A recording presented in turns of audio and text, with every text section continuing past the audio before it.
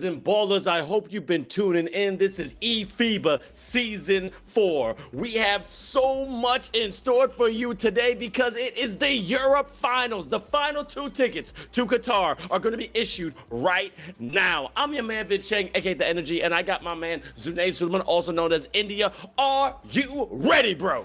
I mean, it doesn't get any better than this, right? We've been kind of waiting to see who is going to come out and ball out. We went from so many nations. You had 19 to 16 to 8, and now we come down to the final 4. But forget March Madness. This is where the true chaos really happens.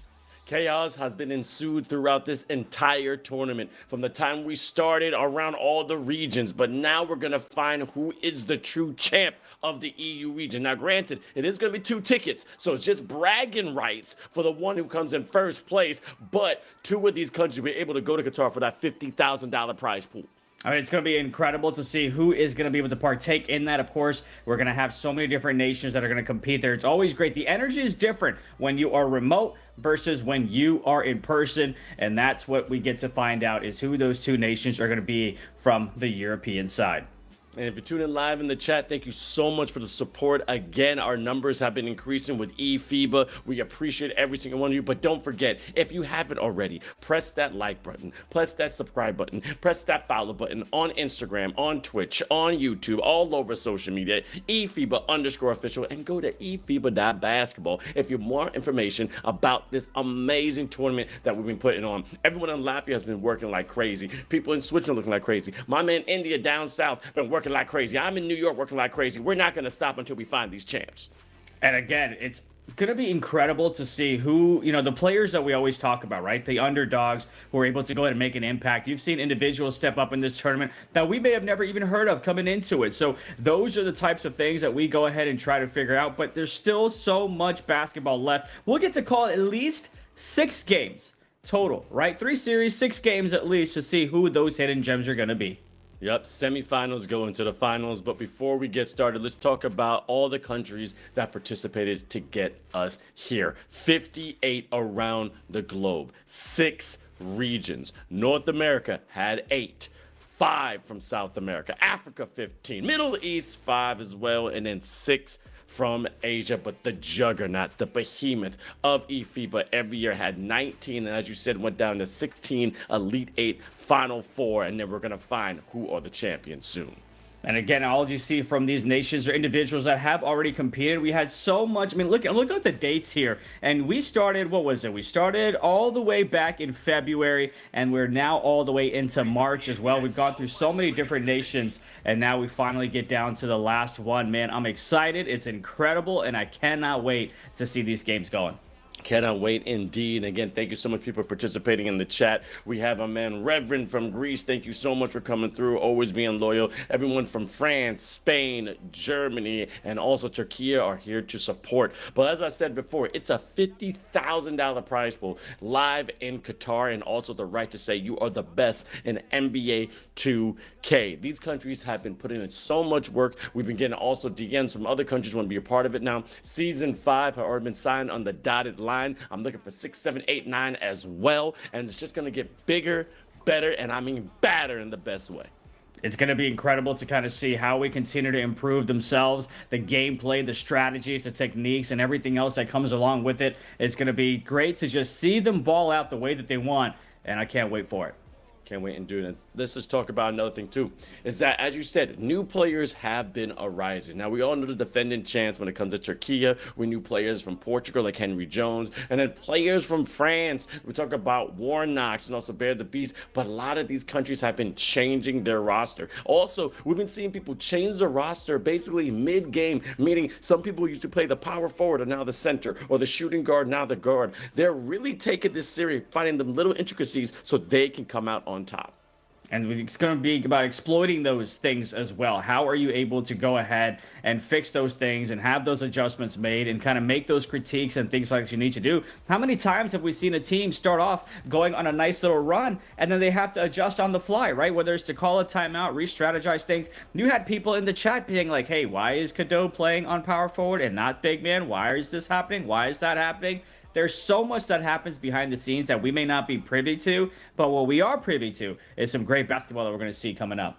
Indeed, amazing basketball. Let's look at the ticket to Qatar because we already have countries that already punched it, and it's been an amazing battle. Shout out to our host country, Qatar. Can't wait to go out there. Can't wait to taste your food. Wait to experience your culture. And also, I know you guys will be welcome for us. But now, we had so many tickets given out already. Algeria was amazing in Africa, going back and forth with Morocco, and they just went on and on. But again, Algeria now is on top. Morocco has been a champ for many years, but now let's see if Algeria again can come out on top in the World Finals. Lebanon between Saudi Arabia, again, the Sultans, the kings of the sand, but now all the way to the promised land. Lebanon will be seeing us in the World Finals. Indonesia, always trying to get a little bit more in Asia, but Philippines reign supreme. Congratulations to y'all. Salamat, salamat, salamat. And then obrigado to Brazil, going back and forth with Argentina. That was a crazy matchup. Nick Otra will be coaching them, and it's going to be fantastic. USA, the dominant force, reigning champs not only of North America, but eFIBA itself with the World Finals, going against a strong team from Puerto Rico and then a strong team in Dominican Republic, and now they'll be punching their ticket as well. Shout out to Coach Lance Sessions and all the work from USA Basketball supporting them. But now Europe has 1, 2 open, and we got 4 countries ready to go. And of course, you have, folks in the chat saying, hey, how come North America doesn't have 2 nations? Well, listen, we're not the ones who make those decisions. We look at the European region. Compare those nations that are competing from out there compared to the ones that are competing in North America. We're not talking about skill set or talent, which that's a debate we can have as well. But we're strictly talking about the number of nations. I mean, look at these finals participants that made it out of Europe, and the ones that are grayed out, of course, you all can make it an educated guess that they're the ones that have been eliminated, and that's why they go ahead and get 2 spots. Look how big that region is. And from the massive region of Europe, you have France, Germany, Spain, and Türkiye that have gone ahead and made it out to the Final Four. But even then, Vince, not all those nations are going to be able to represent Europe in Qatar. 50% of them are going to get cut. Going home, but again, salute to all the nations that did participate when it comes to Albania, Croatia, Finland, Great Britain, Greece, Hungary, Israel, Italy, Kosovo, Lithuania, North Macedonia, Poland, Portugal, Serbia, and Sweden. And also, shout out to our graphics crew. I don't know if you noticed that the dots that are still lit up are the respectable countries that is in eFIBA. You know how intricate you got to be to do that? Applause to y'all. I'm telling you, our graphic system is amazing over there in eFIBA.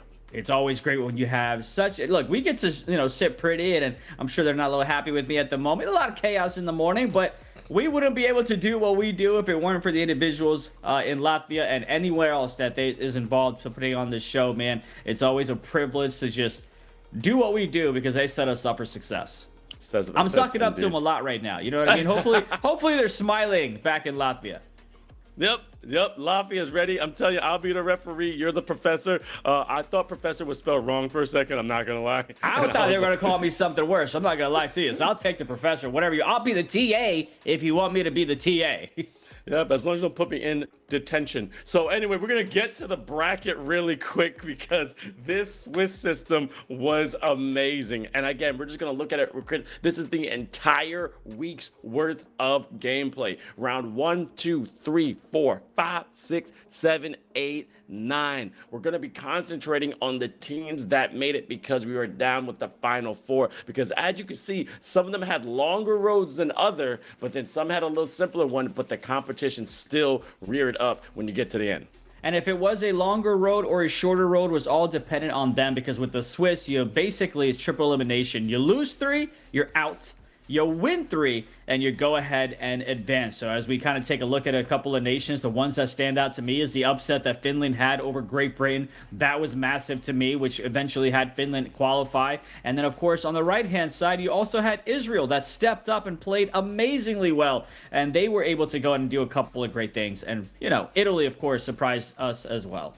Indeed, is absolutely amazing, as you said. But then if you didn't win 3 or lose 3, you went to basically the playoff round to get us, no, like a mini playoff round elimination to go to the playoffs as well. But both of these were best of one. As you see, Türkiye had the longest road, but then you got to give it to Spain going back and forth, Germany being the top as well, and France #1 in the region. But then as we advance with this fantastic Swiss system, now we're going to a little later on. So now the rounds that we're trying to find the seeding of the playoffs were then underway. Germany and France going against Portugal and Finland respectively. They said, all right, we got the 1 and 2. We could take a second. We could take a day off. But then sadly on the bottom, people start getting eliminated left and right. But then Türkiye, Israel, Croatia, and Spain fought with everything you had with another best of one, which was the last best of one. And then they advanced to the playoffs. And man, it was just pure chaos, as you said before. Oh, absolutely it was. I mean, just look at the type of tight matchups and the close ones that we had, right?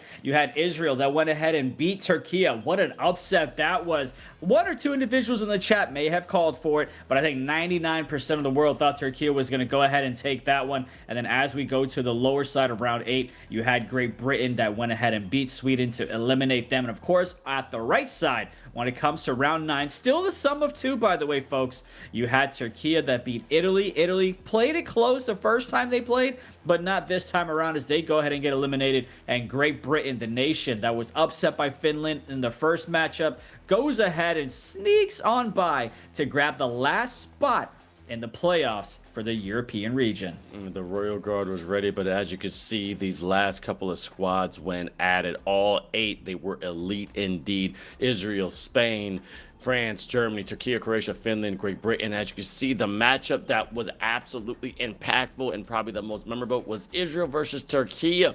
Had a chance at it. First game went to Türkiye, but then Israel rebounded with revenge, but then Türkiye showed why they are the reigning champs of the EU region. Spain versus Croatia, great matchup as well. I think they were equally matched, but then Spain, the conquistadors, went all the way and have a chance to face their neighbors and long rivals, France. France, shout out to the finish, but they couldn't finish any way they could because it was just a domination from one of the #1 squads in the EU region. But then Germany versus Great Britain, you could take it away because that was amazing. I mean, that was where you had the reverse sweep, right? You had Great Britain that beat them, whooped them in that game #1, and then Germany came from behind in game #2. They were down all the way at the half, and they turned it up in that second half of game 2 to even it up at 1 apiece to force a game #3, and then from there they just continued the domination that they had and made sure people knew that we didn't just get lucky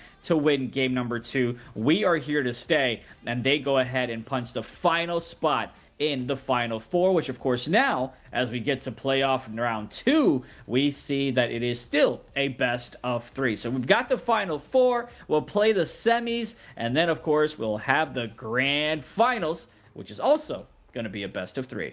Indeed, Germany engineered and gearing to go. Spain and France are ready. Türkiye with Alper Bican and all the coaching has been ready as well. But as you just said, best of 3 to another best of 3. But once you win this playoff, you have a little bit of breathing room, just a little bit of easy minding saying, okay, you know what? I punched my ticket. I'm good. However, now it's just about pride. Who's going to be the #1 in the EU region? Talking to production, if you do win, there should be somewhat of a benefit when you get to Qatar, but we don't know what that is yet. But our next game, France versus Spain. Man, these countries know each other. They go back and forth with cuisine. They go back and forth with language. And now they're going back and forth with eFIBA NBA 2K. I don't know who's going to show up today, but all of them are here to play.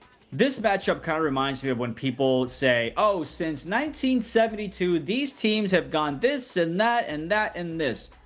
Well, yeah, sure. The countries are the same. The flags are the same. And I'm sure the competitiveness is the same as well. But what's different is the roster, right? We allude to it yesterday, where this one doesn't look like the same individuals. You don't have Warnock. You don't have Ave Mario for Spain, right? So they're individuals that are very different here, and they have a bit of a different play style, and we'll see how things play out in this best of 3 in itself, and that's what I'm excited to see. So a lot of history a lot of culture between these two, but in terms of the roster that we're so used to calling, it's a little different. But superstars nonetheless for that nation representing, but a little bit of different history.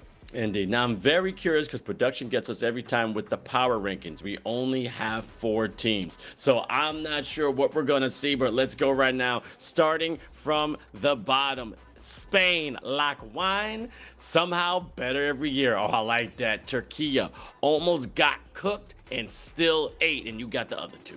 Hey, listen, I'm not going to lie. Sometimes the best cookies I ever had are the ones that are burnt. So don't be mad if you're a Türkiye fan. You made it here. You got to Final Four spot. Get over to Germany. Only losing when the script demands it. Of course, we don't script anything. You know what I mean? Everything's always played out here. And the top dog of the region at the moment is France. Because who is going to stop them? Honestly, probably themselves. And that is factual. You have some nations where you are going to get in your own way. I feel like all these nations have a chance to beat each other. And the less careless mistakes that they make, the less errors that they go ahead and have, the better they will set them up for set themselves up for success. Easy for me to say, tough for them to go ahead and execute. But man, it's going to be great. I cannot wait. And that's the how we do it right there. I love the remix right there, India. We had that's a good what time. it was. Yeah. You didn't see me spin it. That's all it was. It's all good. DJ India. So yeah, so that's been a great time. But also now we need y'all to participate. Some people in the chat already, and I see we're starting to ask a question. We're gonna say it really quick. Usually says why Xbox players are not allowed to play is just the connection. Once we learn how to get cross play and it's smooth, more about people lagging or dropping. I'm an Xbox man, but now I'm starting to hear that Xbox may be graded out in itself. But again, do your own research on that. But that's what we're on PS5. However, we always want everyone to participate. Make sure you go to eFIBA.basketball to get more information. However, we want you to be part of this. So go and predict your top 3, maybe even your top 2. Who's going to win today in the semis and finals of eFIBA Season 4? Go to X or Twitter. That's eFIBA_official. Send us a DM. If we have a funny clip, if you hear a bar that me or Idiot says, clip it, send it to us. We may post it on our page. We want as many participations as much, and we want to spread this as wide as we can across the world. We're still getting to the point of having almost 7,000, 6,000, almost 15,000. I think we're at 13,000 on Instagram. We got to keep going and keep growing. Hey, listen, whatever they go ahead and clip that we say, we probably will not post because of the wild things that are said. This is the last day, so who knows what's going to go ahead and happen here today. But I'm excited. It's going to be great. A lot of nonsense, I'm sure, up our sleeves, but we're going to go ahead and catch up with some folks as well. We're going to catch up with a god. This man is an Olympian. He's also active in the chat. He's not a keyboard warrior. He's a keyboard defender. We're so appreciative that he's ready to join us. This is the one and only Nikos Reverend Zizis, if I pronounced that right. Kalimera, how you doing, brother? Kalimera, guys. Thank you for having me. Always great to with Vince and your fly outfits. Try to be like y'all because I want to go to Greece. It's so beautiful. I just want to match the landscape. With that being said, Greece had a fun time in eFIBA. I'm seeing the basketball community kind of increase, but how is the esports NBA community increasing in Greece? I mean, it's getting there. We are doing a great job. The federation started basically the project from scratch this year. We have a great collaboration with the federation and specifically Mr. Dimos Kodos, which is the head of the esports department. Me as a manager also. We are building basically the community. We already did some draft tournaments. We ran a very successful international national team tournament at beginning of December. Very nice and very, very high competition. And we have other things that we are planning to do during this off season and before the next season of FIBA also. You know, you prepared so much to play in this competition. Is there anything that surprised you once you actually started to compete? I mean, this is my third year in FIBA, and what I learned from the other 2 seasons is that basically be ready to be surprised when the competition starts. And we can see that from the final 4 teams that are in the competition, like the top 8, that we had big surprises, teams playing better, than expected, being more focused and whatever. The thing that surprised me personally the most is that the level of chemistry, like mindset and execution, how much those three, how much winning is dependent on those three. On the contrary, that most people think that this is a video game and it's like stick skill and whatever. Yeah, stick skill is good, it will get you places, but then at the end of the games, you need to execute correctly. You need to make right decisions, and that's for me. It's like how much better the competition gets in Europe, and how much difficult it is to get out of this region for the eFIBA. And it's crazy. Now, you got Spain versus France. You almost beat Spain, you respectfully, as the small forward. Now, with this next game, are you rooting for the team that beat you, or the opposite, or you're neutral, you just want to see good gameplay? It's tough because Spain, we have a weird season against them. We beat them. We lost by a lot. We fought tough games. But I'm all for good 2K and good basketball. Like they played very well. They've been playing in a very high level, and they are basically. Don't forget about that. Like Gabriela changed position this year. That's a new position for him. They lost Mario. Basically, it's either big boy that he's been the constant, and this 2K power forwards make such a big difference. So if your power forward is experienced and like is on a good day, he can get you games that you wouldn't otherwise win. But the new guys they brought in, they're also playing well. They, like, for example, Ryder has been playing on a high level for years now. Angel is also frying the overnights and like draft tournaments that are going on. Like he's very aggressive scoring the ball. But for me, I think it's very difficult to upset France. I think to be honest, all four teams, if they're all in their best day, I think France and Turkey are leading like the race. But if they're not the best day and the other team is, I don't see why an upset will not happen. Yep, anything can happen. I want to say thank you so much for being in the chat. You've been so supportive here in eFIBA. Congratulations with the Greek, Federation increasing and also supporting you. But this is your time to shine. What do you want to say to all the potential Olympians and Greek players that want to go to NBA 2K? You can speak in Greece or speak in English. This is your time to promote whatever you want. Thank you so much. I'll speak a bit in Greek. Yes. That's Get good. ready. You're gonna have to practice, and then you come to Rhodes, and we talk about that cuisine thing that you said. Because you said Spanish cuisine. Come on, not Greek cuisine. Thanks for this opportunity again, guys. Σε όλους τους φίλους μας που μας παρακολουθούν με την πορεία της Εθνικής και θέλουν να γίνουν μέλη, να είναι κοντά στην Εθνική. Καταρχάς, σας ευχαριστώ πολύ που μας στηρίζετε. Ευχαριστώ πολύ στους παίκτες και όλα τα παιδιά που βοήθησαν στην επιτυχία αυτή της Εθνικής που βγήκαμε έναντι στην Ευρώπη. Και σας υπόσχομαι ότι έρχονται πολύ ωραία πράγματα και τα επόμενα χρόνια και θα δώσουμε το καλύτερο μας σε αυτό να παρουσιάζουμε κάθε χρόνο μια πιο δυνατή εθνική ομάδα που eventually θα πάει και στους τελικούς του LAN. Να είστε καλά. Thank you so much. Thank you. Pame. I'll see you guys later. I appreciate you, man. God, that was Reverend. That's Nikos. He's an amazing addition to that Greek team. But you see him on the Twitch chat. This man definitely is the blessing from the man upstairs, all the way from the Mount Olympus. But I love when managers like that and players like that are seeing that it's more than a game. When he said that, that brought so much joy to my heart because, yes, it is more than just a video game now. Kids are getting careers from it. Grown men are making salaries from it. You can make a living from playing this video game if you take it seriously. And also be able to represent your country now in eFIBA, and hopefully, fingers crossed, if it becomes an Olympic sport, represent your entire nation and bring home a gold medal.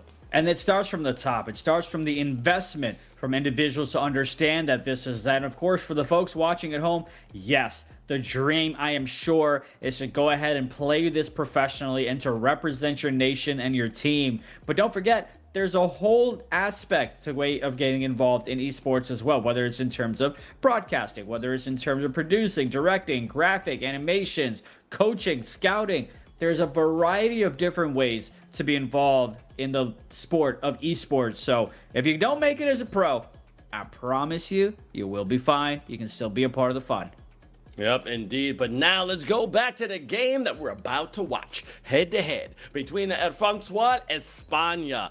These teams are just crazy. They're highly talented, but they got some fantastic ballers and also gamers respectively. France, we were talking about all the time. Zincs, that's that mineral you need in your life. Xerox has been great shooting. iClaw has been absolutely a claw with the lockdown, kind of like Glove when it came to one of those takeovers and just make being that great defense. Destiny GT3 for filling him every time he's in that corner, knocking down the three, and X Mamba out, the big fella from France. You can almost never stop him, but I'm pretty sure Spain has something for him because Ryder, the center as well, is ready to go.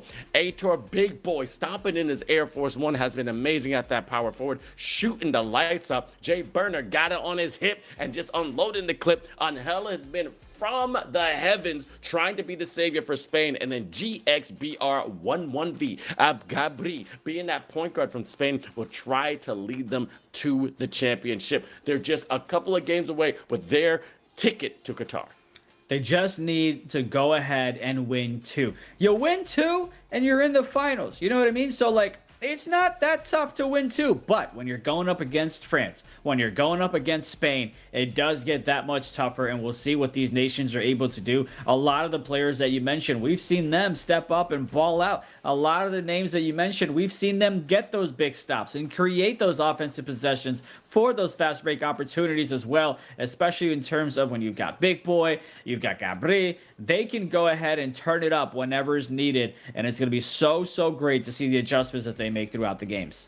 Yep, they got 2 phones, one for the gamers and one for the ballers. They are ready to go, and I already see people in the chat. España, are you here? Francois, are you here? Let me see the flags. Let me see the blue, white, and red. Let me see the gold and red as well. These 2 squads have been talking about each other for a while. I know that they work out too, because don't forget, there's a lot of different rooms and a lot of lobbies that they will be facing against each other, and that's why the EU region is so competitive, because most of them already know how they play. But again, those secret plays and the secret chemistries, as Reverend just said, Nikos, he didn't know about that chemistry. It's a lot of work to fulfill that. So it looks like you guys are playing together for years. A lot of people have that experience, but you got to work out and you got to practice.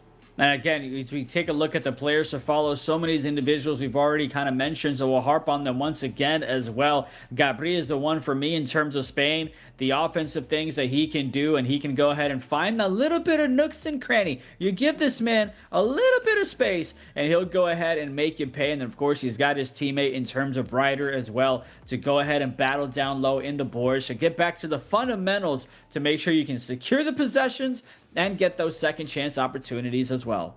Indeed. I mean, you got score 1, score 2 from Zincs and Xerox. Yeah, they're actually a great tandem going back and forth. Kind of look like Michael Jordan and Scottie Pippen. I see you, but now let's talk about Tony Barker and, and Batum, because you got to give credit, to the French players. But then also Spain. Scores like his job. That's that point guard. Gabriel Grabi. Yes, he is for me and you. But then Ryder, an all-around machine, just has been engineered to be amazing. Okay, this guy literally looks like a Lamborghini on the court, all right, going against a Ferrari, Lamborghini. He's just a high-octane, well-oiled core that's going to go to every race, and he's trying his best to defend the big man, protect the paint, and also do what he can for España. Well, look, when those vehicles stop working, it gets very expensive to repair them. So what I'm saying is hopefully the mistakes that he may or may not make don't cost him too much when it comes to a tight ball game. We've been saying this all along.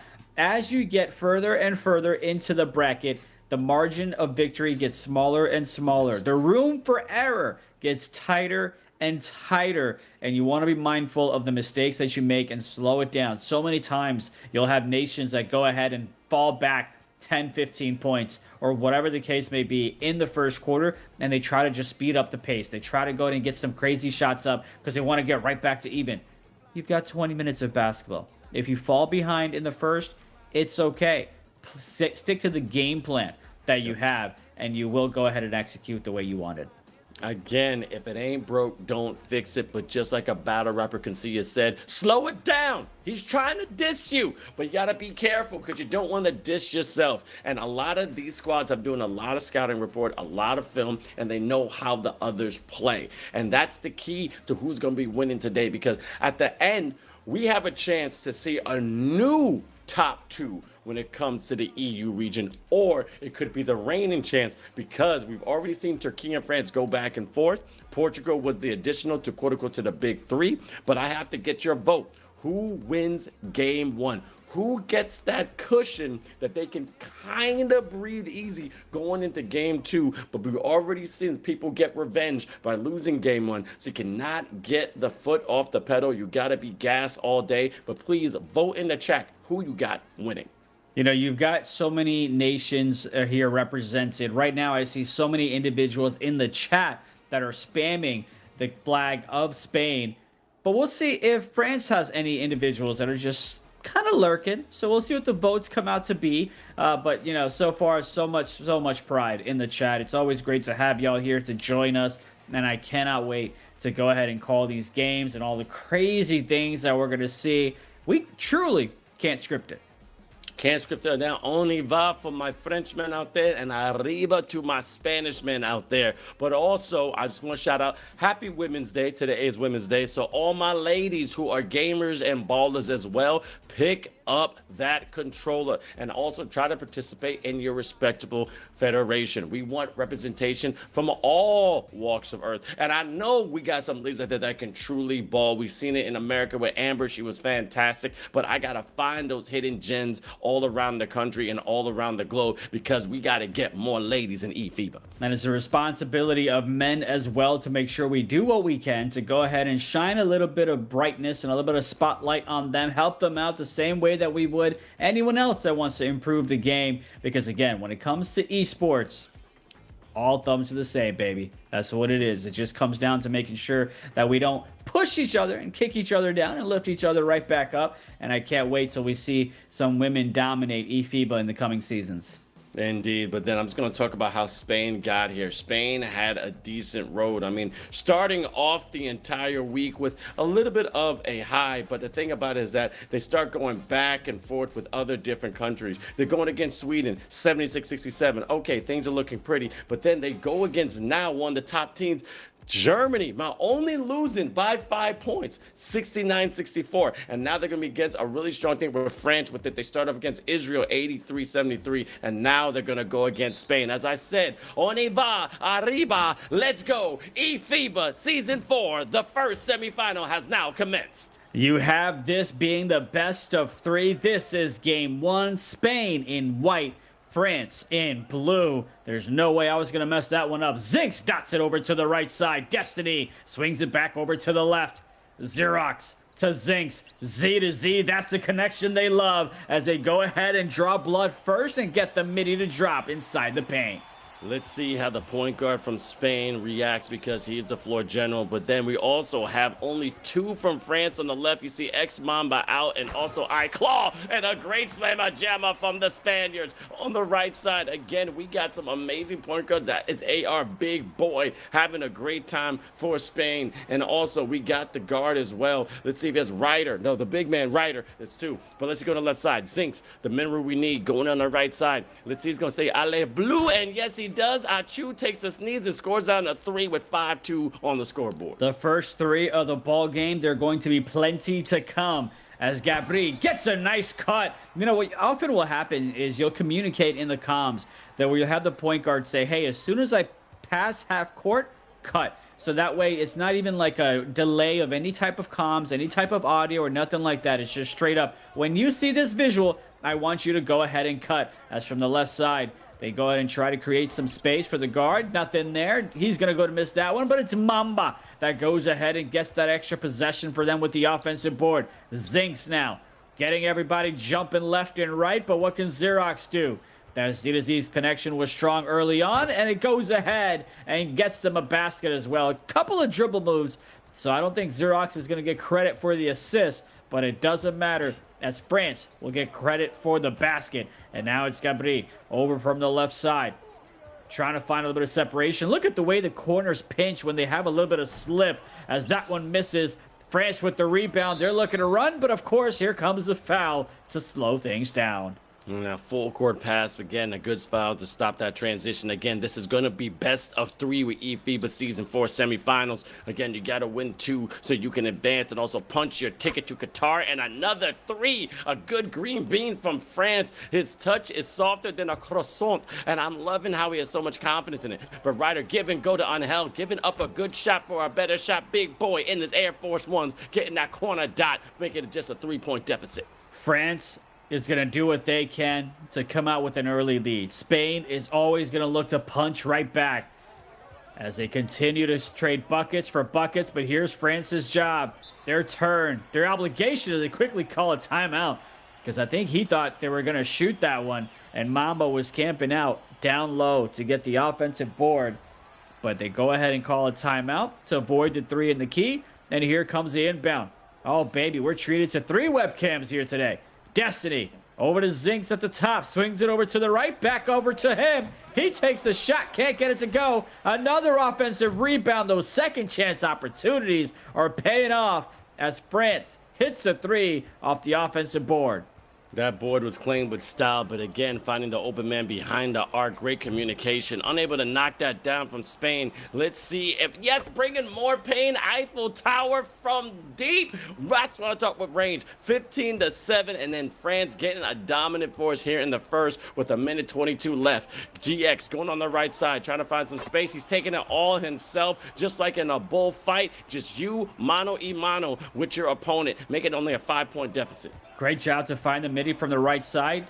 Not trying to waste too much time to get a 3 just because you gave up with 3, right? You want to get the basket, whatever the defense will give you. And right there, France attacking the paint, no one inside as they get the easy 2. 7-point lead early on for France. But we talked about this. When a nation gets off to a great start early on, how do you go ahead and respond? For now, it's Spain that misses that one. Tries to find the opening. There is France going up by double digits and doubling up the score of Spain as well with less than a minute left. And you can already see the comms. They're trying to figure out what adjustments to do.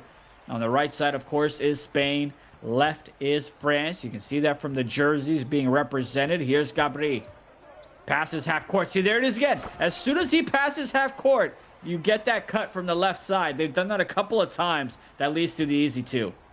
Great cut right there. Communication, only getting an 8-point deficit again, but you said the comms are going crazy. And A1 speaking in the respectable language, which is French or Spanish. Again, we love everybody in the chat, but our moderators are going crazy with ChatGPT and also the translator. So please try to keep it clean, okay? But we are respecting your country as you're disrespecting that 3 right there, making another one for France, making it 23-12, and it looked like the Frenchmen are running with it. Our production team would never use ChatGPT. ChatGPT uses them.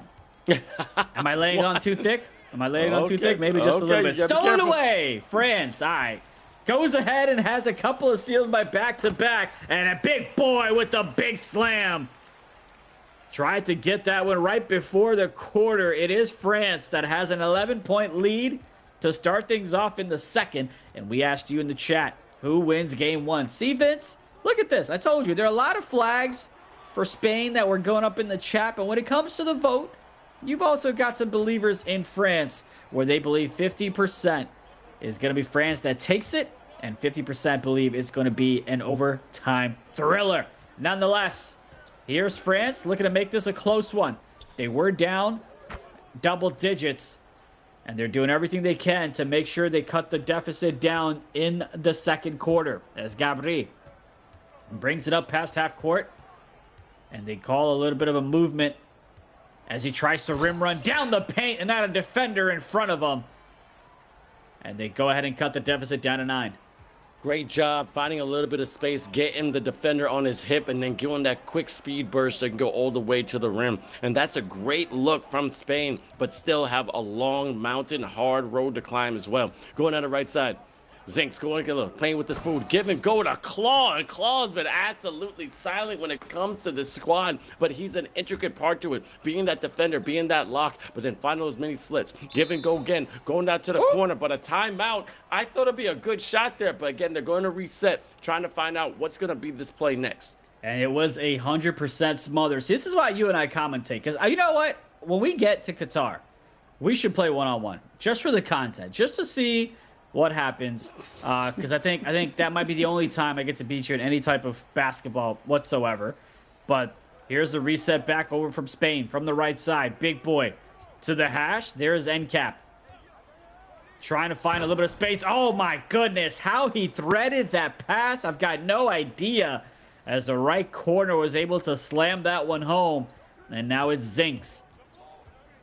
Going to the right side, making a U-turn, goes back up to the middle, trying to figure out which way to go, has a defender in the air. It's his world. We're just living in it as he knocks down the three. That was a baguette buttery jumper right there. I'm telling you, look at the confidence from this French squad. They know what they're good at, and they're just letting it rain behind the three. They're definitely being one of those shooting teams with a high clip, but the only way the Spaniards can respond if they shoot some threes of their own. AR Big Boy has been a dominant force behind the arc, but look at that cut and getting his man right to the rim, but now it's only a 10-point deficit. This is going to hurt him toward the stretch, because when you have to dig yourself out of this hole, it's going to be quite difficult. But Spain has the talent to do this. Let's see if we're going to get Berner involved. Berner has been an amazing shooter when it comes to the Spanish team, but I haven't seen him really go off. Angel, a great shooting guard as well, but it's just been a little quiet. Xerox, one-on-one, great defense. Look at that recovery. Now everyone's moving, everyone's communicating. Somebody's open right there, a double team, but no hair.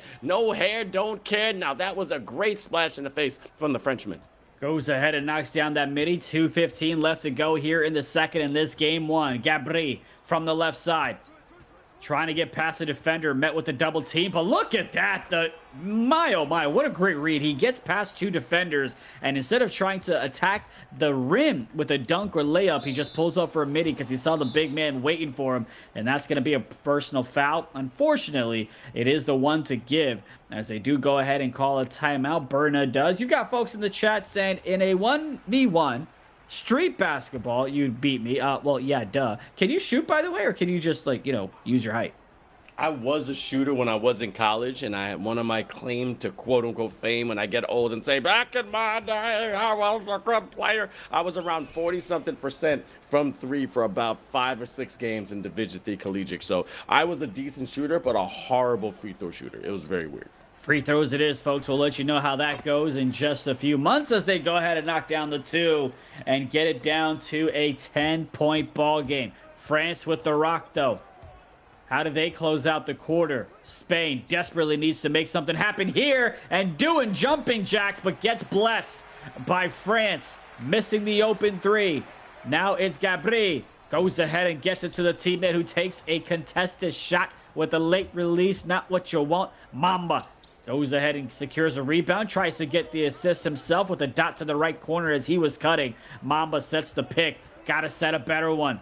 Doesn't stick. He goes ahead and slips. Oh, and he goes ahead and turns it over. It's Spain going the other way. Takes the three. Stop, pop, and drop. And just like that, it's a 7-point ball game. I'm telling you, it's starting to heat up like a party in Ibiza, and that's what Spain has to do. That's your chance to make that double-digit lead to start to dwindle down. But slowly but surely, as you said, take your time. Don't need to rush. You got to use everything in your toolbox to take out France. They are a tough squad, and look at that three right now. A siesta as he gets that great shot behind the arc, making only a 4-point deficit.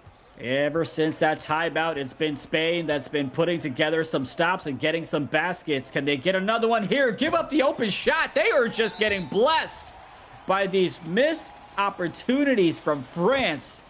But they can't secure the rebound as France secures the offensive rebound. And they go ahead and get fouled and put them at the line. Now is 6 seconds left. On the second. Goes ahead and comes. It's Ryder. Has to go and reset it back. 3 seconds to work with. Got to make something happen. You see them trying to get some cuts. Shoot it! And they do. And it's going to be a 6-point ball game going into the second half. Just an incredible job by France from playing great, and getting that early lead, but Spain wasn't going anywhere. They go ahead and put together a couple of stops to close out the second quarter, and we're right back within striking distance for Spain. Indeed, striking distance, and thank you so much for people joining the chat. We got Mario, what's good? Big boy is a dog. I'm telling you, the full moon is out. Let's see if this guy's gonna be a wolf. And everyone's giving up some praise to Spain, but oh my goodness, bringing the pain all the way down the lane. Madrid is happy with that. Now with a great body bag from the Españas. But then, let's see if France can have a response. Xerox copying back and forth. Look at that great crossover. Ex-Mamba has been that big fella. Going to the rim. Nice little stop with that drop set. And then finding in the corner. iClaw couldn't get that dot, but trying to find a spot. Zinks, look at this defense from Spain. But then again, the range is crazy with the Frenchman as they're making a 40-33. Give and go to Ex-Burner. And a block slapping that back to Valencia. And then let's see if France, nope, France can't respond with that. But great defense and offense from the Frenchman. What a snatch block. You rarely see them nowadays, and he goes ahead and hits the defensive stop as Zinks now on the other side gets it down low. Mamba got the pass a little too late, so the defender from Spain was there just in time. Going to the right side, Xerox. Mano y mano. From the right elbow, jumps up. Oh my goodness, this is now the third time that we've seen an open shot get missed blatantly. A late coming in from Spain. Gotta be curious as to what might be going on there as NCAP now looking to make him pay. He's got some space. Left elbow, nothing but net for him as we're right back to a 5-point ball game. Man, them dribble moves were like a tapas menu. It was everywhere. Didn't know which one to choose, but every single one was delectable. But I just see Zinks is trying to get a response. Give and go to Ex-Mamba out. Crisscross applesauce and a great cut to the rim, making it 42-35. Again, this match is going down to the wire. Again, everyone, I appreciate for joining here on eFIBA Season 4. This is the semifinals between amazing countries, between France and Spain. Whoever wins this best of 3 punches their ticket to Qatar. But then going to the final to see who's going to be the best in the EU. Everyone in the chat, I appreciate the support. Make sure you press that like button, subscribe button. As you see Spain going up. Now France has a chance to respond. Full court pass. Dot to the corner. Gave up a good shot for a decent shot. I think he should have said that first dot, but then it was a little nervous because, again, there is no tempo shooting in eFIBA Season 4. Spain coming up with Ryder, big man, taking his time, giving up to the point guard. GX has a chance, timing a little bit too early and could not convert. 4 shots now that I'm counting where Spain was lucky that France missed them on the open side. And even with those, though, France is still up by 9. So it tells you the type of domination that France has had on the offensive side still, but also on the defensive side. As Gabri, oh my goodness, what a move to get open. $1 million move, 10-cent finish, and France makes them pay on the other side. As just like that, in a blink of an eye, we're right back to a 12-point ball game. Gabri on the other side, missed an open shot last time out. This time he turns it over. It's the Frenchman going the other way. Doink, miss it. Offensive rebound, quick foul. That's the one to give. Look how they're crashing to the boards. Everyone's trying to get a rebound, trying to keep the possession this side, but then they just throw it away off the easy like NBA Street. Then, oh my God, just like that, they're trying to beat. And then what happened there?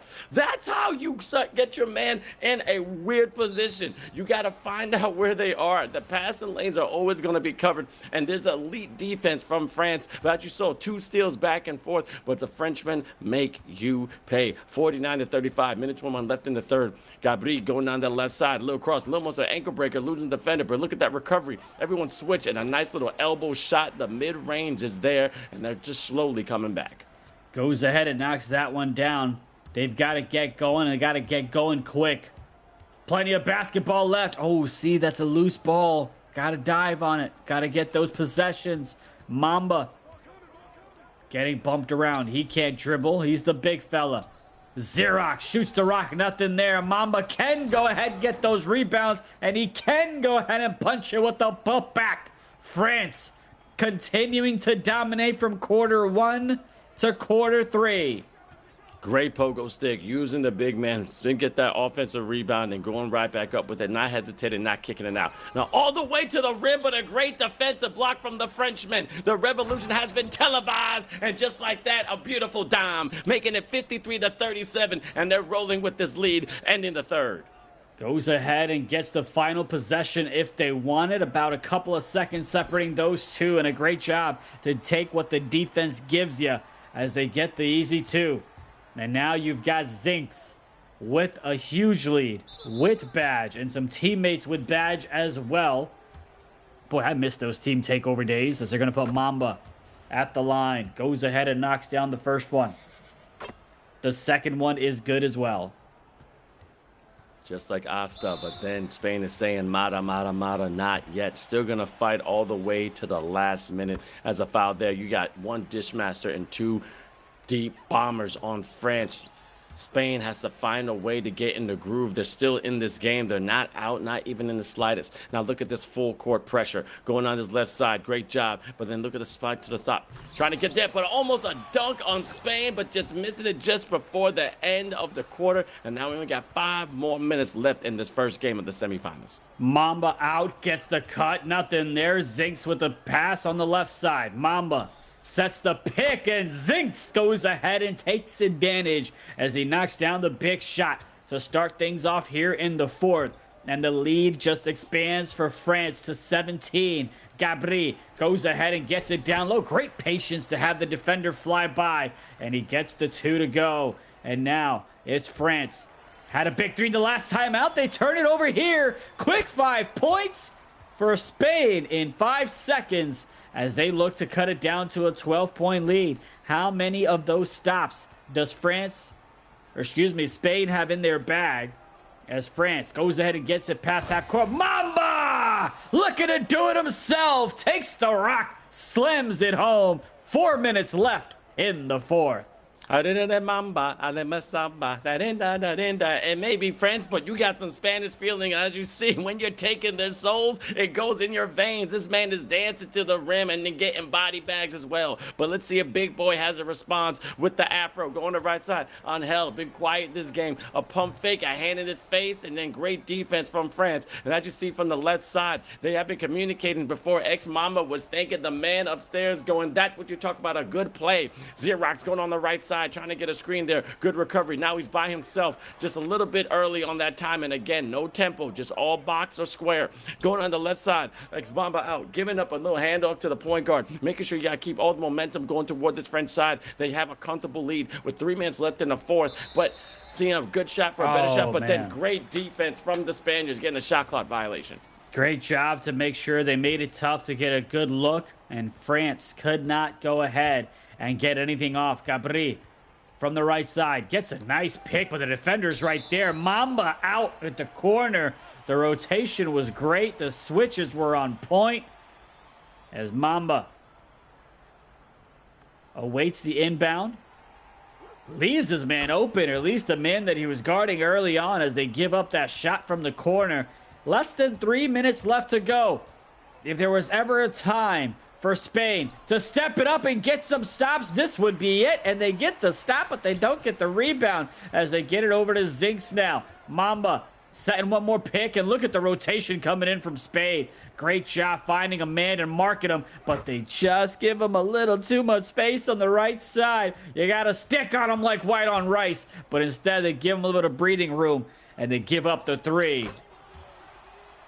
Great 3 from Spain right there as a response. Again, right there, 11-point game. It's not too far, but all the way to the rim, getting 2 Spaniards up in the air. Now they're trying to kill some time. Deep bomber has been activated, and a great steal from Spain. This is what they need. They need stops, and they need converts, and a great slow dunk taking the time. Now it's a 9-point match with 2 minutes left in the fourth, which still a good amount of time. They knocked down 2 threes, and they're right in it, but they need, again, STOPs. Let's see if they can get a stop here on defense. Trying to get a shot that's kind of ugly, but again, the timing's a little bit early and a little bit late. Going around, now they're looking great. A nice 3 from the Spaniards, and now we have our first Tiso clutch time here in eFIBA Season 4. Again, Tiso, innovators by tradition, and it's their mission to give us great competition. And let's see how France and Spain are going to fare after this one. Who would have thought with a 13-point lead that France had that we'd see a close ball game like this one now?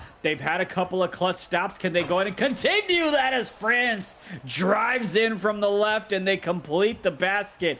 But now you go ahead and have Spain that can respond back. Ooh, great patience. 2 defenders fly by, knocks down the 3. We've got ourselves a 5-point ball game. A minute 23 left here in the fourth. Spain, can they get a stop? They gave up a 2 last. They gave up a dunk the last time. And now it's a 5-point ball game. Plenty of time left. This is within reach. They go ahead and give Mamba a little bit of space.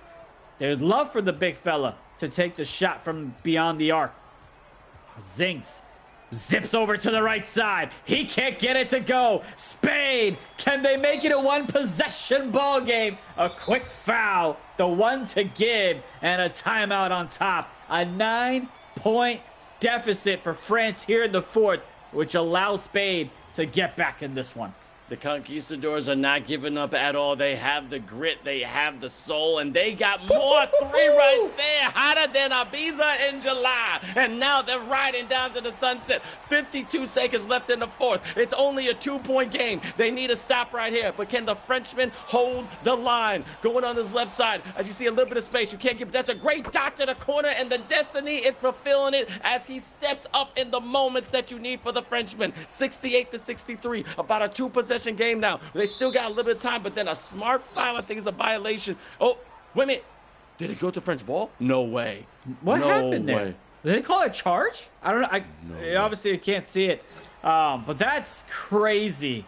Oh my God. No Amazing. Either they lost the ball, but the Frenchmen have a chance to keep it here. Still got 22 seconds left in the shot clock. Going right, Xerox. Now they need a stop or they need a steal, but they're not trying to foul. It's only a 5-point game. Getting this great job. And then a jump ball. Great defense from Spain. Big defense from Spain. And now they need to win this jump ball. If France wins it, they'll have 12 seconds. Spain can't get it. It's France now. They got to go to foul and try to get some type of turnover here. They're dribbling it out. French have 5 seconds to waste before they got to launch it. And boy, they do from the right side. And that's the dagger. Stick it. And they go ahead and get the dub here in Spain. Too little, too late. I say that very slowly. Yo, now just launch it. There you go. Thank you. Okay. I was going to say, crazier things have happened in the game of 2K. But Spain was right there. They played so well. They didn't have the greatest start, but they played so well. Look at the guards, man. They just continued to dominate there. They were amazing at it. I just saw that. Again, at this point, production can do whatever they want. They got it. I ain't even worried about it. But, man, Spain, way to fight back in the fourth. Way to go ahead and crawl back in the game. But a little too late, but definitely some momentum. Something from them to take to game number 2 from this game number 1. Indeed, they were gently keeping up with them. But again, we got to talk about how you start all these matches. You cannot allow a double-digit lead in certain situations to certain teams because they're going to hold it as much as they can because now Spain was just climbing the entire time. But I always say they have the skill, they have the will, but they always skip the bill. They somewhat just run out too late, and all of a sudden we are left with the check. You have to be able to catch them when you see them in the moments. They were playing great defense, but we gotta give credit where credit's due. Spain is great, but Destiny, GT3, sounding like an amazing sports car, stepped up in the moment with those corner threes. But the shooting from France was absolutely impeccable from Eiffel Tower range. Look at that amazing arc that you see hitting his mark as well. Ryder trying his best as a big man from Spain, doing what he can. But Xerox again, him and Zinks were just going crazy with the clip. But this amazing defense, 2 minutes left in the fourth. Spain starts stepping up. Angel starts showing up. Look at that great shot again in the corner. Angel pump fake with the green bean. He has to spread his wings this next game. But again, Destiny D GT3 2 times in that corner with those dots hitting the spot, and that was gave the French the win today. But look at that fourth quarter, 25-16. They were rolling, but they couldn't finish. NCAP and Gabri. I mean, look at those, 22-24. They're matching exactly what the guards did for the French as well. Now, NCAP started off a little bit slow, but then he went ahead and ramped things up, and he got in the groove of things in that second half, especially in that fourth. But you got to give credit to Mamba out. How many times did we call his name to get those second chance opportunities? And you see it on the stat line as well. 13 rebounds for him, 9 total for the nation of Spain. So he was just out there horsing. Do the horse noise for me. You do it so well. There you go. That's exactly what Mamba was doing, because he was just horsing them down low in the paint for those second chance opportunities. And that is exactly the reason that you had the type of cushion that French had, even when Spain tried to make a late run. Boy, that was a great game one, but now we talked about this, right? What can Spain go ahead and do to come back and win game number 2? They just got to play the way that they played game number 1. They got some good steals. They had 4 steals total. I believe 2 of them came in that fourth quarter. So you got to continue putting that pressure on Zinks, on Xerox, and have someone else step up, because outside of those 2 and Mamba, we were in single digits from the French. We'll see if they're able to do that, though, in a second. The thing they have to do is they got to start it early. They can't get warmed up. Maybe the Frenchmen had a practice before coming in this game because they were ready to go. Spain came out a little sleepy. I don't know if they didn't have their Spanish coffee, but you need some more sips. But they have what it takes to maybe get this to a game 3. But as soon as that ball is tipped from the jump, you gotta go. Side note, shout out to the one and only Shaman Gamer. Thank you so much for being there on YouTube. We got a couple of people tuning in, about 30 people watching. But again, right here on Twitch, again, solid around 180, 184, 185, going into 200. Thank you guys. We're this close to getting to that 7,000 mark, so make sure you press that follow button. But as you said before, Spain has the chance, but those steals, they got them in the fourth quarter. You need to get that in the first and second quarter, maybe just in the first half. Get at least 4 steals, but not only a steal, convert. What we saw, that they'll get a steal, and within 2 seconds, they're throwing it on the back of their own player, or they're throwing it in the hands of the Frenchman. What's the point of the play now? Just for the stats? No, you got to get those points on the board. We figured it out. I'm pretty sure I know what the problem was. As you guys can vote in the chat, by the way, first team to reach 20 points. Let us know what you think. But the problem for Spain, the reason that they woke up late in the game is because of daylight savings, right? It was they just that's what it was. We lost an hour. Vince, that's all it was, right? No, that's India, all it was. No, that's why you were late, okay? That's why you were late. Hold on. I wasn't late. First off, I was not late. I was sitting here waiting for program. You want to do this? We can do. I know we got some time. We got some time, because I saw the meter. It's 0, 0, 0, and then you literally went like this. I got a picture. Am I late? Am I late? Am I late? Hold on. First off, we're gonna talk about this for 10 seconds, and we're gonna move on.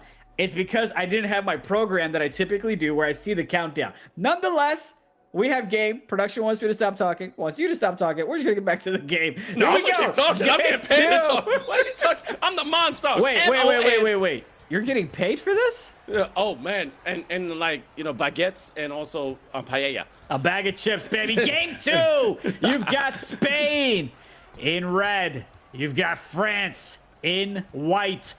And this is the game number 2 in the best of 3 series. The Frenchmen are already up 1-0, and they've got a basket here as well.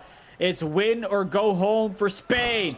Goes ahead and slams it home. And Vince, we can't forget, if the French win this one, they take one of the spots to be in Qatar, since 2 nations go ahead and make it, baby. Oh, the shot from the top doesn't go. A rebound by Spain. They go ahead and take the lead for the first time in what feels like eternity in this series. Spain up by 3. One word. Ole. That's what I'm talking about. That's how you play today. Ole, ole, ole, ole. Ole. Allez. But then a great dunk by the Frenchman saying allez, allez, allez. But again, still down by 1. I was talking about Spain has to rev up. Look at that full court, coast to coast, stop on the dime and then hitting the midi. That was some midi magician right there. That's how you understand the game when it comes to 2K, especially when you're on this level with the pros. It's about fast pace. It's like going from high school to college to the NBA. The skill is there, but it's just the tempo. Everything goes on 11 at all times. A nice little cross toss with the boss on Hell is now stepping up. This Angel's going right to the left side. Jay Burner, little short corner, making it 9-4. Okay, the Madrids are coming in right now. They indeed are. They continue exactly the way that they left off in that fourth quarter in game number 1. It's Zinks.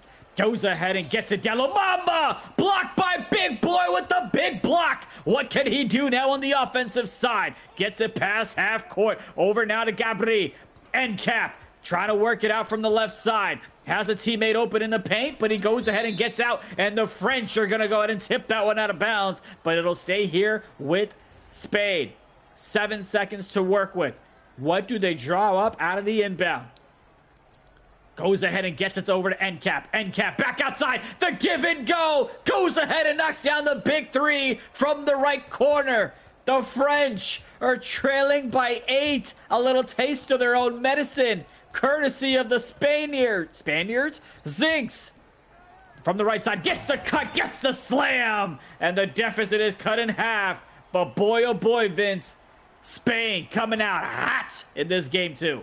Flamethrower from Valencia. Indeed, as you see, it just makes it drop from a great range. That was Ronaldo range. Wrong sport, but same confidence. That's what we need from the Conquistadors. That's what we need from España. Spain, let's bring the pain, but the Frenchmen are not going to let it slide. Xerox has the skill. Going down that right side. Great double team by Spain. Recovery. And a dot to the corner. Hit into a spot. And almost an interference right there. You saw that. But 15-9, they're still trailing, and this is how the Frenchmen started the first game, and now it's just been flipped. Again, they are two sides of the same coin when it comes to talent sometimes, so you got to be careful. A nice little crossback and another green bean. That was just poetry in motion, making it 15-12. They swung that rock from the left corner to the right corner with 2 defenders in sight, but it did not matter. He let it rip, and he knocked down the 3 as Berna has almost as many points that he did in the first game here in the second one. Woo! NCAP with some moves. Dishes it out. That's going to be a timeout because I promise you they were about to get 3 in the key. So that's a well-utilized timeout from Spain. 3-point ball game. It was 12-6. And then you had France that went on a 6-3 run. NCAP goes on the right side. Big Boy's got to take that shot. Nothing there. Rebound secured by the French.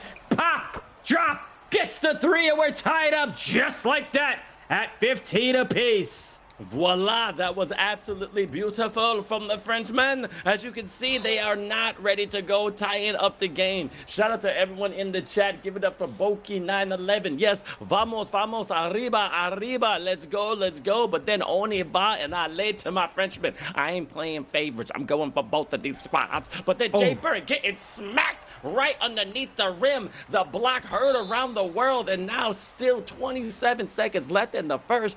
Both of these squads have now picked up a new gear. This is Gear 5. If you know, I'm a One Piece fan. And who's going to be the king of pirates or king of eFIBA Season 4? We're going to find out in just a couple of moments, because as my man India said, no matter who wins here, they will definitely punch their ticket to Qatar. And a great 3 from France as they just get the lead 18-15.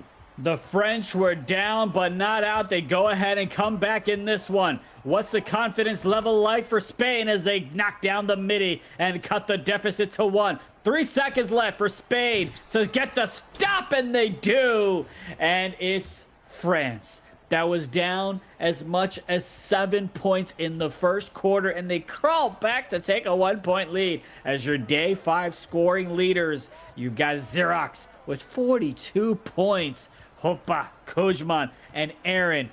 You're rounding out the 2, 3, and 4. Interesting to note that Hopa and Kujman, blick block coming in off the glass. to the left side. France dots it over to the right. Zinks, top of the key shot. Yes, sir. Give me 3 of those. Knocks down that big one to put them up by 4. These blocks have been absolutely stealthy, like black, man. Like Batman and Gotham. But I'm loving the defense from both of them. GX going right there. Gabri finding Ryder, finding someone going to leave their feet. They lost their seat, and now they're only down by 1. This is how you compete in eFIBA Season 4. Left side, Zinks, another green bean in transition, getting the lead by 4 again. India, both these teams are not letting up. It's going to go down to the wire. Just put the Tiso clutch time now. Amen to that. Here's oh boy, I thought he was going to get a foul there. Big boy from the right side gets it down low to Ryder. Ryder swings it over to the left to Berna.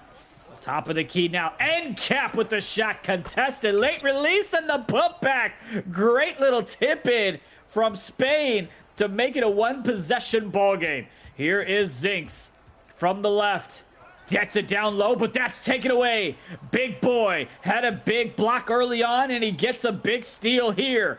Resets it back over to the right side. End cap had himself a 20-point game in game number 1. Looking to put on a show here in game number 2 with 3 minutes left to go in the second. Is Gabri from the right side. Gets it over. Big boy's got to take the shot. He's been fed a couple of grenades that just can't go, and a foul from Spain. Wheeling, dealing, and making it real. But if you saw that play right there from Spain, they had that circle around the defender, faking a cut to the basket, but then getting the handoff, trying to throw him off balance. But recovery from France, as you see, beautiful slammer jammer from the Frenchman underneath the basket, just showing that little bit of off balance. But that recovery D is key. A lot of these players have been practicing forever. As you see on the left and right side, left is Spain, represented by amazing Spaniards. The right, the Frenchmen. Look how focused they are. I don't think anybody has blinked. Gabri finding some space, going to the left. It's only a 4-point match with 2:24 left in the second. Angel, let's see if he's going to fly to the rim. He has a little bit of space, but great defense from the Frenchman. Again, keeping him right in front of him. Gabri going to the thing. Jay Burnham not letting it go, but keeping it there a little late in the timing. A great rebound by Ryder, grabbing it down like it's the last turtle in that corner with the dot. Jay Burner, short corner, usually shoots that, gives up a good shot for a better shot, and make it a 1-point game for Spain. Comes in clutch with a big 3. 2 minutes left to go here in the second. It was Spain that had a nice lead in the first, and then French came back. Shot from the right side. Nothing there. Rebound from Spain. A chance to reclaim the lead. And indeed, they take advantage as they're right back on top, up by 2. A minute 30 left in this one. Second quarter. Xerox gets it over to the right side. It's Zinks. Swings it over all the way to the left. That man is doing cardio, but will he have points to show for it? He's open. Oh, they get the tip pass. Who's got it? Xerox gets it over. Mamba. Oh, denied in the shot clock violation. A clutch shot coming in from Spain. A clutch defensive stop, and they're up by 2. Wick ball. That was almost a bailout. You got to dive on the floor. I'm a college player. I want to see the bodies hit the floor. You got to make sure you have that hustle. But then the shot clock violation, and now a good dot right there behind the arc, making again a 1-point game. This is a back and forth heavy bout match against some conquering countries. Let's see if Gabri can show up right here. Give and go, snatch. Give me them ankles. Give me your soul. Making it 31-29 with the lead going into the second.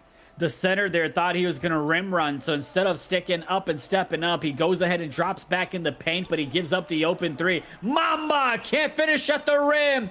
Great defensive plays coming up on back-to-back possessions for Spain. As they get the cut, the defense fell asleep in that left side, and Spain makes them pay as they go up by 4. They've got one more stop in them. Here to close out the second. Zinks with the most patience we've seen as that one gets tipped out of bounds. 33-29. Mamba with the inbound over to Destiny. Now swings it over to the left to Zinks.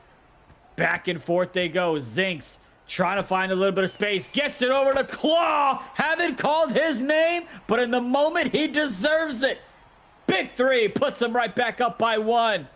Just like Jim Carrey from Liar Liar. Oh my God, it's the claw! This man is showing up when you least expect it. He's coming for you with all 5 fingers to the face. But look at that great shot. We don't see him shoot him a lot, but when he has the time, he will show up and try to save his team. Angel has a little bit, but that right there was a ripping foul. Okay. I thought like Lance Stevenson was going to get on the court right there. They're ready to fight like Marcus Smart, just anticipating that foul. But again, going into the second half, and guess who's on top? Spain. And you know why? Because they came out with no games. They were focused. But France is such a well-oiled machine. These Frenchmen know how to play the game of 2K, but Spain is trying to respond any way they can. Jay Burner giving up that short corner for a better shot with the 3. That was all comms right there. And sometimes you got to take it yourself with a good snatchback. We got 10 more minutes. Either someone's going to punch a ticket Qatar, or we're going to go to game 3. I don't know, India. Let's go.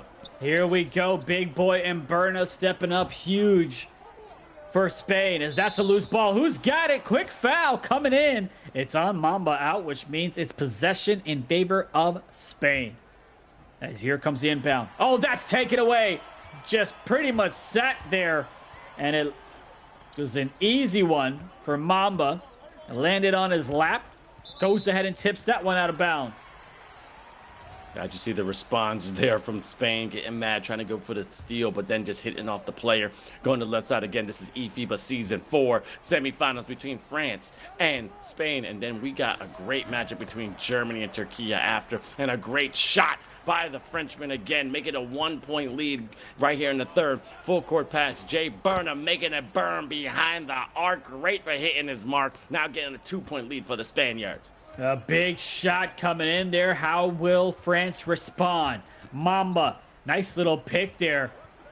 Gets another one, but look at the step up there from the big fella. They've got the mismatch. Mamba! Top of the key, the big shot to take the lead once again for France.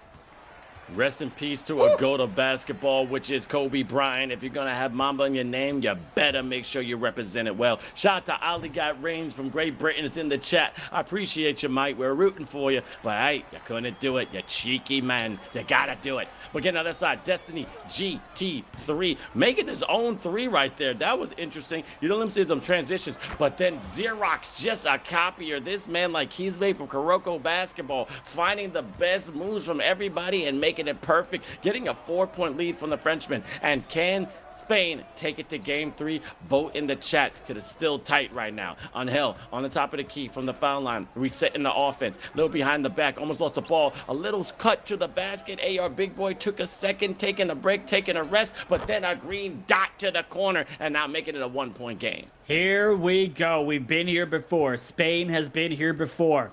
But instead of turning it up in the fourth, can they turn it up now? As Zinks, dot to the right side. Xerox, and 1! Gets that one to go. The big play in the clutchest of moments comes in from Xerox as he knocks it down and gets the free throw to complete the 4-point play. France up by 5. 2:30 left in this one here in the third. Tough shot by Gabri. Doesn't go. Rebound by France. Back over to Ziggs.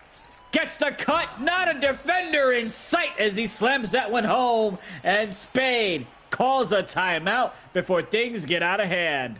A Paris Thunder Slammer jammer right there. And as you see, France running away from it. And you thought it was the Tissot clutch time? It's Z time. Xerox stepping up for his squad when it matters the most. Then we got Gabri zigzagging. Great defense from the Frenchman. Ryder surveying the land. Look at that cross X cut right there. Both of them exchanging positions on the court. Now he's all by himself. One more time, making a 4-point game for Spain. And let's see if the Frenchman can respond.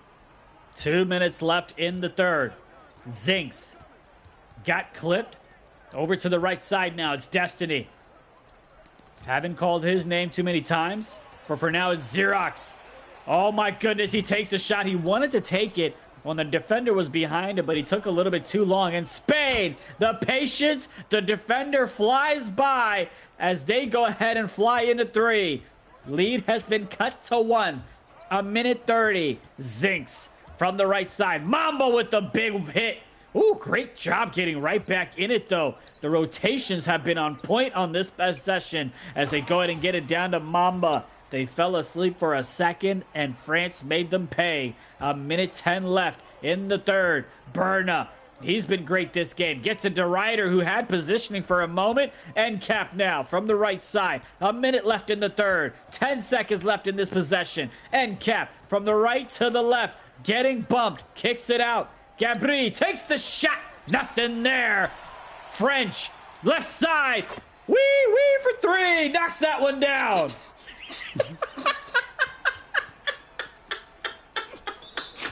You did not do that. You did not.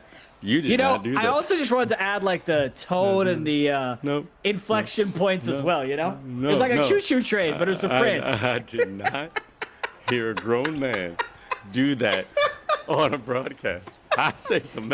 That's what. Come on, the past 48 hours have been worse things. All right, as France goes ahead and gets the basket, 3 seconds separating the shot clock and the game clock. You want to do it again? You want to do it again, buddy? I will in the fourth quarter or in the finals. I will, no problem. I promise. As Spain goes ahead and gets it. No. Hold on, sir. It's a little bit more exciting than that. You know what I mean? Okay. Wee for three. You know what I mean? All right, Mr. Mickerpiggy.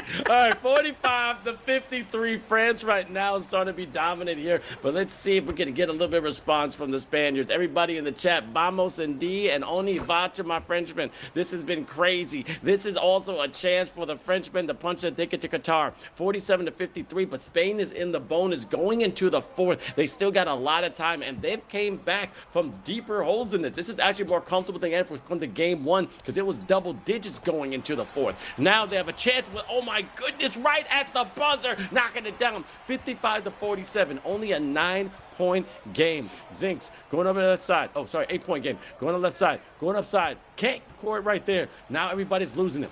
HR Big Boy. This is when the Spaniards have to take a second, take their time, using the screen. Give it to your big one all by himself. Ryder with a great Spaniard dunk right there, making it 49-55. In game number one, Spain outscored France by 9 in the fourth. Can they put on the same type of performance? Or will France go ahead and close them out with a sweep and punch their ticket to Qatar? Zinks down low, goes ahead and gets the slam. And the lead keeps on creeping out of place for Spain. It's out of touch at the moment. They got to get back within it. From the left side, Gabri dots it over to the right. Great tip to stick and hand out. As that one's going to be out of bounds, but stays with Spain. Great defense, amazing defense from France. Just getting a fingertip on it, but then out of bounds. We got 12 seconds left in the shot clock. Gabri taking his time, already against up. A crazy great steal from French again, just staying in the pass lane. Almost had another one, but a foul from Angel with some fouls to give. Now everyone's just scrapping, slapping, but sometimes you gotta keep your hands to yourself. Xerox going on the side, little pump fake. The Frenchman trying to find a little bit of space. Back and forth, doing a little dance. Great rebound from Spain. Let's see if they can avert here. Dot to the corner, green bean indeed, and now it's only a 5-point game. Here it is, a chance for Spain to get a stop. France dribbles it out to the right side. Oh, goes ahead and gets the nice slam. It's the French that don't want to give any slither of hope to Spain as Gabri gets it over to the right side. Big boy gets a bump from him. Gets it down low. Ryder with it. Takes a step back. It's Cap. Goes from the right. Top of the key shot. My, oh my. He comes in clutch with a big one. Cuts the deficit down to 4. I wish you saw my face on that camera right there. That right there was a big time play right in the nick of time. 2:43 left in the fourth. Only a 4-point game between these juggernauts, and a foul getting slapped behind the head as if he was late going to bed. 55-61, going for an and one right here. Xerox knocking it down. Again, shots win games, but free throws win these championships, and they'll have their chance to punch the ticket to Qatar. 2:36 left in the fourth. Gabri giving it to the big fella. Give and go. Great defense from France, but almost lost it. Going on the right side, a slip from AR Big Boy, stomping in those Air Force Ones, making it 57-62. 5-point ball game. France with the rock. Zinks with badge from the left side. Mamba with the slip, nothing there, so he comes right back out. From the logo is where he wants to shoot from. He wants to make a statement. He's got a chance to get it over to a teammate in Xerox. Down low, Mamba, nothing there. Spain with the stop. Okay, can go ahead and make it a one-possession ball game, and that's going to be the foul. Once again, Spain outscoring France in the fourth. But can they continue that with the basket here? It's taken away like Richard Sherman. The pick six. Xerox the other way gets the dunk. And you know what time it is. Right here is that T-touch time. Who's going to have that T-touch right here? Everyone knows you got to find a way to be the man on your team. Innovators by tradition with the mission for good competition. Now just on that right side, 59-64, a 5-point match. Minute 35 left in the fourth. Zinks has been absolutely perfect. Going on this left side, great job, the big fella crabbing down that guard. But then a big slammer jammer, Eiffel Tower strength, going 66-59, and the Frenchmen take the lead. Spain trying to get the basket right back real quick so they can get a stop on the defensive side. A minute 18 left before their hopes just collapse and melt away. Down low, Ryder takes the easy two. The French prioritized not giving up a three, so they gave up the two inside, and Spain took what the defense gave them. Zinks now tries to go to the logo.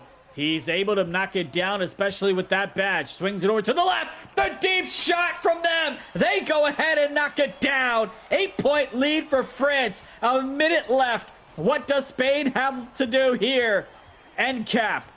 Dribbles it backwards. Goes ahead and gets a cut. Big boy. They're trading twos for threes. But Spain, you're down. It's two-possession ball game.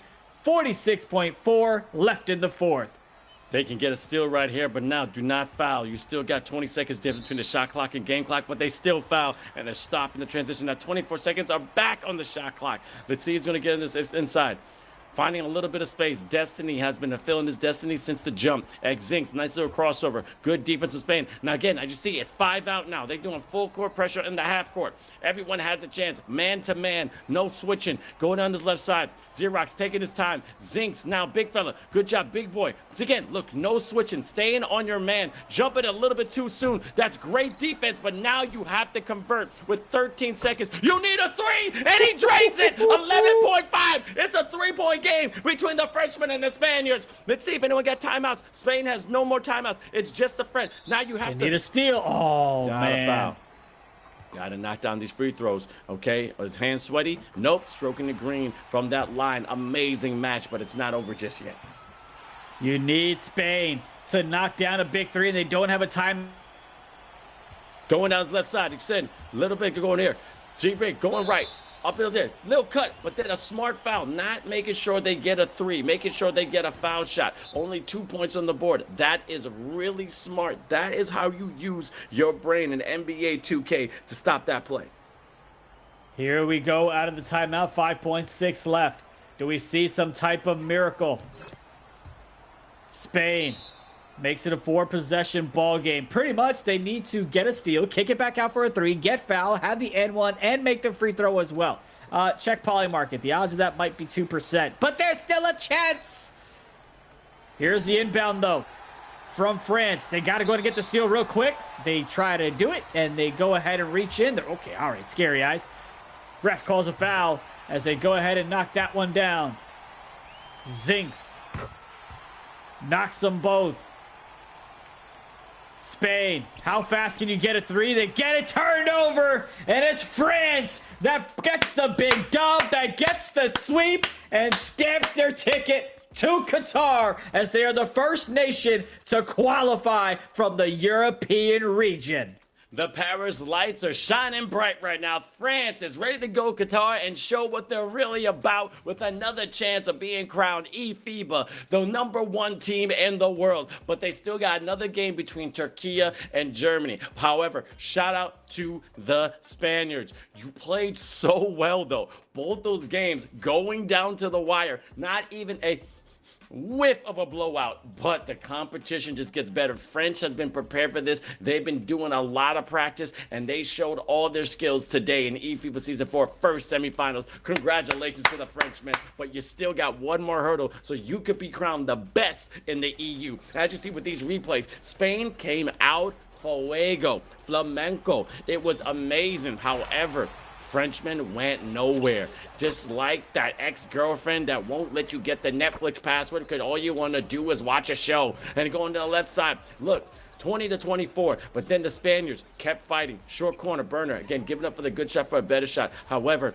they could not come out the way they truly wanted to because they wanted to get a more comfortable lead. But the Frenchmen had a response to everything, like a back and forth argument, like a seesaw, up, down, up, down, up, down. But then the Frenchmen came out on top and showed a lot of heart. Congratulations to them. You gotta give credit where credit is due. Spain did everything they could. They left it all out there on the floor. What a performance that we saw from Berna. Every single individual from Spain was in double digits. They all stepped up. They gave it everything they had, but they were just a little short as Xerox. I mean, come on. When the man's hitting shots like that, it's a little tough to beat the nation of France. But you gotta give it up. France just dominating. They were down as much as 9 in the early outings of this one. And then they came back. Even in the first, they came back to have the lead by 1. And then they just took it from there. And Spain did go in and outscore them in the 4th. But it was a too little, too late. And boy, oh boy, look at that box score I was talking about. Spain, everybody in double digits, knocking them down. 14 threes, incredible shooting, 66% from beyond the arc, but just came up short. Yes, so again, as France was too much for him. France was too much, but look at this stack sheet right here. Everyone scoring for Spain. 15, 18, 10, 14, double-double by Ryder, but just a dominant force. 14 assists by Zinks. That is a bar right there. 23 points from Xerox, 14 to 7 X-Mamba out. Destiny just knocking down when he needs to. But look at this also quarters. 17 to 18, 16 to 14, 14 to 23, and just the last, even though Spain won that last quarter, it was the third quarter that gave France that little bit of a cushion. But great showing out from both dominant teams in eFIBA. And of course, you've got the double-double that we talked about with Ryder. That's been incredible to see. He didn't miss a shot. Everyone just played all around great. France with the steals, with the 7-2 margin, those extra possessions. We always talk about it, but when it comes to a simple game like 2K, those are the things you have to focus on, is how many more possessions can you create for your offense, right? Whether that's through steals, whether that's going to be through offensive rebound, whether that's through having turnovers in terms of shot clock violations and otherwise. Those are the things that defenses need to do, and France did just that to claw their way back from being down 9 to winning this one and getting the sweep. Can Spain take game 3? India hopes not. 67%. No for 33. No one's thought yes. But again, France is such a strong team, and they have great coaching as well. Amazing support from their federation, and of course, great fans. We got people in the chat going back and forth. If you're for France, let me see the French flags in the chat. Let me see them waving, because some people are sad. Some people are mad. And hey, they're just like Mamba. They're just like Kobe Bryant in a way. Yeah, I'm going to say it. You're going to hate the winners, but downside that is healthy hate, some healthy competition. My goodness, they showed her in this match. Listen, if you're going to hate me for winning, I've got no problem with that. Congratulations to Spain. Congratulations to France, as they are the first nation to represent Europe in Qatar. Of course, they will play the finals, so we can figure out the seeding for when we do get to Qatar. That's still important because you want to get a favorable matchup. But for now, they're guaranteed. They have a sigh of relief. People question them when they didn't have certain players on the roster. Are they still going to be able to dominate? Are they still going to represent Europe at the highest level, and France as well? I think we figured out the answer to that, which is yes, they'll be just fine.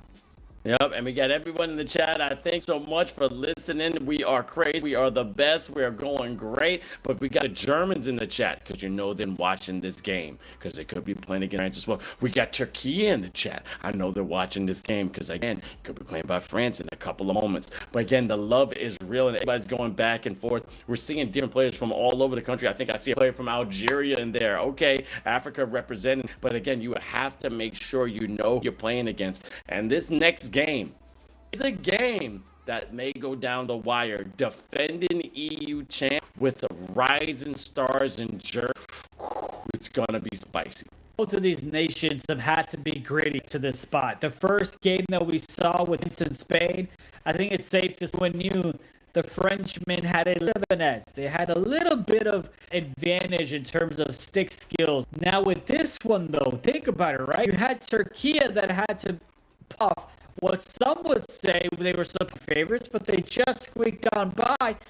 So, and then you have Germany that went ahead and had to come from behind force in game 3. So both of these to get to the semis had to win a game. We'll see what happens here on out. Ticket punch. And another game for this is about to come up. We're going to go to short intermission. Make sure you don't go nowhere because next we're Germany versus Turkey. eFIBA. See you in a second.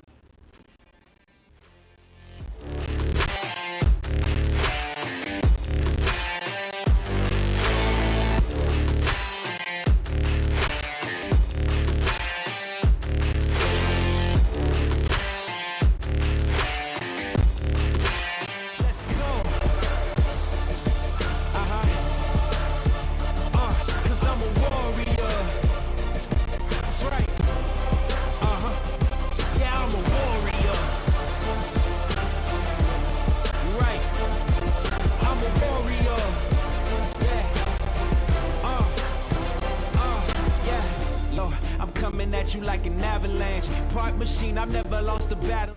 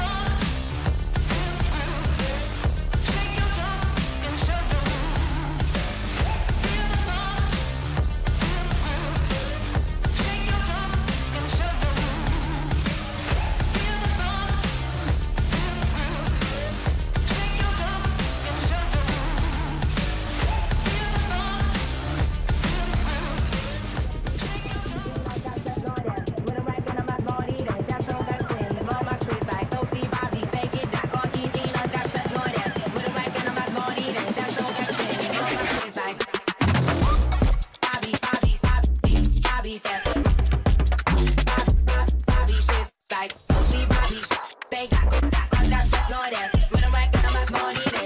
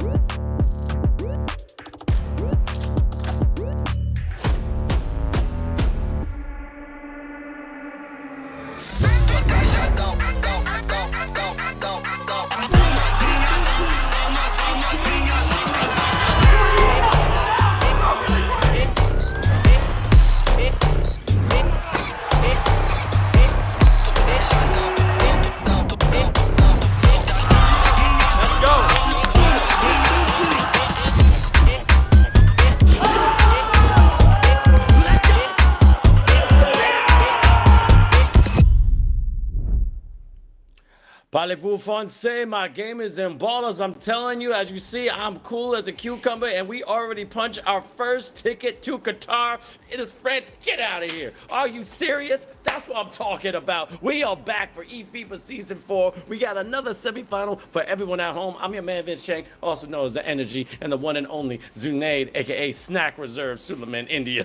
What's up, man? How'd you like that first semifinal? I mean, it was incredible to see France just dominate, but I loved especially how Spain did not go ahead and give up. They were losing in that game one. They came back in that fourth quarter to make it a close one. They had the lead in that first quarter in game number 2. They gave it up, and then they tried to roar back in the fourth quarter of that game number 2, but ultimately it was too little, too late, and the French go ahead and get to represent Europe. They're the first nation that's going to get a chance to do that. Of course, with the matchup that we have coming up, we'll see who else is going to join them. But a great performance by France. We knew that they were going to come out to dominate, and they did exactly just that. Yep, $1 short and also an hour past. But guess what? Shout out to Daylight Saving Time, because I don't think they had enough gas in the tank. But shout out to Spain once again. Love the participation. Yo, the coach, me and him are going to be brothers. I really want to party with you. We got the same barber. Rafael, hope you're feeling a little better. I know you're a little disappointed, but I hope to see you at eFIBA Season 5. But now let's not talk about the future, and let's not talk about the past. Let's talk about the now, because we got Germany versus Turkey, and I know there's been a lot of talking. There's a lot of smacking of the lips I'm hearing when it comes to the chat, because you got the defending champs that had a lower seed than everyone predicted against a rising German team. And with this head-to-head, there's so much talent that's going to be in this meta court. You know, the biggest thing for me is that both of these nations needed to win in a best-of-3 series to get to today, to make it to the Final Four. You had Germany that went ahead and lost Game 1. They came back in the second half of Game 2, and then they whooped Great Britain in that last game, in game number 3. And then you had Turkey that went ahead and had a tough time with Israel. They won game 1. They dropped game 2. Then they come back and win game number 3. Of course, they are looking to dominate this one, but Germany is that underdog. They've been all bark with a little bit of bite, and we'll see what they go ahead and do in this best-of-3 series against Turkey. Best of 3 series. Again, they got some squads. They got some gamers and ballers on there. As you already know, Turkey, we know this. It's the same team that we've been seeing every single season. Aaron, arguably one of the best point guards in the EU from Alpert Beach, and is the best point guard in the EU. We're going to see about that, because Zinks is going for that spot. Jamboy, one of the top shooting guards, clutch players. Tayyar Tanzu, the captain, doing his thing. Kato, the problem, being a solution. And Love Battle dead. They could be switching the position from power forward and center, but the Germans, Jabinky has been slinky and absolutely jinky. If we talk about Scooby-Doo, he's been finding every way to get a bucket. Then we got Sem as the shooting guard, Craig amazing, the power forward Ali B, and then Jay Tuffalo. He's been absolutely tough. Now, both of these squads, I think, are equally matched. They have not played against each other when it comes to this eFIBA, because we got one that was number 1 in their respectable group, and the other one was number 1 in their respectable group. And now it's gonna be the first time they get to match against each other, and that's what I love about talent all around the world. Who wins game 1? Vote in the chat. I want to see you. Can you see me well enough? I don't know. You can come a little closer if you want to. But no, man, it's going to be incredible to see. Okay, fine. You want to do this? Fine. What's up? Listen, it's going to be a great battle. It's going to be nice and fun.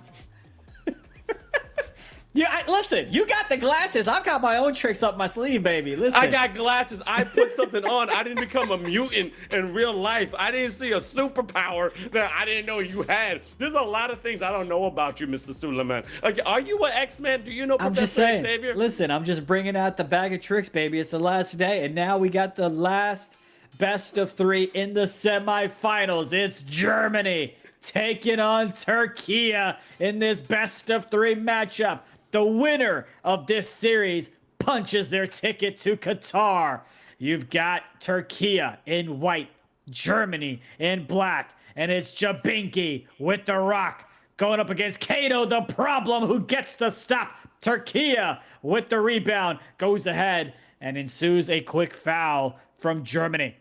Almost a full team with the cameras. We may have to make the game a little bit smaller so we can see everything, but you see this right side, Aaron going in, having a lot of talent. Again, that point guard position is so crucial when it comes to NBA 2K, but Jabinki is going to go back and forth. Already nothing on the scoreboard. Look at that defense from Tanzu, keeping his hands up, and look at the rotation. K the problem, keeping everyone in front of him. Jabinki finding Jay Tuffalo, being tough behind the arc. The Germans striking first, 3-0. See how Turkey is going to be able to respond. I'm loving the webcams. We'll get a chance to see their reactions to the clutch moments that happen. Defender jumps, but he's able to rely on his teammate that's there on the defensive side. As now it's Turkey that goes ahead and fouls them there. The big fella for Germany went ahead and knocked down the three. And now let's see what else they've got in store for him. Goes ahead and dots it down low. Nothing there. Resets it back over to Craig on the left side. Dribbles it out. Jabinki working out. Top of the key shot. Oh my. How did this man make that shot? Germany up by 6.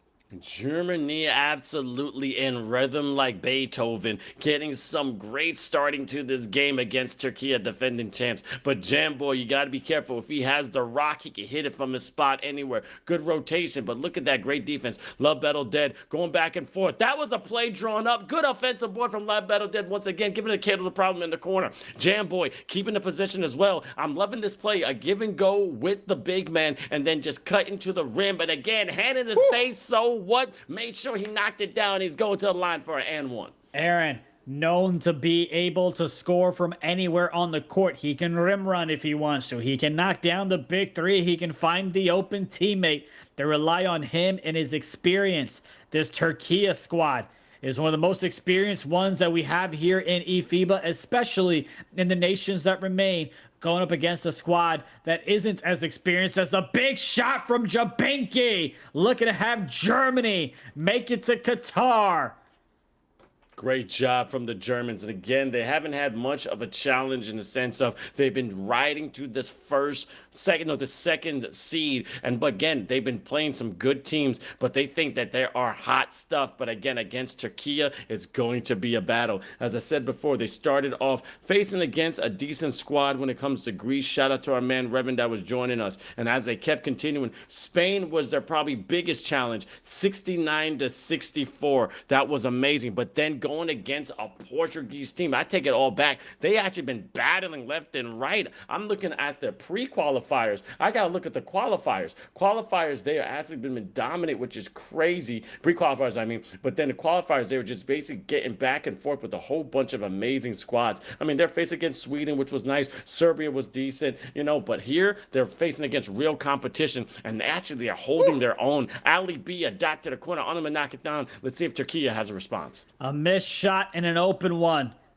They're going to need all the baskets they can get, especially when Turkey is able to knock down the contested ones. You got to be able to knock down your open ones. Turkey back on the defensive side. Jabinki, top of the key for Germany, has the slip. Look at the rotation. Oh, had an extra pass in the corner, but it doesn't matter, as Jay Tuffalo gets the rebound for Germany to give him a second chance opportunity here. One more time. Goes ahead and steps inside. Misses that one, but the ref blesses him with the foul and puts him at the line.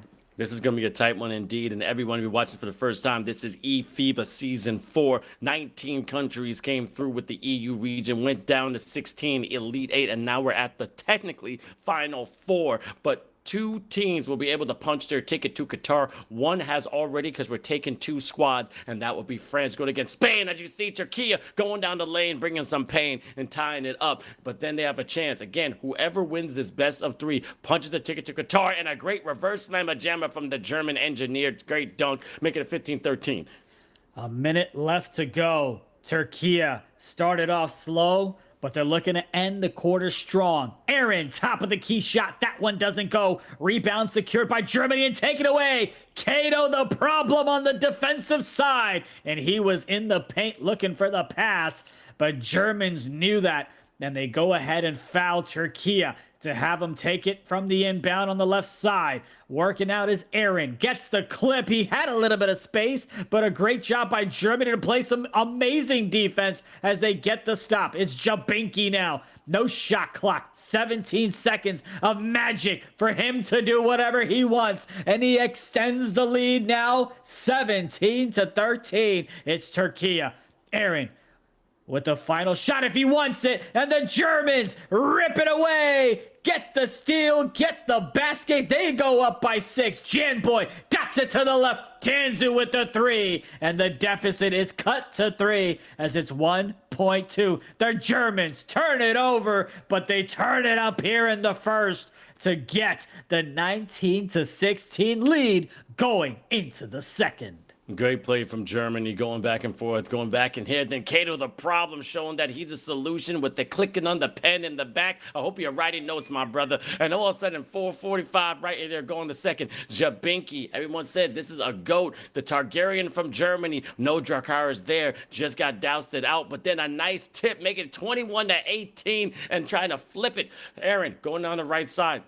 Little bit of space. Going up, one more. Aaron. Little jump pass, but great defense. Beautiful precision when it comes to that pass. However, better defense from Germany. Jabinki going to the top of the key. Great pass again. But look, everyone's in the passing lane. Jay Tuffalo, big man, dribbling out. Going to do a handoff. Great cut by Sam. Oh, my God. Going for dinner. Making it 23-18. Goes ahead and gets his team rocking and rolling. Türkiye, you don't want to end up with an early deficit and a beautiful cut. Once again, as soon as he passed half court, you had the cut come from the left side, and they get the basket. They get the 2, but they trail by 3. It's Jabinki working out from the right side, almost went backcourt violation, gets it down low to the big fella who gets the easy 2. Jay Tuffalo with no problem converting at the rim, and now it's Aaron back again to the left side. That shot doesn't go. Rebound secured by Tanzu. Got to make something happen and get out the paint so you don't get called for 3 in the key, and he knows that. So they call a timeout, and it's Türkiye that trail by 5, but they've been in these situations before. How do they go ahead and respond? Germany, the underdogs, many would say, coming into this matchup. Aaron goes ahead and gets a little bit of a pick, but he needs a little bit more separation to work out from the 3-point line. Aaron with the shot, gets blessed with the foul call as he is now headed to the line, down 5. Interesting watching a lot of these plays. A lot of these guards are doing these runners on the elbow and the short corners. And guess what? The fouls are being called a lot more. I don't know if the meta has updated the patch or something, but we've seen these plays all through eFIBA Season 4, and nobody's really going to the line. This time, everyone's getting fouled. Jay Tuffalo almost getting stopped, but just got stopped by the rim. Janboy going to his left side. See, he's going to get that cut. Tanzu taking his time a little behind the back, almost getting snatched, but now you reach I teach. Go in here, the Janboy again. Great ball movement from Türkiye. Find a little bit of space and then knocking it down, tying it up 25-25. That started when the right corner defender switched over and rotated to the paint to get the contest at the rim for Türkiye, which then led to the 3 points the other way. That's a 5-point swing, but it's a 2-point shot coming in for Germany to put them up now. 2:20 left to go in the second. Dribble to the right, dribble to the left. It's Aaron now, crossing everybody over, comes over to the left side, gets the big body, but he's got the bigger fella on him. Can he take advantage? He gets it over to Janboy, who's got 6 seconds to work with. Nothing there. 3 Germans crash the boards, and they come away with the rebound. Jay Tuffalo gets it over to the right side, now back over to the 2 guard.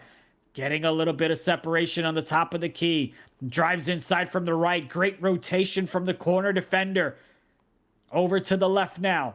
Jabinki trying to find somebody. Dots it. Don't you move a muscle. How did he get the rebound over 3 defenders? Stepping inside is Germany. They've got 6 seconds to work with after the offensive rebound. Jay Tuffalo with a big shot from the left side. Oktoberfest splash right there. Just hitting it from Munich. Give it up for the Germans playing a great game. And hold on, take a timeout, 30 seconds to take a flag on the play. Shout out to It's Famous Enough saying that he's watching eFIBA, but the man's finishing his degree. I will give everyone credit and love when you're trying to get your schooling up, trying to better yourself. Grade 3 from Türkiye, but shout out, big man. I see you getting a degree and supporting eFIBA and NBA 2K. You keep becoming better. One thing I will say about Fame is that the man is never afraid to reinvent himself if it's going to make a better version of himself as we go ahead and get back with less than a minute left in this second. 4 points separating these two nations. It's Germany up by 4. They're on the defensive side, and on the offensive side, it's Türkiye that knocks down the big 3 to make it a 1-point ball game. 32-31 with 31 seconds left in the second. Jabinki scrolls on over to the right side, gets met with the defender. The open shot from the top of the key. Where is the defense from Türkiye as they give up an opening? But now it's Aaron on the other side. He's looking to respond back with a shot of his own. Had the opportunity, defender in the air, and they foul as they did not want to give up the easy 2 in the paint. Here is Cadeau, the problem. Gets it over to Aaron. Aaron looking for a little bit of separation, looking to respond back with the basket. Sets up his teammate, and you gotta love that big shot from the big fella. But now it's Germany on the other side. A great cut from the left side, and the lead is right back to 6. A heave coming in from Türkiye as they call a timeout. They inbounded that with 1 second left. They wasted a 1/10 of a second, and now it's 0.9. Here comes the inbound from Türkiye. What can they draw up to just get a heave and possibly tie things up? The inbound goes ahead and shoots it. Not gonna count. Doesn't go. Can you ask for a better half, Vince? Man, you got more wind than a breeze in the Himalayan mountains. I'm liking it. Loving the love, loving the energy, but you gotta love how Germany isn't keeping this lead back and forth, but Türkiye is going nowhere. And that's how I know that they are a defending chance, because they're not gonna allow any separation. Tuffalo's been tough this half. Actually bounded out. Also, another shout out to A Token, graduating with a nursing degree. Yeah, we need more nurses in the world, and thank you so much for your service. Saluting to you, representing your military. But again, here, this is eFIBA Season 4. Ticket to Qatar is going to find out. Now it's a 1-point game. The Sultans from Türkiye trying their best with the coach from Alper Beach and giving so much support from the Türkiye Basketball Federation. Here we go, Jay Tuffalo. Hand in the pass lane, almost a steal. Jabinki getting tricky with it. SSX, let's talk about JB and Eddie. One more time to Jay Tuffalo. A dot to the corner. Ali B with the 3. Germany is at 40. They go ahead and, all right, the bar is all right. Took a little process with my AOL dial-up. Nice way to go as you go ahead and rock out on the right side. Aaron goes ahead and steps inside, gets it down low. Nice basket there by Türkiye. The 2 makes it a 2-point ball game. 4 minutes left in the third quarter here. 2-point ball game. Germany. Oh my goodness, he broke the ankles. He got the shot, and they go right back up by 5. Ankle snatcher indeed, taking souls like it's Mortal Kombat. Finish him. And as you just saw, Türkiye just finished him as well, making it 43-40. I'm telling you, this is the grudge match we all been waiting for. The red and white versus the black, red, and yellow, or gold, whichever color you like better. Jabinki going to the left side. I really want these jerseys, though. Here we go, Sem. Got a guy with his great build going on with the shooting guard. He got a little bit of space, timing, little late, but again, his friend was able to get the offensive rebound. That's a teammate right there. As you can see, Jabinki getting fouled, stopping the transition. That was a sell. You could have kept that transition a little bit more. Going on this inbound. Let's see what they're going to call. Germans coming up the far play. Looking at that screen. Now, not going to be a pick and roll. Not for the double team. Look at the switch. KO the problem can guard almost every guard, but then recover really fast. All the way to the rim. Jabinki just went slicing and dicing fruit ninja, making it 45-40. Finds the lanes and takes them pay as he goes right back up by 5. Türkiye down by 5 as it's Aaron working out from the right side, gets it down low one more time, and he's taking what the defense gives him. He wants to go ahead and get the 3, but the defense is playing too high. The rotations are not coming in from the corner, and he's taking advantage by getting the easy 2s. It's Jabinki for Germany on the offensive side. What can he do? Cato the problem down low in the paint. Oh my God, this man might need to be double teamed as he knocks down the big 3 to put him up by 6. Los gets for Germany. I see y'all. I love the representation. Let me see the German flags in the chat. This is the first time you're representing, but here's Türkiye showing why they're also the best in the EU as well. Who are you rooting for? I want to see flags everywhere, everywhere. This is the third quarter, 2 minutes left. Only a 4-point match between these juggernauts of the EU and Jabinki. Oh, this man is smooth than a jazz club. That was a fantastic shot right behind the arc, making 51-54. This man is showing up, trying to be that number 1 point guard in the league. He wants to pull off the upset in the series, and what better way to get the game 1 victory? But they are still 7 minutes away from pulling that off at the very least. It's Aaron that's going to look to make a little bit of a comeback here. Ooh, almost lost that one with the swipe coming in from Germany. It's Aaron on the right side, gets it over to Jan Boy.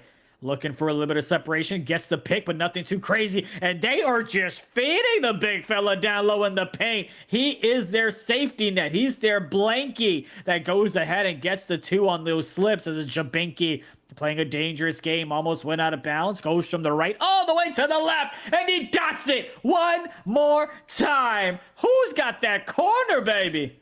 One more time, we're going to celebrate. Germany is playing absolutely great. A9 Ren, come right there. Going to the left side. I still hear that pen. Love Battle dead. Going from the right side. 48-54. Just clickety, bickety, bickety. But will Jabinki step up? Look at the deep bomber already activated. He's trying to get some separation. Look at them crossovers. He already got some ankles in his pocket. But then a dot to the corner, short corner. Ali be taking his time. And that was from the Grand Bazaar, ripping down that rim, making it 56-48.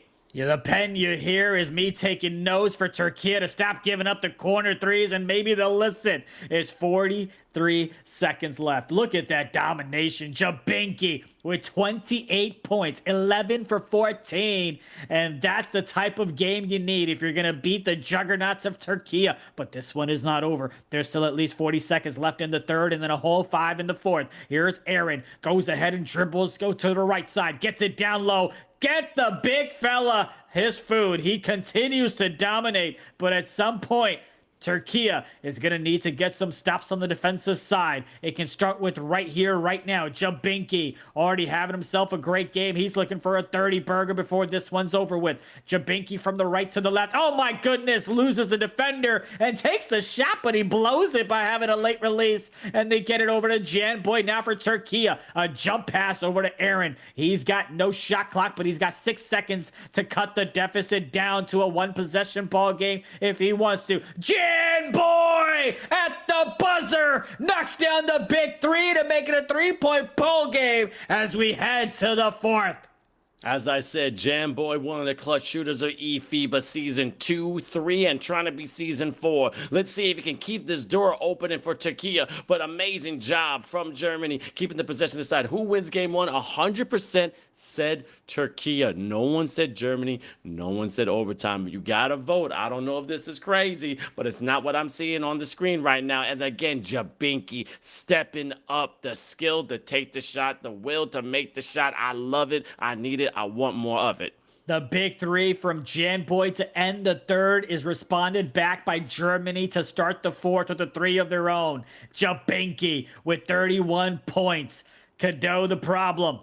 Goes it over to Aaron on the inbounds. Swipes from the right is Germany. Now you get the switch, and once again, tell me if you've heard this one before. They feed the slip and the big fella down low in the paint, and they're not afraid to just continue taking the points and what the defense gives you. They're relying on their own defense to get some stops. They get the strip, and you believe in the defense of Türkiye as it's Cadeau the problem. Gets it over from the right side. Had a little bit of accent there. Don't know where it came from. But that man, you think he can only get fed down low? He can go ahead and knock him down. He hits the big shot beyond the arc to make it a 1-point ball game. Cater the problem, being a solution like Poseidon. He's being a god, hitting that trident. And all of a sudden, going around here, a foul, almost got an and one as well. Now he's going to get the 3 points the old-fashioned way. That's 1. Okay, that's pretty nice. Going to go in the second time. Jabinki, as you're going to see, going another second time. Beautiful, beautiful, beautiful. And gets the third 3-point. 61-58.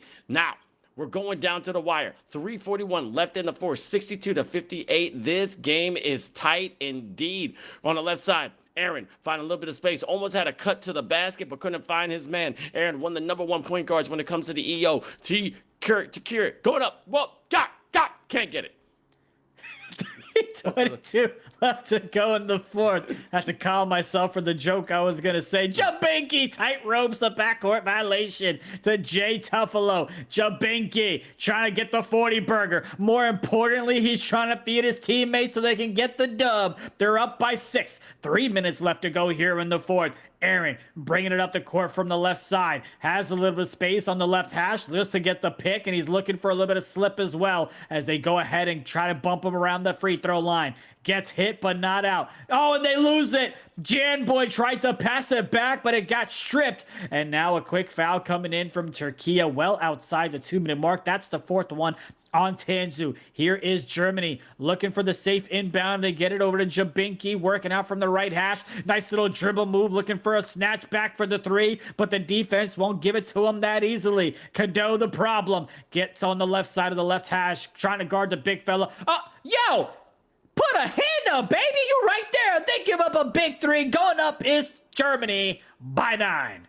Great job. And again, everybody's asking when the championship is going to be played. It's going to be after this series and a great run to the rim from Türkiye. It's going to be best of 3, and this is just the first. After this matchup, we'll find our champion, and we got France waiting for either Türkiye or Germany. Make sure you press that follow button. Make sure you press that like button. Also press the subscribe button. But Jabinki all the way to the rim, and that's how you show that great skill with that build. Speed with ball, getting the defender, getting at this hip, and then just bursting to the cup. Love battle dead, give it to the corner. Tanzu can't get that dot with a good Curry defense from Germany. Being like demons and Demon Slayer, this is the Infinity Castle, and they're trying to defend their home. But Türkiye also trying to find a way to get some points. But Germany, again, with this demonic defense, is absolutely amazing. Then Deep Armor has been deactivated. Didn't get to use it in time. Jabinki, a little bit of dribble. Hip, up, nope, can't hit the cup. And Türkiye have a chance to convert here. Goes all the way to down low in the court. That's going to be a foul. The first one under 2 minutes, the next one puts them at the line. 60-69. This is a position you want to be in if you're Germany, as they have a little bit of buffer room with a minute 13 left to go. Türkiye looking to cut into the deficit, though. Gets it to the right side. Oh, thought he had a little bit of space, but the big fella didn't want to take the shot. Jan Boy feeds him down low. It's great to get that basket. It makes it a 7-point ball game. A minute left to go here. Can they get a defensive stop? They're looking to double team him, looking for the press, but Germany beats it quite easily. And now Jay Tuffalo getting double teamed, trying to get some type of turnover is Türkiye, and it's Jabinki making sure that they don't make any careless mistakes and they walk away with the basket. Any basket he'll be happy with. He walks it back, looking for something, takes the shot, nothing there. Rebound secured by Jay Tuffalo. Germany with the big board and possibly the game deciding one. Indeed, and look at the Germans looking at the chat, telling everybody, calm down, we good. 30 seconds left, but don't forget, this is just the first game, y'all. It's a best of 3. You gotta be careful, but it looks like we got an AI player on the court. Somebody just lagged out. Man, oh man, that is demoralizing for Tanzu. He's not playing anymore. That's all the AI. Aaron going to the left side, 71-62. A deciding win right here. 21 seconds left in the fourth, and I don't think Türkiye has the gas to come back. Look at Germans taking their time, going to dribble it out. No need to foul. We're about to end this game and go into the second, but we'll go to the line. We can still got 9.9 left, and Precious says, back to me. I ain't going back to you. We're going back to the foul line. 71-62. And let's see if Germans can knock this down. You had Tanzu that went ahead and dipped from the game because of the 6 fouls that he had. So you know he was trying to be aggressive with them steals, but they just couldn't get enough turnovers, as is Germany that go ahead and hold on strong. No one believed in them. Their mama may not have believed in them, but they believed in themselves, as it's 72-62. Germans on top. 3 seconds away from getting game number 1 in this best of 3 series, and they are now 1 game away from punching their ticket to Qatar. Words I don't think many people thought we would say here today. Indeed, but I don't know why you got to put their mama into it. I'm pretty sure their mama believed in them. That was insane. But I got to admit, Their mama didn't vote in the chat is all I'm saying. Their mama's watching, isn't they? All right, listen. You get the point.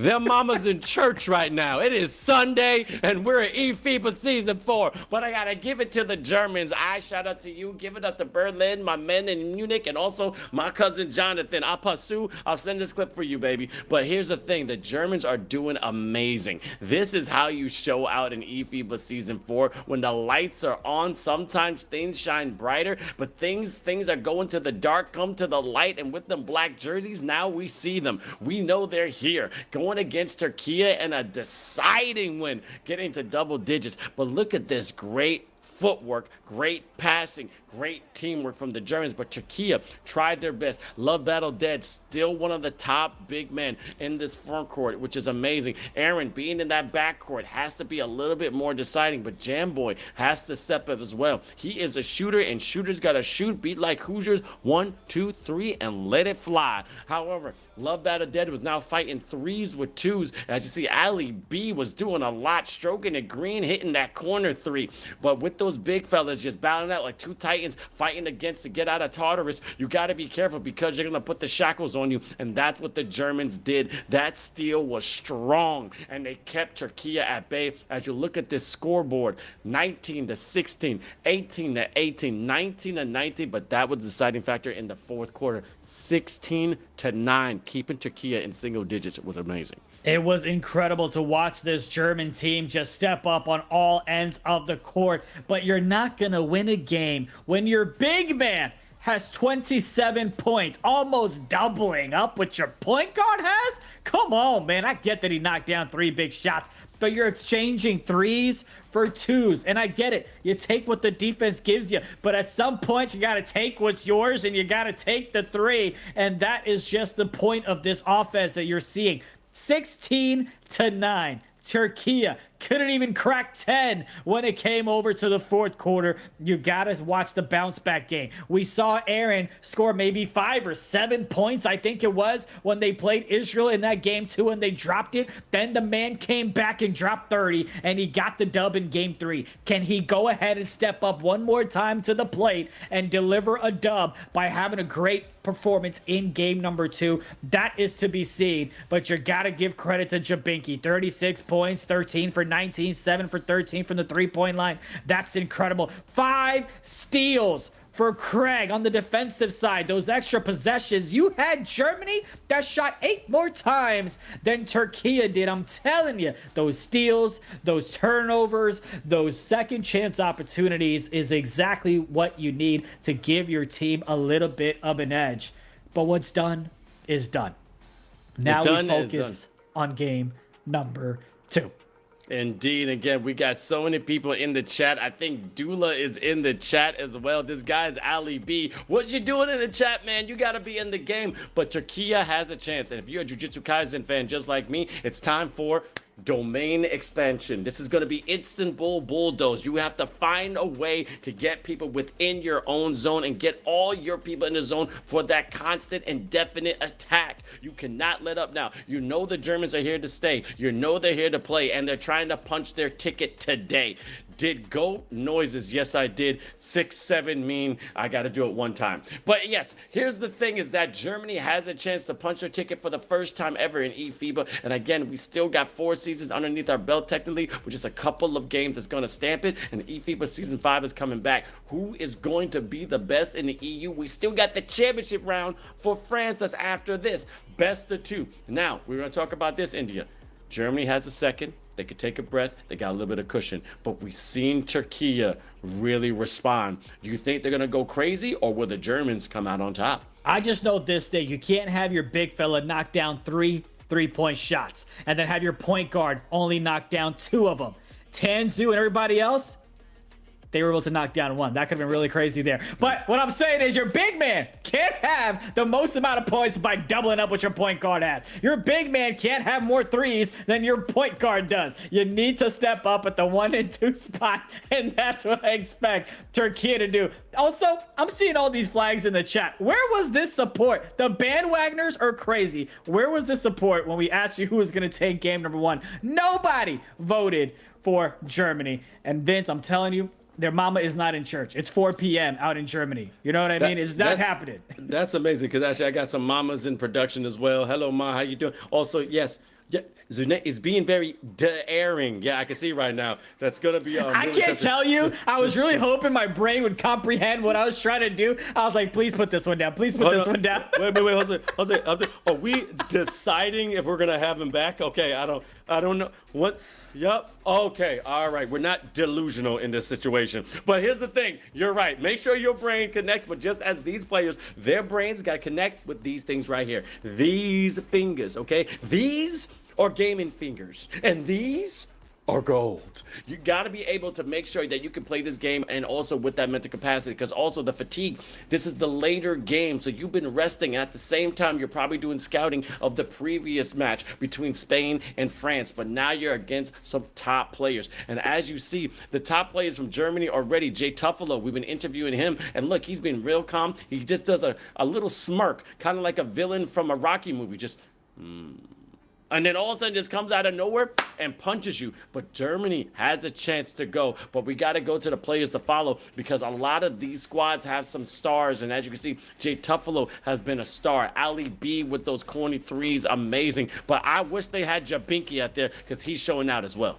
And now you've got a great performance coming in from game number 2. I just want to make it very clear. Jay Tuffalo obviously played a great game, but the one that stands out to me is the offensive rebound that he had to avoid Türkiye from getting a shot off to make it a one-possession ball game when it was about 35 to 40 seconds left. We talked about Aaron. He didn't play great in game number 2 against Israel yesterday. He bounced back with the 30-plus, and the most important thing, a dub for Türkiye to punch their ticket here. Now, is he going to step up when his team has their back against the wall, and you're going to need a little bit of help from Love Battle as well? Not just to score those points down low, but to get you those extra possessions on the offensive board the way that Jay Tuffalo has been doing. And, of course, you've got Ali that goes ahead and sprinkles it on from both sides of the court.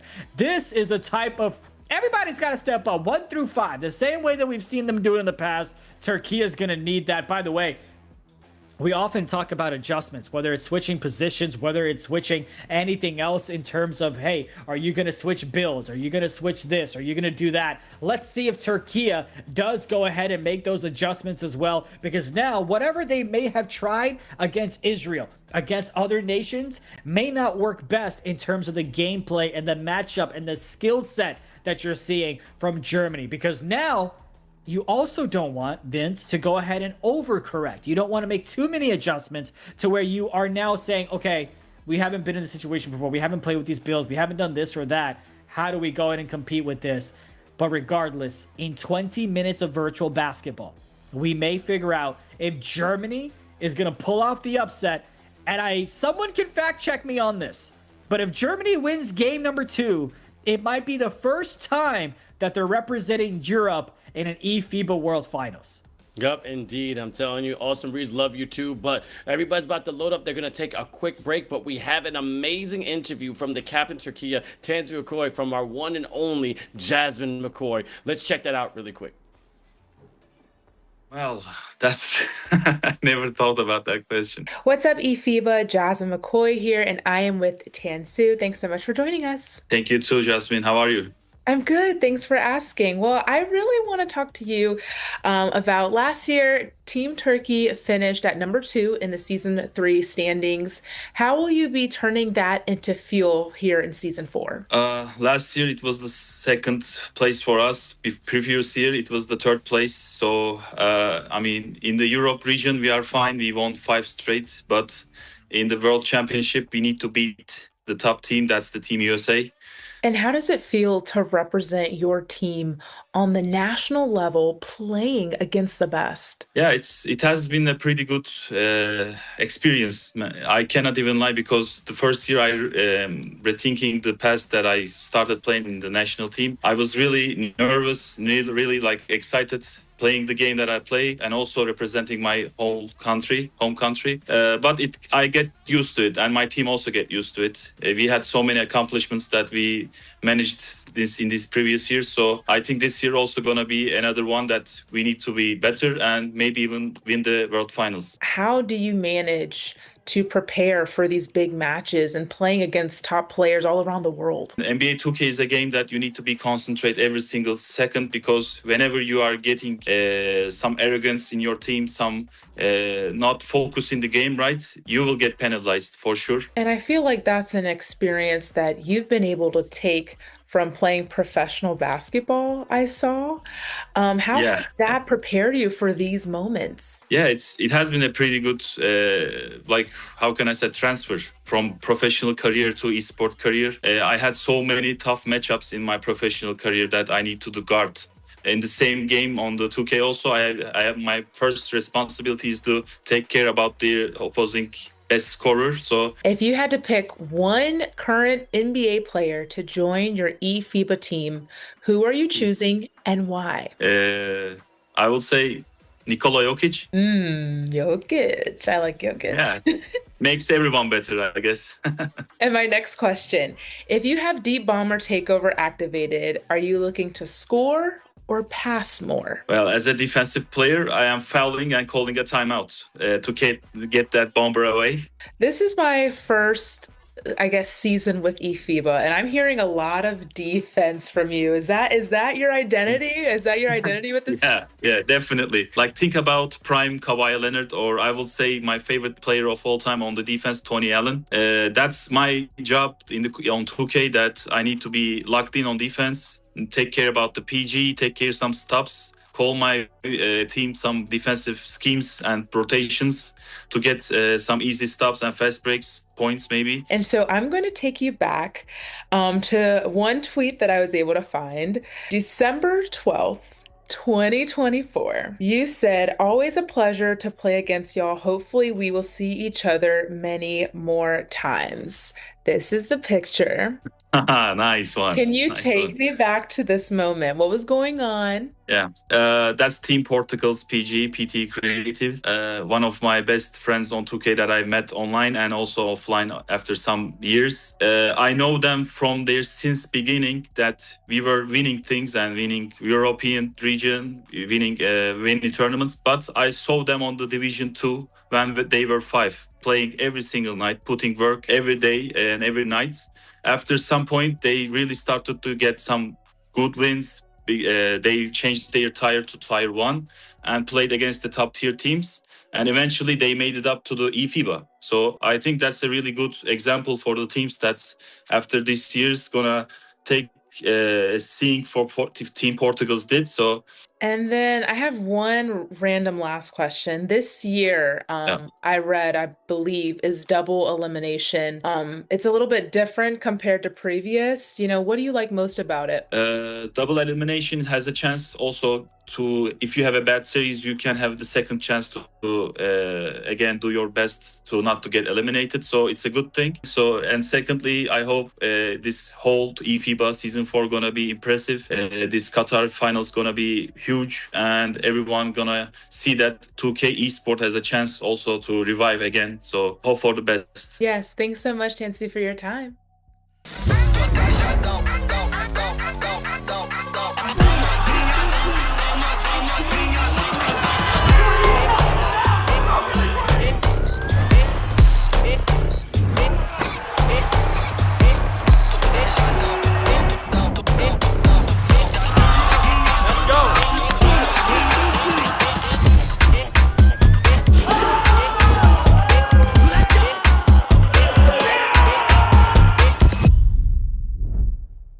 Welcome, eFIBA Season 4. We're in the semifinals. This is the second game of today of the best of 3 series. We already got the Frenchman that's going to Qatar, but who's going to be number 1 in the EU? Because now we have the one and only defending champs of Türkiye against the Germans, because the Germans now are looking strong. Steel is unbreakable. Defense is impenetrable, but let's see if Türkiye can respond. India, you got the 6-7, but what do you feel about this? I mean, it's going to be a great one, right? Turkey Türkiye, the favorites coming into this matchup. They go ahead and lose game number 1. Are they going to be able to respond back in game number 2 and force a final game number 3? Or is it going to be Germany that goes ahead and punches their ticket to Qatar and not just takes down Türkiye, the nation that's won 5 and 6 back-to-back championships, but also has Germany for the first time representing the European region in Qatar? I mean, you are about to see history be made. It's either going to be Türkiye winning their 7th,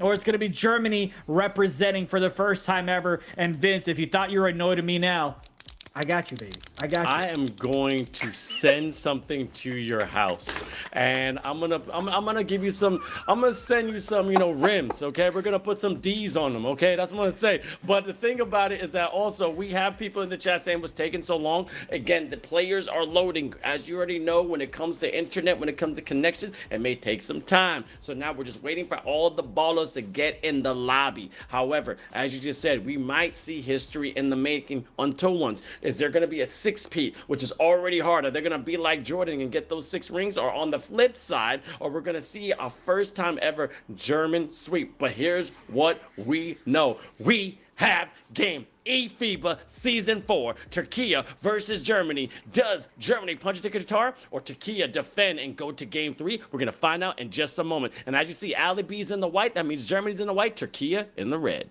And now you have Germany that takes the shot. Nothing there. Türkiye hoping the change of jersey changes up their fate. And an ugly shot coming in from the right side.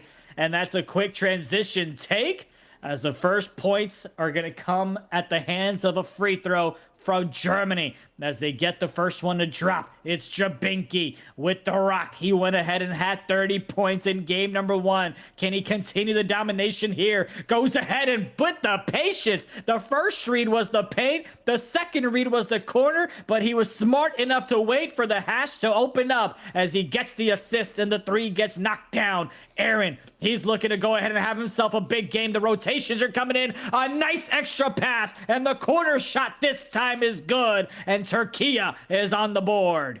Great job. And also, Awesome Reeves, this is for you. Afgets, los, danke, and guten Morgen. Just a little bit of sprechende Deutsch, a little bit of German. I know I have to get my pronunciations, but shout out to my German new friends out there. Make sure you follow us all on social media, eFIBA_official. You can also follow us. This morning is Zunaid, Suleman, and also Vince Chang 21 on our social media. I don't like to plug us because it's about eFIBA Season 4, and we're trying to break records here. As you see, great shot from Germany, getting a 3-point lead, already starting off hot. Putting right to the spot and in the pot. And again, he was in the spot right there again. Great pass from Türkiye, making a 1-point match. Definitely not into plugging it, but you've got a 6-5 ball game here. Germany on top from the right side. Oh, Jabinki with a nice call on the cut from the left. And that one goes. Here comes Germany. They're looking to make a statement here in the first quarter and not even have it be close as we enter the fourth. There's a loose ball. Who's got it? It's Germany. 2-on, non-fast break, and somehow they found a way not to score. But it's Jabinki. Oh, my Lord. 45% contest. Maybe his mama is at church praying that they make it to Qatar. Well, guess what? Teshikula to that, because that was one of the best crazy Jesus awakenings that you've ever done. This man has been saved. With all the things that's happened in the past 2 days, we know we have to bring Zunaid to the front of the congregation. There's a lot of divinity in this because he's a decent man. But here's the thing. This is when you saw teams that they have a plan going in. Now they're trying to execute again. Jabinki going for that mid-range, unable to knock that down. Great rebound by Türkiye. Jamboy being the shooting guard, but taking control of the point guard position. Cersei in the land, being the floor general now. A nice little stop, pop, drop, and that's how you show up being that shooting guard, tying up the game 11-11. I didn't realize I switched religions, but I'll do anything to keep the job. Gets it over to the right side, the 2 guard, looking to work out. He's looking for the open man, tried to get it to him, but it's tipped away. Türkiye with the steal. Türkiye with the shot, the 3, and Türkiye with the lead.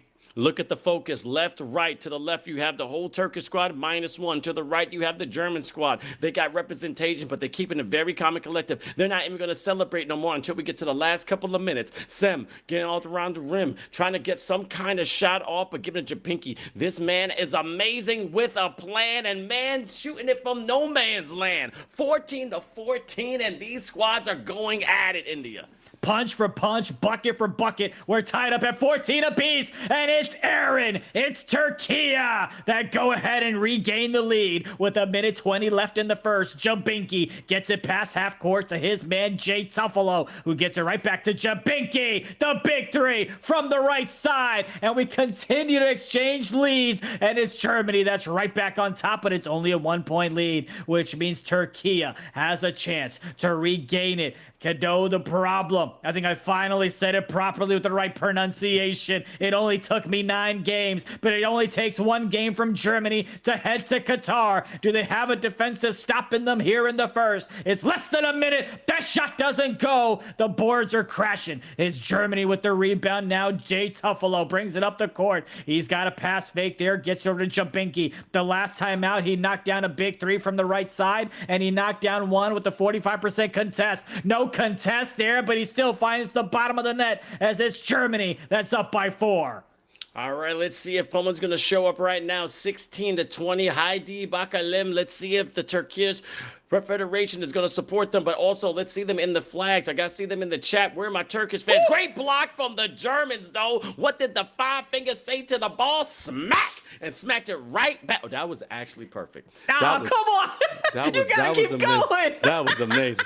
That was amazing. I had to take a second. No, dude, that was so on point that I'm going to do it again. But my Lord, that was it. Allah himself would have been proud of that. It was great. And you wound up. It felt like you wound up all the way back. You went from Germany to Türkiye to Italy, then swooped down Poland, Croatia, and then came out somehow to Brazil and just...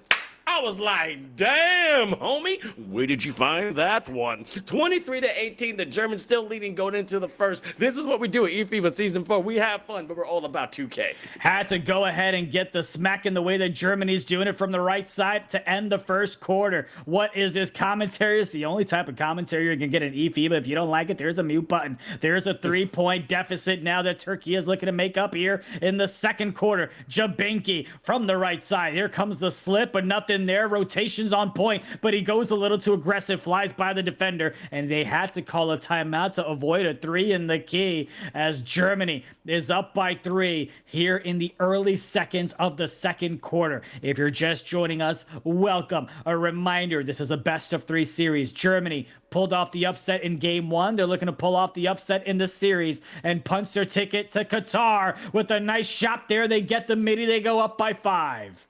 It's looking like Germany have opened up a death note and they put Türkiye right in there. Light, and you know I'm a big anime fan, so get ready for these references. Love Battle Dead underneath the room, but he sells it. You got to take your time, but good defense from Germany. Germany going down the right side. Jabinki has been a GOAT throughout this entire tournament. Looking at Targaryen from the Game of Thrones and going on to the rim by another block from Türkiye. Great defense from Türkiye. Oh no, he sold it as well. He just airballed the layup. That is 10 push-ups, big fella.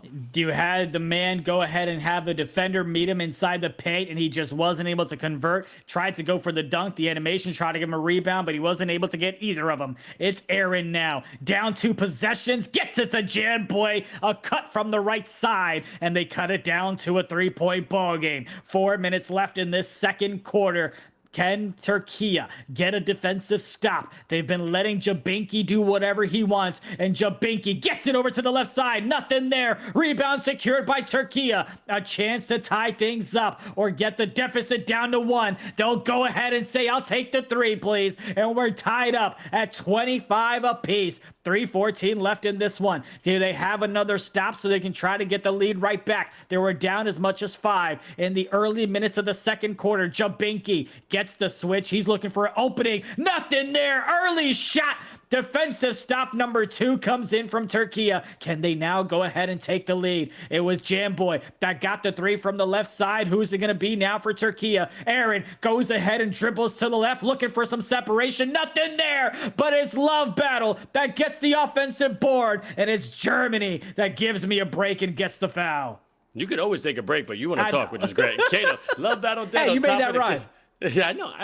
That was completely accident. Did not mean to do that. Jamboy, give and go to Love Battle dead, putting him to bed. 27-25, and finally, Türkiye has the lead over Germany. But can they hold it? Because these Germans are absolutely engineered to come back. Good defense from Türkiye. Hands in the passing lane, but just like Zipper Fingers, I think everyone had popcorn this morning. They couldn't hold on to it. 2:16 left in the second. Let's see if Germans have the great inbound play. Trying to find a little bit of space. Jabinki. Again, the Targaryen. Let's see if he's going to see some Jakaris making some fire. Jay Tuffalo being tough with the assist. Ali B taking his time on the right side. Going around the horn. Off balance shot. Not hitting his spot. Butterfingers, who is going to be able to hold on to the lead as Türkiye gets it over to the right side. Back over to Janboy. He hit a big 3, but not this time. But you can always count on Love Battle Dead 80 to get you the offensive rebounds. Janboy, once again with the rock. Down low. Feed the man that got you the rebound as they go ahead and go up by 4. Their biggest lead here in this matchup. 9 points for Aaron. 9 points for Janboy. And now you've also got a couple of others sprinkled in. Here comes the inbound from Germany. What type of play do they draw up out of the timeout? Jabinki. He's been able to eat whenever he wants. But now Türkiye, they get the switch. They're going everywhere. Somebody's got to step up on them. They get the reset. There's the ugly shot. There's the rebound from Türkiye. As now it's Janboy. Looked like he had badge for a second. And they're going to foul him under 2 minutes. Again, this is best of 3. The first series went to Germany. If you're just tuning in for the first time, this is eFIBA Season 4. Chance to punch your ticket to Qatar for our in-person World Finals, in which is a 50,000 USD prize pool for all the winners. And also, we're going to have Defensive Player of the Year and MVP with a little cash in their pocket. Great dot to his spot. Jamboy, one of the craziest clutch shooters in eFIBA. He's been taking out teams left and right when it comes to the final seconds, but now he's showing up. 3 players from the left side, Türkiye. As you see, the comms are going crazy. Right side, the Germans keeping really calm and collective. With the inbound play, Jabinki, one of the top point guards when it comes to this series, and probably the EU and maybe the world. Jay Tuffalo being tough, 2K God in itself. Let's see the GOAT going up, kissing off the rim, and that's how you finish 27-32. Great job by Türkiye, staying calm, cool, and collected. But of course, it's the Germans that they'll go ahead and get the basket. Down low, feed the big man like they did in game number 1. It's a seesaw battle, but the moment is Türkiye that's got the edge, as it's Germany looking to close out the quarter strong. They could try to go for a quick 2-for-1, but they're not going to have the chance anymore. Jabinki goes from the right to the left. Look at the defense. Look at the pinch. Look at the block coming in from Love Battle, baby. What a big block on down low in the paint.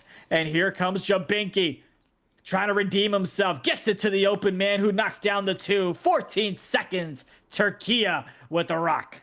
That block was nastier than Stranger Things Denver Gorgons tearing through Hawkins. That was absolutely finalizing and fatalizing as well. That's how you defend your house. 37-29, a decent lead from Türkiye, going back and forth. And right there with that whistle was on point as the King is trying to get knocked down. Making a 5-point game going into the half. Germany absolutely prepared for the challenge. They are stepping up. And the old saying is either you show up or you shut up, and these boys, these kings, these gamers are balling indeed.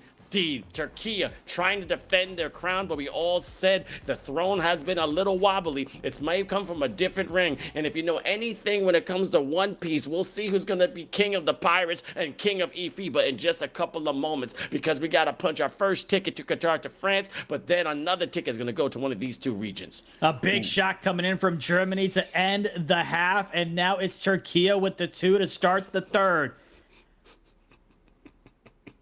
Don't know what just happened. Don't know what you're sipping on either.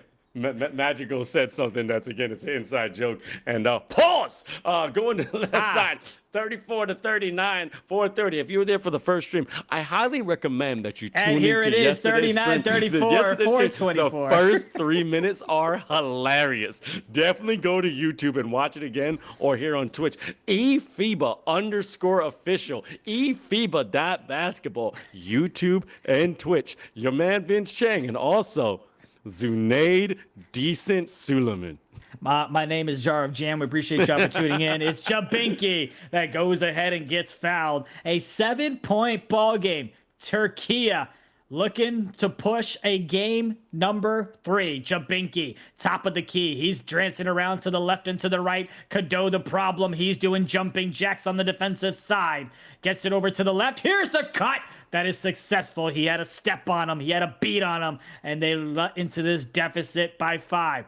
Türkiye now goes ahead and has the rock with Aaron, who gets it to Janboy. He's hit a couple of big shots in this one. Moves on over to the right side. Swerves to the paint. And he finishes at the rim with 4 defenders in sight. Great play from Türkiye. That is a confidence booster right there. Just going right there with all fearlessness. Jabinki trying to get across it with the ankle breaker, but then a reach in with the foul. Cater the problem. Trying to find a little bit of space, but again, you got to be careful you don't be fouled out. With this inbound, Craig, find a little bit. Again, that pen is crazy. Going that left side and going inside as well. As you can see, getting that transition foul, and now they're going to go to the line. Let's see if they're going to knock him down. I need something else to fidget with. I promise I put away all 5 of my pens next to my retainer. Here comes Kado the problem with the inbound to Aaron. 3 minutes left in the third. Plenty of time for Germany to crawl their way back up from this 8-point deficit. Can they get a stop right here to start igniting things? No, sir. You had 4 defenders, but they were all out of place as the cut from the right side is good. Janboy, 21 points. He's putting on a clinic on the offensive side, and it's Germany now looking to make this a single-digit ball game as they trail by 10. Will they unleash their ultimate ability like a boss from Elden Ring? That is up for Türkiye, but I see Germany coming with a great response, being the adventurer, taking down the dragon. But there's a lot to the rim, and then Aaron all the way, bringing a Bazar slam from Türkiye, making it 48-39. That is the team. This is a squad we know to be defending champions, and it's crazy how Tanzu and that Avatar look exactly alike. Love it. Sometimes people like to, put fictional characters as someone they like to be, their spirit, if you will. Some people just like to naturally be themselves. The 2 guard from the right side. Don't know how to properly say the name, but you best believe I'm not trying it. Goes ahead and gets the rebound. It's Janboy with the rebound. It's Janboy with the assist. 11-point lead for Türkiye. They're looking to run away with this one. What can Jabinki do to get Germany back in this ball game? You ask the question, he answers it with a statement. The big 3 to get it right back down to 8 points. Never gonna give you up, never gonna let you down. I see Jabinki stepping up, but so is Tanzu. That's something I can't do that. Going to the left side, 53-43, having a good time. Then they go to Jabinki, going up, pump fake, all the way. Green bean again. Jabinki is stepping up. I love it. We've seen 3 back-to-back-to-back threes. Jabinki, then the corner shot from Türkiye for the big 3. I believe it was Tanzu. And then you get another 3 from Türkiye. It's been a seesaw battle. My phone has fallen, but the chances of Germany to win this game have not. Love battle, dead 80. He loses the ball, but he regains his possession. It's Janboy. He's got badge. Rim runs it. Nothing there. Cuts right back out. Got to get outside the paint before 3 in the key is called. You want a 3 in the key. You get a 3 from the left side. It's Türkiye with another big 3. 4 straight threes coming in from both of these nations. Who's going to be able to get a stop to close out the third as we're less than a minute away from the fourth? Kado the problem. Hey, bro, take the shot. What are we doing? Takes it. Hesitation. Late release on that contested one as Jabinki gets a chance to do it again. I'm surprised he hesitated to shoot that one on the right side. He was trying to strategize like Luke from Code Geass, taking a second, but sometimes some hesitations will be the reason why you're gonna fall behind. Jabinki, though, does it again. Same spot, couldn't hit the spot, and a great rebound by the Germans. Offensive rebound indeed, keeping this game as close as they can. We still got a whole nother quarter. 31 seconds left in the third, knocking it down, making it a 9-point matchup. Round the right side, as you see, Aaron being one of the best point guards in the land. Jamboy has got deep bomber. You know they're going to double team this man. You cannot give him an inch. One of the top shooters indeed. Love battle dead, trying to arise. Phoenix down situation. He's just going to keep his team all the way up as he can. Great offensive board, and I called it. That's called the Anonymous Atonement, but great defense from Germany. Let's see if they can get something out of here. Jabinki wants to do it himself. Little shuttle pass to Jay Tuffalo. Duff, Sem, hand in the face, and was there a foul? No, it's too late, and we're going to the fourth. This is where Germany needs to go in and step up, because I'm not going to lie to you. If they drop this game, game number 3, I don't think is going to be in their favor. Jabinki looking to get his nation back in this one. That shot doesn't go. Jay Tuffalo with a tough rebound that leads to the midi from the left elbow to cut into this deficit. They're working together like the Z Fighters did in the tournament against Cell. Now, this is what I want to see from Türkiye now, stepping up and not caring. They're ringing that bell. They're trying to make sure they have a chance to go to a game 3 with another spot at Qatar. Can Germany come back in the fourth? Vote in the chat. 3-point foul. Free throws coming up. I thought you were going to finish it. Goes ahead and gets blessed with the foul. Knocks down the first and the second. Jabinki, 30-plus points in game number 1. 27 points here in game number 2. But forget all that. Can they get the dub? 4:14 left in the fourth. It's Janboy working out from the left side. Nobody there to step up. And look at him yelling at the camera, letting you know he is Himothy. That's amazing. Shooting like Steph Curry indeed. Going on the right side, Jabinki trying to find some little bit of space. Great defense from the big fella. Kato, the problem being scrappy with it. Hesitating and stopping Jabinki on the shot. Hand in the passing lane. Almost a steal, but it's the point guard that gets the recovery. Kato, the problem. Stopping and giving up to Jamboy. You know you want him to shoot. 3:35 left in the fourth. Give and go all the way to the hole. And it's Türkiye up by 64. They continue to dominate. At this point, it's going to be Germany that's going to be facing a game 3 against Türkiye. Something that we all would truly love to see, to make sure the best nations are the one representing Europe in Qatar. Over to the left side, steps to the left, knocks down that shot. What a chess piece of a move. But how many of those do they have in their basket? They need to go ahead and parlay them with some stops here, though. It's Aaron. Brings it up from the right side, gets it over to the left to Janboy. You know he's been killing it because he's got that deep bomber badge.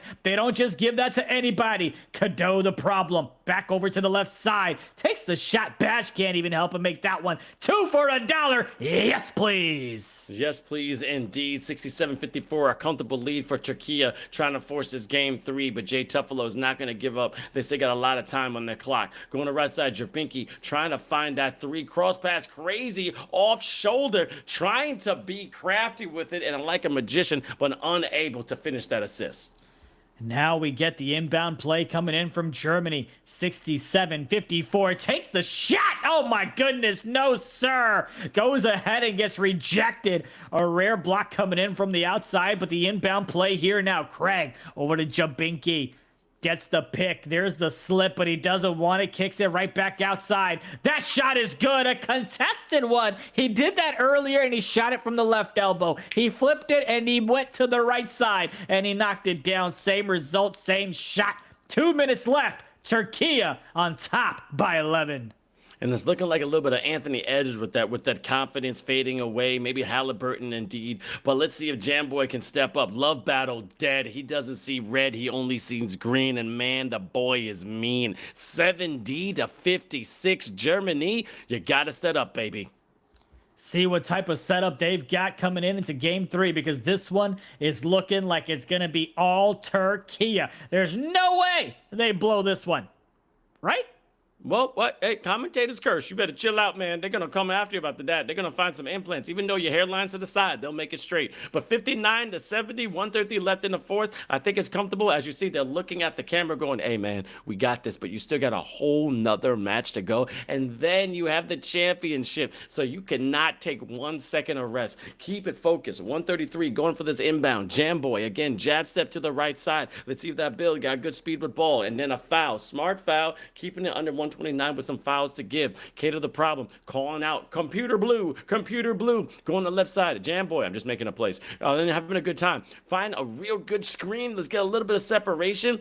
Trying to get $1 million move. $10 shot, but 3-second violation. They sold it. Oh my goodness. They try to milk the clock as much as possible, and nonetheless, it's a turnover. I promise you, the curse is not going to come from me if it's Germany that wins this one here. Can Germany come back in the fourth?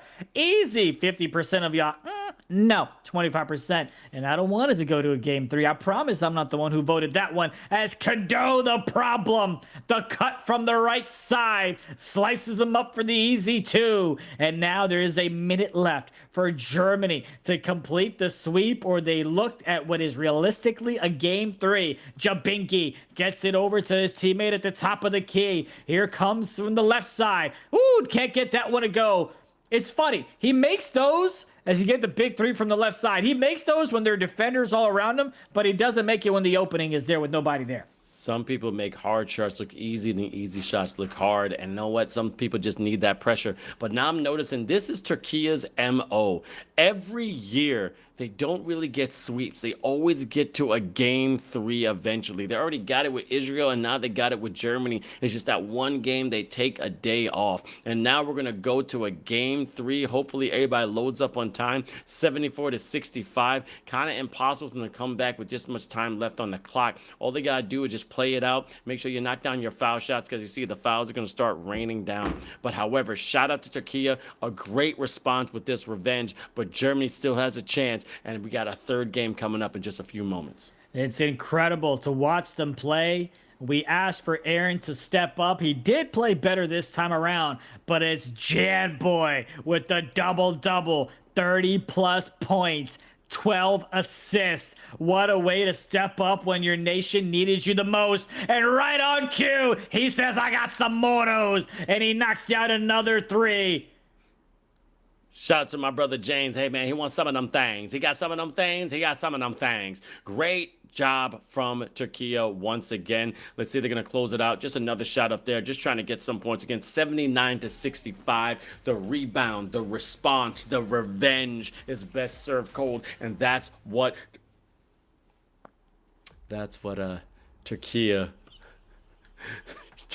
Turkey wants. And we got the third game. Hey, pending. bruh, try to unplug and plug it back in like you need them plugins from Turkey or from the hairlines. Tell them to help you out when they come to Qatar. Maybe. Who knows? We'll figure it out. But for now, Janboy. Again, that was a good one, though. I appreciate a high-five production. That was great. But here we go. That wasn't you. That wasn't you. That's I didn't say it was. I didn't say it was me. Production, I thought we were friends. But we are tied 1-1. Turkey versus Germany, and they're coming back again like the hair plants if I go to that country. But they played out India.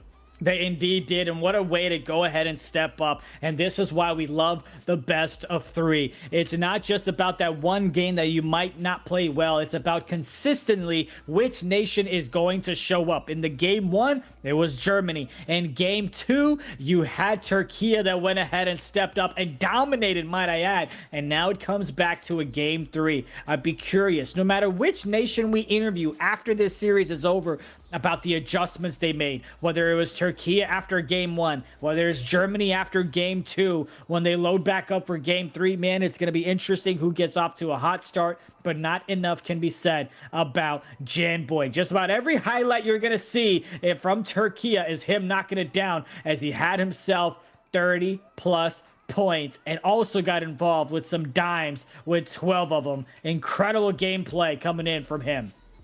It's incredible, but that's who needs to step up for Turkey. But the Germans have a lot of tools that they have not really released yet. I'm pretty sure they have another level of competition. I see people in the chat. Who you think is going to win game 3. Let me see the flags. And, you know, just respectable. If you're from another country, put your flag and then the country you think you're going to win. So if you're from Brazil, put Brazil, then Türkiye, or Brazil, then Germany. As you look at this box score, look at that second quarter, keeping them to 9 points, which is the same box score that was from the fourth quarter of the previous game, 19-9. Those are the magic numbers. You play the lotto. If you win, I want 5%. But Jamboy, that double-double, 36 and 13, 13 for 16, that is crazy from the stat line. And also a double-double from Love Battle Dead. But Jabinki, 33 points, 10 for 24, 10 from 21 from 3. Tough. Got to be a little bit tougher down low, but 9-5-3 ain't nothing to sneeze at. This is some strong teams all around. Indeed, it absolutely is, and we always talk about the extra possession, so why stop now? 14 rebounds for Love Battle compared to the 7 that Germany had. Now, of course, that also has to do with more missed shots that Germany's going to have, but that absolutely has to do with the offensive rebounds that Love Battle Dead 80 himself had. Congratulations to him on the dub, and also the double-double. We talked about Janboy stepping up. Aaron played much better this time around as well, and the biggest thing is that Love Battle wasn't the individual who made the most threes on Türkiye. It was Janboy, went 7 for 9, and of course, Jabinki did everything he possibly could, but he took 24 shots to get 33 points. He's got to rely on his teammates to knock him down a little bit more. 6 for 11 from his 2 guard. They've got to be able to step up in the clutch of some moments. He had quite a few middies, no question, but can he go ahead and step up and knock down a few more threes as he went 2 for 5, shooting 10% from the field there from the 3-point line. But nonetheless, great job by Türkiye for stepping up in game number 2. Yup, I'm telling you, amazing, amazing, amazing. Shout out to people that are supporting. Someone just asked, how can I watch it in Turkish? Go to Alperbicen page. That's Alperbicen. They're doing it in Turkish. And also, you can go anywhere when it comes to YouTube. And then it might also have Germans. Some of the German players are be streaming it on their respectable streams as well. Again, all these countries have the players. And again, if you look at the players, look at the gamer tag, they mostly have their own Twitch channel or someone that is streaming within that respectable language. Here, it's going to be English. I'm sorry, I don't know many other languages. I know Adi Bakalim and also Los and Afgets, just a couple of languages, a couple of words, but it's all about community. It's all about rising. But again, now we got to the best of 3. This is the 3rd game. This is my favorite game because now everything's on the line. This is truly a win or go home. This is or go to Qatar or stay in your basement. This is everything on the line. Either put up, shut up, but I know they're going to show out, India. You know, typically you have about 60 to 65 possessions in a total ball game. Each possession is going to matter that much more as they look to go to Qatar. Let us know in the chat who you believe is going to win. And I understand they're working on the Twitch polls, but go ahead and let us know by spamming the flags. Let us know which nation you believe is going to win so that we know you're not a bandwagoner for when it's all said and done. But now we have game number 3. Just a few moments away. 20 minutes of virtual hard court basketball coming up here. It's going to be incredible to see. Could have gone many different ways with that one, but we're going to focus on game number 3. Who do you think is going to win? Well, let me put it this way. You know what? Forget what I said. Hairline pending. Game 3 no longer pending. Here it is.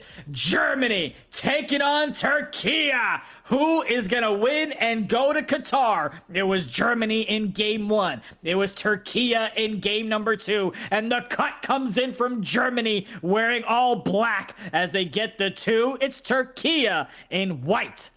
And the Germans come with the power right down to the rim. And again, I'm going to sideline you like your hairline as well. Aaron, going right there to Jamboy, having a little bit of fun. Now he's going to play with your food. Again, this is eFIBA Season 4. And all the way down the rim, that is Turkish Airlines taking off, making it 2-2. But again, eFIBA Season 4, this is going to be the last match of the semifinals. And then we're going to go on an ankle breaker from Kato. The problem, his ankle is back where he came from, back in Istanbul.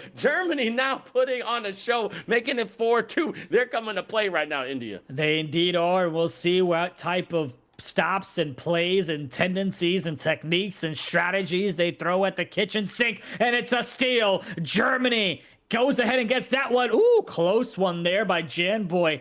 Could have easily been debated for a clear path, but he was a step in front of the offensive player. Here's Jay Tuffalo. Goes ahead and gets the easy slip. The defender from the right corner gets there a little too late as it's Germany with a quick 6-2 lead. Türkiye, you don't want to get into a deficit of a game 3 and make it even tougher for yourself to win it. It's Aaron going from the right side, working out, gets met with the defender a couple of times who say hello. Jan Boy had a big game in game number 2. Can he repeat in game number 3? He's having a tough time finding an opening as well. Gets it over to the corner. Cadeau, the problem, goes ahead and misses that one, but one more time it's the offensive board and the putback twice now from Love Battle. I'm telling you, the man's putting in work.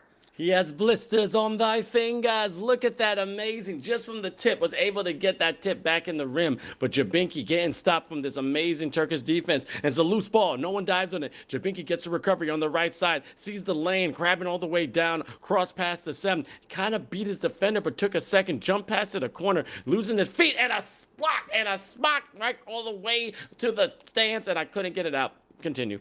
All right, here we go. I thought you were going to do the thing. I had my hands ready, but that's quite all right. We'll get them next time. Yep. A shot clock violation as they couldn't get it off in time. 6-4. Players miss shots. We miss our punchlines. It happens. We're human beings. As Jan Boy goes from the right, goes ahead and slams it home. That's what I would tell people when I used to referee. I was like, listen, you're going to miss some shots. I'm going to miss some calls. It'll be fine. You'll be all right. Yep, you're right. We're all human. Mo General, thank you so much for joining us in this chat. Make sure you press that like button. But as you see, Germany tied up, but the series also tied up 1-1. The winner gets a ticket to Qatar. Shout out to the federations that participated and supported. Give and go, tough a low, going down low, making it 8-6. Great move with the pick and roll. And in case you're wondering when we're going to be in Qatar, well, hit the follow button on Twitch so you can find out exactly when we go live next as Aaron steps foot inside, gets the 2, ties it up at 8 apiece. 2 minutes left to go in the first quarter. Germany bringing it up the court is Jabinki. What type of silent assassin is he going to be? Gets it over to the left side. Moving from the left to the middle. 2 defenders there to block him. No one guarding that fella. But who needs to when he misses? Rebound secured there by Jay Tuffalo as he gets fouled after the offensive board.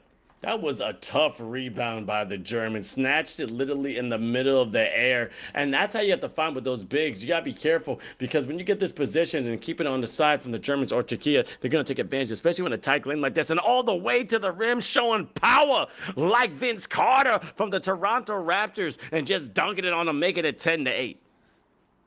2-point lead here for Germany as Türkiye has the rock and a chance to tie it up or take the lead, and they get denied. Vince? What did the 5 fingers say to the small? Ow! That hurt. Actually, that hurt me.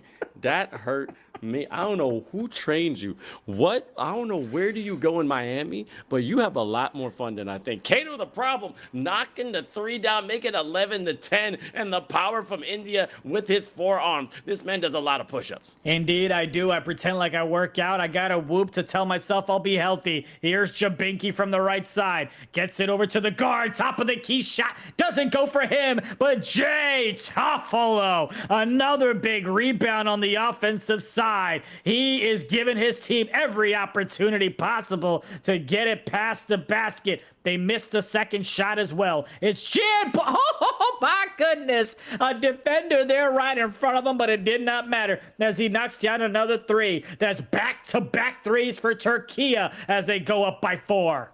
Jabinki trying a little bit of separation, a little cut to the rim, but then was it taking himself. Just took a second, a little bit of brain lapse. But here, Jay Tuffalo being tough behind the arc, hitting his mark and giving a spark for Germany. Just trailing by 1 with 8 seconds left in the first. Going down the right side, Aaron can get one more shot. Give it to Love Battle, dead, and another green bean, no white. And now this game is tight. Jabinki one more time to Sem. Craig, nope. Can't knock it down, but a 3-point lead for Türkiye, and they're that much closer punching the ticket to Qatar. They've got the lead. They've got the rock, and how can they respond back here on the defensive side is Germany. We'll see what they come up with here. 3-point lead. Cadeau the problem. Gets the inbound over to all the way to the right side to Jan Boy. Now he's got the slip and the pop there by Love Battle dead. He kicks it right back outside. Faked us out, faked everybody out, but what can they do with it now? 5 seconds to work with. Dots it to the left. Cadeau, the problem, has a grenade, gets it to Jan Boy. Everybody was getting ready to crash the boards, and somehow Türkiye walks away with a basket there. Jabinki walks his way to the left side now, has the slip. He goes ahead and loses the ball. Cadeau, the problem. Cadeau, the thief. Türkiye up by 7. I'm loving this. I'm loving the heart. I'm loving the spark as well. But as you see, look on the left side. Germans are talking to each other, a little bit disappointed, but you got a lot more game to play. Who takes a ticket to Qatar? Türkiye 50%, 30% for Germany. France, of course, because they already got it. That's a smart choice. I see what production did there. Very smart. But Jay Tuffalo all the way to the rim like Shaquille O'Neal from Orlando, giving that power a Shaq attack, making it 20-15. 5-point lead. Jan Boy with the rock now gets it down low. The jump pass and the nice little scoop as he adjusted above in the air. Gets the basket there, 22-15. Somebody find Nemo. Somebody find Waldo. Somebody find Jabinki. As he hasn't made a single basket, he's got no points, and we're in the second quarter already. Almost gets that one ripped away. It's Tanzu that gets called for the foul. He did go ahead and foul out. I believe it was in that game number 1. Jay Tuffalo, couple of big rebounds, and he gets the big dish here as it's a 5-point lead for Türkiye. Great dunk right there. Amazing. But also shout out to Kato Way saying experience is the key. That may be true, but we're not done with game 3. Love Battle Dead. Look at that little slip from Kato the Problem, taking his time all the way back. Though he's going to shoot it himself, but getting it to Jam Boy. 6 seconds left in the shot clock. Going down all the way to the rim. That was a gum slammer jammer. 27-17. Here is Germany now on the offensive end. Jabinki over to the left side, getting pushed and harassed around as he brings it past half court. He's got to get in rhythm. He's got to get himself going. His nation needs him. Jabinki, when called upon, he answers. The big 3 to cut the deficit down to 4. Is that what's going to rev his engines and get him going? As it's Aaron on the moment for the offensive side, and a foul comes in. Germany got the big 3 from their point guard. And can they get a stop for him on the defensive side? Jan Boy working out from the right to the left, had the slip, so they foul. A smart one. Might have saved them 2 points. Let's see what they do off of this inbound. Gets it over to the right now. It's Jan Boy. Over to the left. Love, Battle, Dead, 80. Jan Boy with the finish. Jam Boy with the finish, and again, he is stepping up, having over a 30-point game previously. That's what you need to be on this Turkish team if you're going to get a strong team against Germany. Jabinki trying to find some space. Sem looking a little bit timid right there, but Jay Tuffalo back and forth they go like a seesaw, timing a little bit early and couldn't convert. Tried to get the steal off of the corner, but he didn't press a button. But nonetheless, they get the stop. They get the easy basket the other way. And similar to game number 2, it's Türkiye that's slowly walking away with this one. But Germany's got plenty of firepower to get themselves right back in it. That's going to be a foul. The second one on Tanzu as we're going to take it out of bounds. This next foul puts him at the line. Here comes the inbound to the right side. Jabinki resets it over to Jay Tuffalo. Jay Tuffalo will not have an easier basket than that one as he gets the jam. Jay Tuffalo just absolutely muscular, being strong, and again, Love Battle Dead with the response. These big fellas going back and forth like a bear and a gorilla in the forest. You don't know who's going to take it out. Just pure power. But Jabinki going to the right side all the way to the rim, and oh my God, makes it look EASY, easy, making it 24-30, still trailing by 6. But as you can see, Türkiye, deep bomber activated. Jam Boy trying to find some space. Love Battle Dead, getting a pump fake, understanding that everything is on the line if you're going to punch your ticket to Qatar. This is game 3 between these two amazing nations.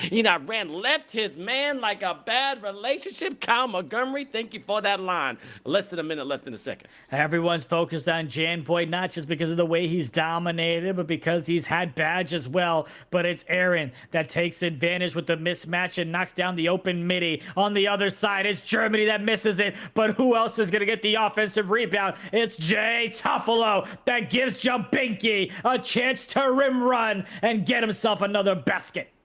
That was textbook drive. I mean, beat his man, went right to the man, and then slammed it. But then a response from Türkiye, it's incredible. Now they're going back and forth and keeping this slight lead. However, Germany is going nowhere. 20 seconds left in the second. You got to be the last one to score. Let's see who's going to get it going into the second half, because that is going to give the pace for the rest of the game with 10 minutes left. Jabinki getting a little bit of separation. Kato and also Tanzu coming outside of the arc, playing really covered, just smothering defense and amazing, suffocating them until the last moment. Amazing job from Türkiye, as you saw that amazing block right there. One more time. What did the five fingers say to the ball? Bam! That's what I'm talking about. The defense is absolutely key. Production clipped that. That was perfect. 17-24 going to second. But then now, I got to see if Germany is going to wake up. They are a lying beast right now, but Türkiye has been holding their own. We're currently at 293 individuals watching us on Twitch, and a lot more combined when you take into consideration YouTube. Let's see if we can crack 300. And of course, hit that follow button for Twitch as well, so Reynars can celebrate getting us to 7,000. Here we go. The third quarter has started. 10 minutes of virtual basketball left to decide who is going to take the second spot to represent the European region in Qatar. A nice big boy foul coming in from Tanzu. He had two in second quarter. He gets an early one here in the third. Jay Tuffalo gets it down low, and another foul, this time at the hands of Aaron. Good job, but again, going to the line, 27-36, just a 9-point deficit, now making it 8. But man, look at Türkiye, keeping very calm, but look at this comms as well, talking left and right. Aaron, one of the best point guards to do a great defense from Ali B, and now it's going to be a jump ball. It's going to be a big versus a guard. Let's see who's going to win this right now. Ali B at that power forward versus the guard. Let's see if he's going to win it. And yes, of course, Germany gets it on the right side. Jay Tuffalo being tough with it, trying to go coast to coast, and then a smart foul to stop the transition.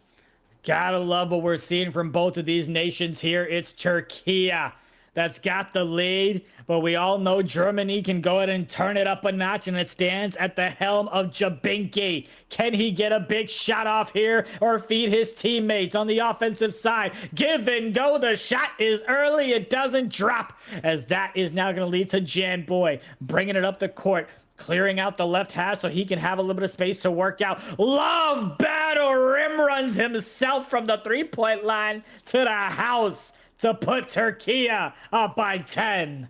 Take it to the house. What are you gonna do now? Take it to the house. And then right behind there was a mouse right behind the arc, and the mouse is now creeping around the house, making it 31-38. Germany is right there. 3 quarters already almost done with 3:24 left in the third. The right side, Jamboy, little cross with the ball, short corner. Tanzu takes his time, doesn't go for the shot, loses his dribble, almost gets a travel. Jamboy, one-on-one, a mano. Let's see who's gonna take it out. E9 Ren Baby is making it green behind the arc, now getting that 10-point lead. Germany has got to find a way to get a couple of stops if they want to find a way to crawl back into this one. Plenty of time for them, but it is ticking. Jabinki on the floor, but not before he drops some as he knocks down the big three. This man has more range than Yellowstone. He's trying to get his own. Oh my goodness. Another crazy block, or maybe lost it in the air. Very good move, but could not finish it. Jabinki going on the right side all by himself. Everyone trailing him, and people running over after a pop star. Right after they just dropped a mad good single. Now let's see if they can get golden on this right side. Aaron taking it away, going to that Jam Boy, taking it, and another smack, but a foul, but we going to the line. The lead was 10 in the third, and now it was 5, and now you've got Türkiye trying to make sure that this one is not within striking distance for Germany. But Germany got themselves in a position here because they've earned it, because they are one of the top nations in Europe. But can they be top 2? Jabinki trying to work out. He had a clutch shot, a clutch, and a big 3 the last time out. Looking to work out, relying on his team. Gets it over inside. They kick it right back out. Jay Tuffalo with the shot. Wow. You gotta see the chat saying black magic. That was a Hogwarts dual magic right there. Aim for perfection right there at the foul line. Whole much of defense, but did not care. 45-38 response for Türkiye. Now they're going back and forth. Let's see these haymakers fly. Jabinki taking a second, looking for a second to get a screen or at least a pick. And then all of a sudden there should be the slip right there. Jay Tuffler all the way to the rim, trying to find a dot in the corner. Jabinki, a one-on-one with the guard. D-Bomber has been activated for Türkiye, but this man is absolutely a carnage savage, making it 41-45, and now it's a 4-point game. Couple of big threes making me wonder how in the world did he make that one. Jabinki in the second quarter, he was 0 for 1, only shot once, didn't have a single point, and now he hasn't missed since. 7 straight buckets for Jabinki. We found him, ladies and gentlemen, and now can he find the dub as he goes ahead on the defensive side, waits for a turnover or some type of defensive stop.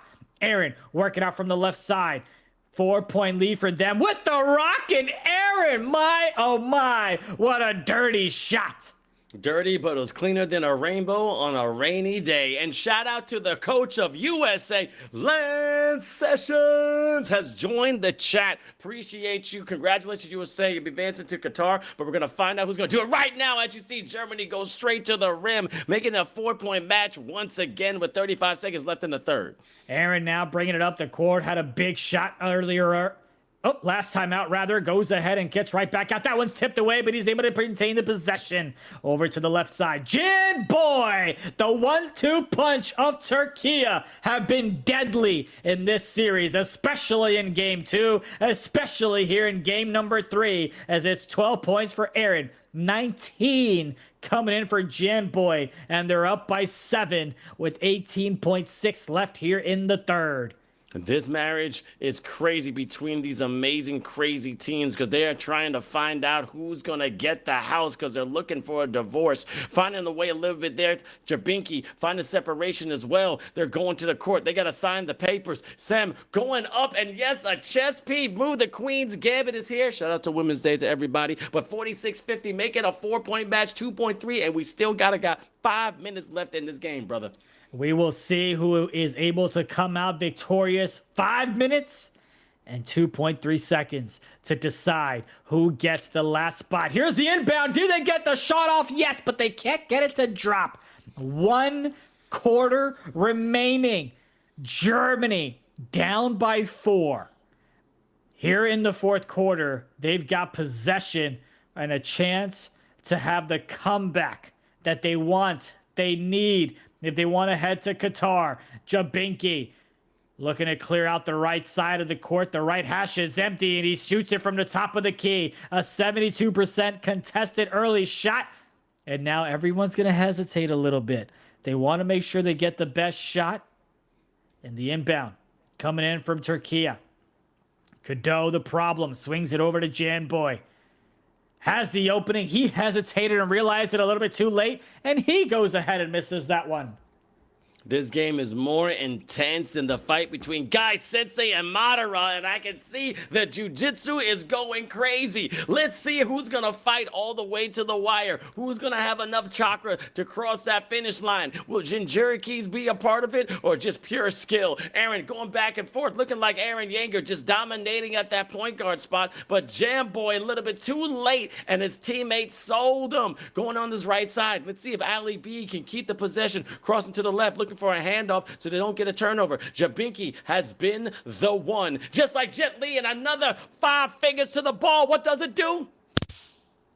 Wow, that was a bad one right there. I mean by that it hurts, but that was good right there. I appreciate you. Sam with the runner, making it another 2, making a tied game between Germany and Türkiye. Are you okay? 3 minutes and 36 seconds. I am, but one team will not be after 3 minutes and 30 seconds. It's Jan Boy. Over from the right side to the left. It's Love Battle Dead. Ooh, what a nice dish and dive in the cut to put him up by 2.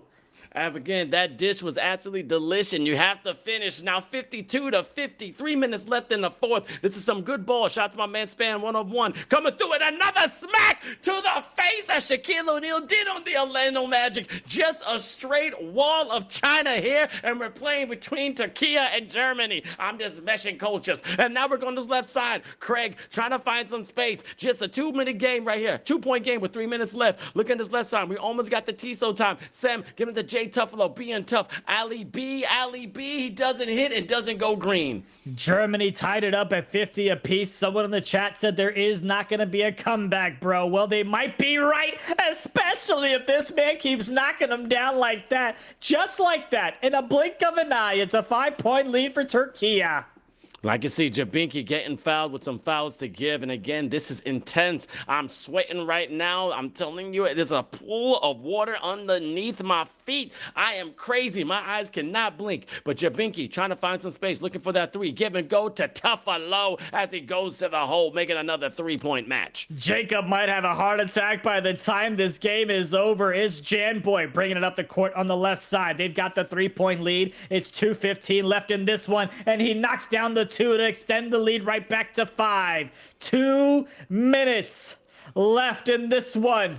Jabinki brings it up from the right side. He started off slow, and he's doing the tightrope and almost went back court as he steps to the right, steps to the left, tries to find the opening, gets the 2, but he can't get it to drop as it's Turkey with the rebound. This is the Tiso clutch time. Again, innovators by tradition, and the mission is from great competition. Who got that T-touch? Who's going to be in clutch time? TR Tanzu signs up, and you see it's that time, baby. Turkey is now up by 8. He activated his shower gun and saw exactly what was in front of him and knocking down that 3 just in time. 1:36 left in the fourth. Will Turkey again be a repeat of champions of EU, or will Germany find the way to have some revenge? We're going to find out in just a few moments.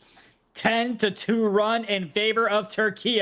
Great rotation. Oh my goodness, the defense is tighter than a pickle jar. Took that one from Vincent. It's stuck in my brain as Janboy, who got the dish from the right corner. Turkey on a 12-2 run as they are a minute 14 away from winning back-to-back championships to represent Europe in Qatar. And they get themselves a steal, baby. Highly impressed. My man actually got 6, and that's exactly how many times he's going to do it. He kept that math. He knows math. I like it. Jamboy taking a second now. Less than a couple of seconds. Love battle dead, putting everybody to bed. Rockabye baby on the treetop. This man loves rocking at that spot. Jabinki trying to find some life. Resuscitation. Let's see if they're going to get to the hospital. And again, that is a king's move. Knocking down the 3 just in time, making a 9-point game. Here we go. Can we pull off a miracle on the virtual hardwood floor? It's the shot from the left side, and he's not going to take because he knows better, because he's the veteran. It's Aaron. Loses the ball, but they get the possession right back. Wow. 14-5 run for Turkey after they went ahead and gave up the lead. And I believe it was, who was it? E-Smoke in the chat that said, ain't gonna be no comeback, bro. I'm pretty sure that's how he sounds. And he was right. As now we're just playing for formality. Goes ahead and punches it home. 11-point lead for Turkey. Look right there. You got Turkey saying we are the defending champions, showing the trophy. I love it. And the one thing about pressure, either 2 things happen. Either pipes will burst or they will make diamonds. And that's exactly what's happened now. The pipes have been bursting for Germany and the diamonds are still shining bright for Turkey. They're ready to go. As you see, the cameras are going everywhere. 13 seconds and it can say it's done. It's sold. Germany had a chance, and shout out to y'all, Afghets and Lots, and I give congratulations. But it's Turkey that's gonna meet France once again, going to the big dance as they punch their ticket to Qatar and find out who's truly the best in EU in just a couple of moments. This has been amazing. Even Tanju graded out. Katie the problem, just putting a stamp on it. 1.2, 3, 4, 5, 6, and that's it, baby. 6 times they're able to go to the championship, and let's see if they can do it again. Congratulations to Turkey, but congratulations also to this team up here, Germany. Germany, a tremendous job. They pull off the upset against Great Britain by winning in game number 3. They punch the ticket to the semifinals. They go ahead and win game 1. They make it close in game number 3. It was 50-50, but then Türkiye just turned it up a notch like Fast and Furious to just continue to pile it on. They got the defensive stops. They got the big threes. In the clutchest of moments, their players stepped up. And this is why people say Türkiye is one of the best teams in the EU, because when you play them in a series, when it figures out who's there, it's them on top. And man, what a performance by Jan Boy. Just tremendously consistent all around. And of course, Aaron had a couple of big shots when it mattered most. This wasn't an easy game at all, but Türkiye trying to defend their title like Tanjiro does Nezuko. And I love it because they showed so much life and so much strife. But here's the thing, Germany did not let them go easy. I'm going to keep saying that because people are saying that it was not an easy game. Don't forget, we had to go to a best of 3. This wasn't a gentleman's sweep at all. Germany has the talent and the passion, but they weren't here today in the last couple of minutes because Türkiye came to play. As someone said in the chat, experience is key, and that's what they showed. These amazing blocks right there. Tanzu, I wish was in real life. I know was flexing. The veins were popping out from his elbows. He was focused, and that dot to the corner doing the 6-7 in NBA 2K. Are you kidding me, baby? All of them they're doing is just showing a great gameplay. But look at this box score: 13-16, 13-18. 20-16, 11-16, always that final quarter. But man, these are some great stats from these amazing players. It's incredible to see them play once again. Congratulations to Germany. Jabinki with the slow start, got his first basket in the second, then he turned it up a notch and went at least 7 straight shots without missing, but it was just too little too late. As soon as they got to 50, you thought there was a chance they'd pull off the upset with the come from behind, but they could not get the job done. Consistently great was Türkiye in this tournament, and a well-deserved victory. Janboy 26-10, and you sprinkle on a couple of assists coming in from Tanzu as well. The big blocks that he had, the big steals from Kado the problem, and of course you had Love Battle. 23 points? This man didn't miss a shot, and he sprinkled on a 3 as well. Incredible, incredible gameplay. Great adjustments coming in from Türkiye as they go ahead and win game 2 and 3, and now we get to represent Europe in Qatar. If there's anyone for Türkiye in the chat, Hadi Bakalim, let me see the flags in the chat. Alper Bichin, I see you. Let me see the love. Let me see the Turkish love. I'm going to see all the red and the white. That was absolutely amazing. Way to come back from the defending champs. I mean, you can't even script a better game throughout this entire eFIBA Season 4. And finally, we had the Final Four. And now it's only down to 2. And as Highliner would say, they could only be 1. And we're going to find that in a couple of moments. But man, what a matchup between some juggernauts of the EU. We're starting to find out there's talent so spread out amongst that beautiful continent. I mean, we still can talk about Croatia been great. Sweden been fantastic. Finland, Greece, oh my God. Spain did their thing. Portugal is still kind of defending champs as well. But to see Germany get all the way here, it's absolutely beautiful because it shows that NBA 2K is spreading around this globe every single day. It's incredible to see it for sure, and congratulations to Germany. Türkiye is the one who comes out victorious, and of course now we get the matchup between Türkiye taking on France, something that we have been quite familiar with. We saw them in Sweden, and that ranking is going to matter to decide how it's going to play out in terms of seeding when we get to Qatar, because you want to make sure you get the best route to the finals. And of course, that means you got to win the region of Europe and not just represent it in Qatar. But that one is going to be incredible. That's just like a prideful game that they want to play. That is for the bragging rights that they want to win. They want to continue dominating between those two nations. Again, for Türkiye, it's the old folks. It's the folks that have the experience, that have played for quite some time. They were in Sweden. For France, a lot of new faces. A lot of new faces indeed. When you had season 1 where in Denmark, one of the most iconic shots from Jamboy took out France. Going into the next year, they go all the way to the World Finals again. And what happens? France takes them out, so Turkey could not face the USA. But then Turkey got what they asked for in season 3, going against the USA in the gold, silver medal round. But again, couldn't take them out. But now I know Turkey is really excited. I know France is really excited because now there's a possibility that one of those two squads gets a rematch against USA and says, hey, I'm the best. I know Lance, look at me. Look, I know you're watching, Lance. I know you better do some work, do some homework, because we saw there's a chink in the armor in USA. And I'm a commentator. I'm just saying as I see it. These teams are ready for y'all this year, so you better step up. It better be a deciding victory. Okay, if you want to defend your championship here in eFIBA, which I love it. Gotta give quick props to DBB_basketball with the raid of 57 viewers. We appreciate you for joining a stream. We just completed the best of 3 series between Germany and Turkey. If you're new to the channel, hit the follow button so Peter, my man from social media in the chat, can go ahead and celebrate with the milestone. But man, I'm excited. We'll get a chance to talk possibly to one of the individuals from Turkey as well. So let us know in the chat what questions you want us to ask them, whether it's about personnel, whether it's about strategy, whether it's about whatever. Keep it PG, but we would love to go ahead and get your questions answered as well.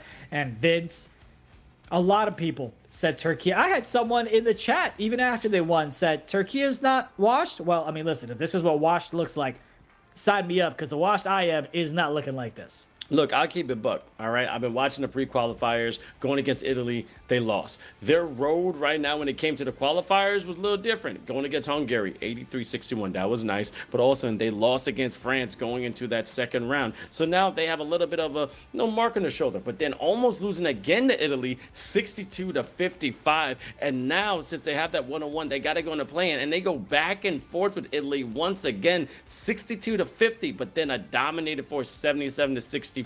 And then don't let them relive the horror and absolute amazing competition when they went against the beautiful country of Israel, because it was 67-70, 63-70, and then they came back with 70-62. But no longer talking about what they did before. Let's talk about what they're doing now, because we got to get the legend of Turkey on the horn, the one and only Alper Bichen. I know you're happy, man. Yep. Go crazy. What are your emotions right now? I'm happy because I saw you guys. I'm not happy just because we beat Germany, with all due respect. The job is not done, so we have to be focusing on France series, the finals. I'm happy that we get our ticket to Qatar, but the job is not done yet. We have to do the 6-beat successfully. How much have you been yelling? Because Vince, you can tell this man is losing his voice. Yeah, I mean, like, I was streaming the whole game. I was talking with my team, and we had around like 2,000 viewers at one point. Everybody was going crazy. So, I mean, shout out to Germany, but we managed to win that series. Now we have to focus the France series. But the games are crazy, man. The Jabinki, Kuzman, now we have to face against Zinks. How many point guards do we have to defend at this point, man? Well, you said Aaron is the best point guard in you. You stamped it, but you got to prove it by playing the best. Now, before we continue, what is with this with Turkey's MO? Every time you guys get to these championships, you always go to a game 3. What is the secret sauce that you're missing so you can get a sweep? I don't know, but like me and my brother just talked the other day. I think we love this way, like the, how do I say it, the nerves. I don't know. We don't love the easy way. I believe like they just have to go game 3, last seconds, always against France. You know, we love this kind of entertainment, and it's good for our audience as well. So I'm happy with that. As long as we win it, it's okay. No, what? That's what I think. I think you guys like the theatrics, because you do great theatrics in Turkey. You always got a camera on you, which I appreciate it. And again, thank you so much for tuning in and combining us. If you're watching there on Twitch there, come over here to eFIBA as well. Press that like button everywhere. We're spreading the love everywhere. Thank you so much for the support. But I know Z has a question for you as well. Well, I mean, we've talked about Aaron quite a bit. Tell me about Janboy, because he was stepping up every single game, especially in game 2 when Aaron struggled. He continued that consistency in game number 3. What does he mean to the nation as you represent Turkey? So I will look into the camera, I will look into your eyes, and I will tell this from bottom of my heart. There is no better shooting guard than Jamboy in this game. I'm telling you guys, like he is the best. He proved that multiple times, not only in EU. I believe he will prove in Qatar as well. But like we change our system, we change our defense, we change our offensive system. We are not running like off-ball plays like old days, but we ran some plays against Germany, and he just went crazy. But when we're talking about our guards, Eren, and Jamboy, we have to mention our center, Lau Battle Dead, which is like he's a brand new on the center role.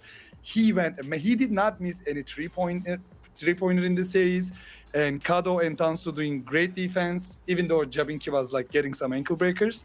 I think our whole team is motivated now. We had struggles against France whole year. Now it's the time for the biggest rematch.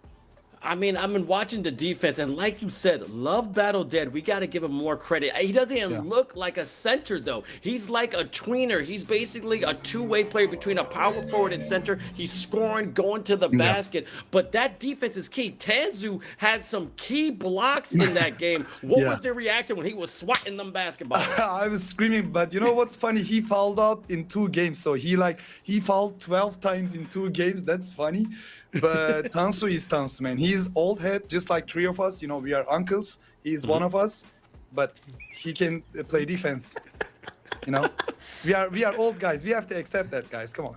I'm gonna leave that in my pending at the moment. I might have to get just for men if I show up to Qatar, but it's been great, man. Congratulations from my end, of course, on the success that you've had. We appreciate the heart attacks, the sweats of the game 1, 2, 3s, and if you guys are going to continue that success or not, it's been incredible to watch y'all play. We wish you the best of luck on my end, Vince. Yeah, man, and you guys are great. And the last thing is this. This is a rivalry that's been, cultivated from eFIBA in itself. From the first time you guys played each other, Jamboy, one of the best clutch shooters ever in eFIBA, takes out France. Goes to the next year. All of a sudden, you got a chance to play USA. And what does France do? They take it away. And now when you go to the Philippines, you got that revenge now. Now, this is the staple because you get another chance at him. What are your emotions toward playing France once again to be best in EU? I mean, it's an amazing feeling because France is a great team, not only because of a one player. Zinks is a great point guard this year. He's been on amazing run. But we have they have guys like Zyrox, Mamba, Destiny. He can shoot lights out. I respect all of them. Iclo, which is great defender. It's going to be an honor for us to go against them. And I hope we will be the one who wins it. But you know what's my wish? I hope we play against them in the Qatar finals, in the World Finals. 2 EU teams, that will be crazy.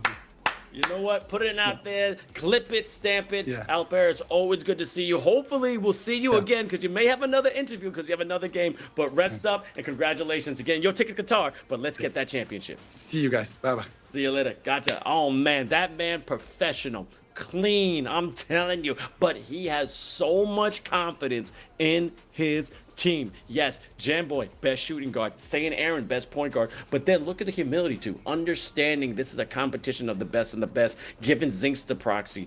Giving Zinks Zyrox also credit as well. I mean, it's going to be a matchup. I'm proposing a game 3, but I'm also thinking it's 100% definite that it won't be a sweep. It's going to be incredible. No matter which nation comes on top, they go ahead and get a chance to represent Europe in Qatar. And yeah, listen, I'm not quite sure. I think you have to give a little bit of an edge and a little bit of advantage and a favorite of France, especially because they've been consistently great, haven't dropped as many games as Turkey has. And Turkey has lost games, obviously not series because they made it this far, but they've lost games to nations that they probably shouldn't have. So got to give a bit of a slight edge to France in the finals matchup against Turkey. But that's on paper. It's all about the execution that you're going to get on the virtual hardwood floor. Indeed. Now, again, as you already know, semifinals are done. We're going to the championship. We're going to go on a brief intermission break, but do not go nowhere. Make sure you press that like button, subscribe button if you're going from different kind of streams. But appreciation due to everybody. The finals of eFIBA Season 4 are right around the corner. Turkey versus France, a rematch that we've been waiting for. We'll see you in just a moment.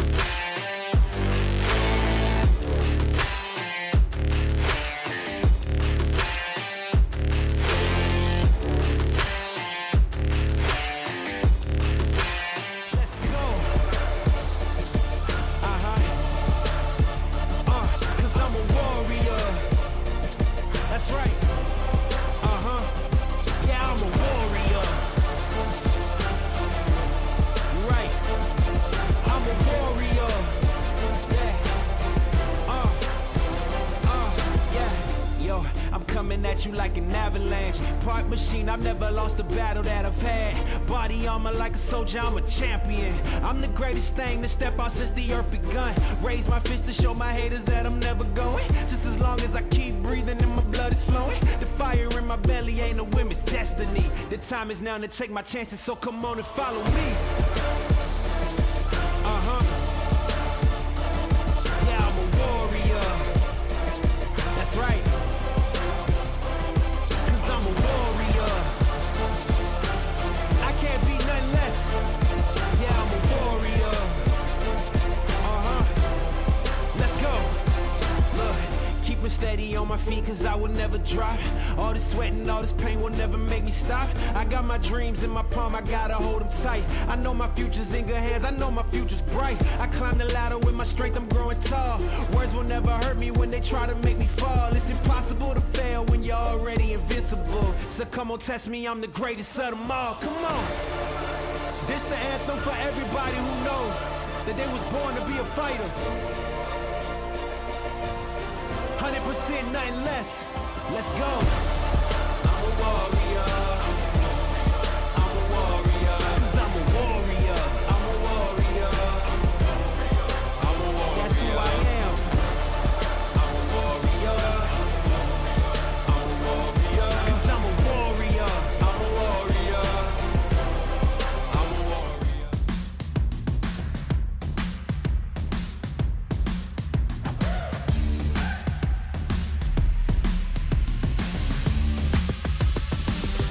We're gonna take on the world.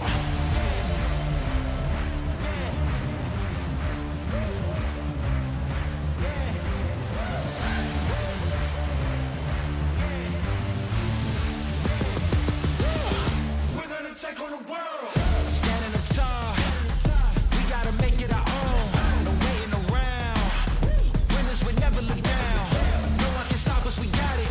The future is right in our hands. Give it 100%. We gonna take on the world.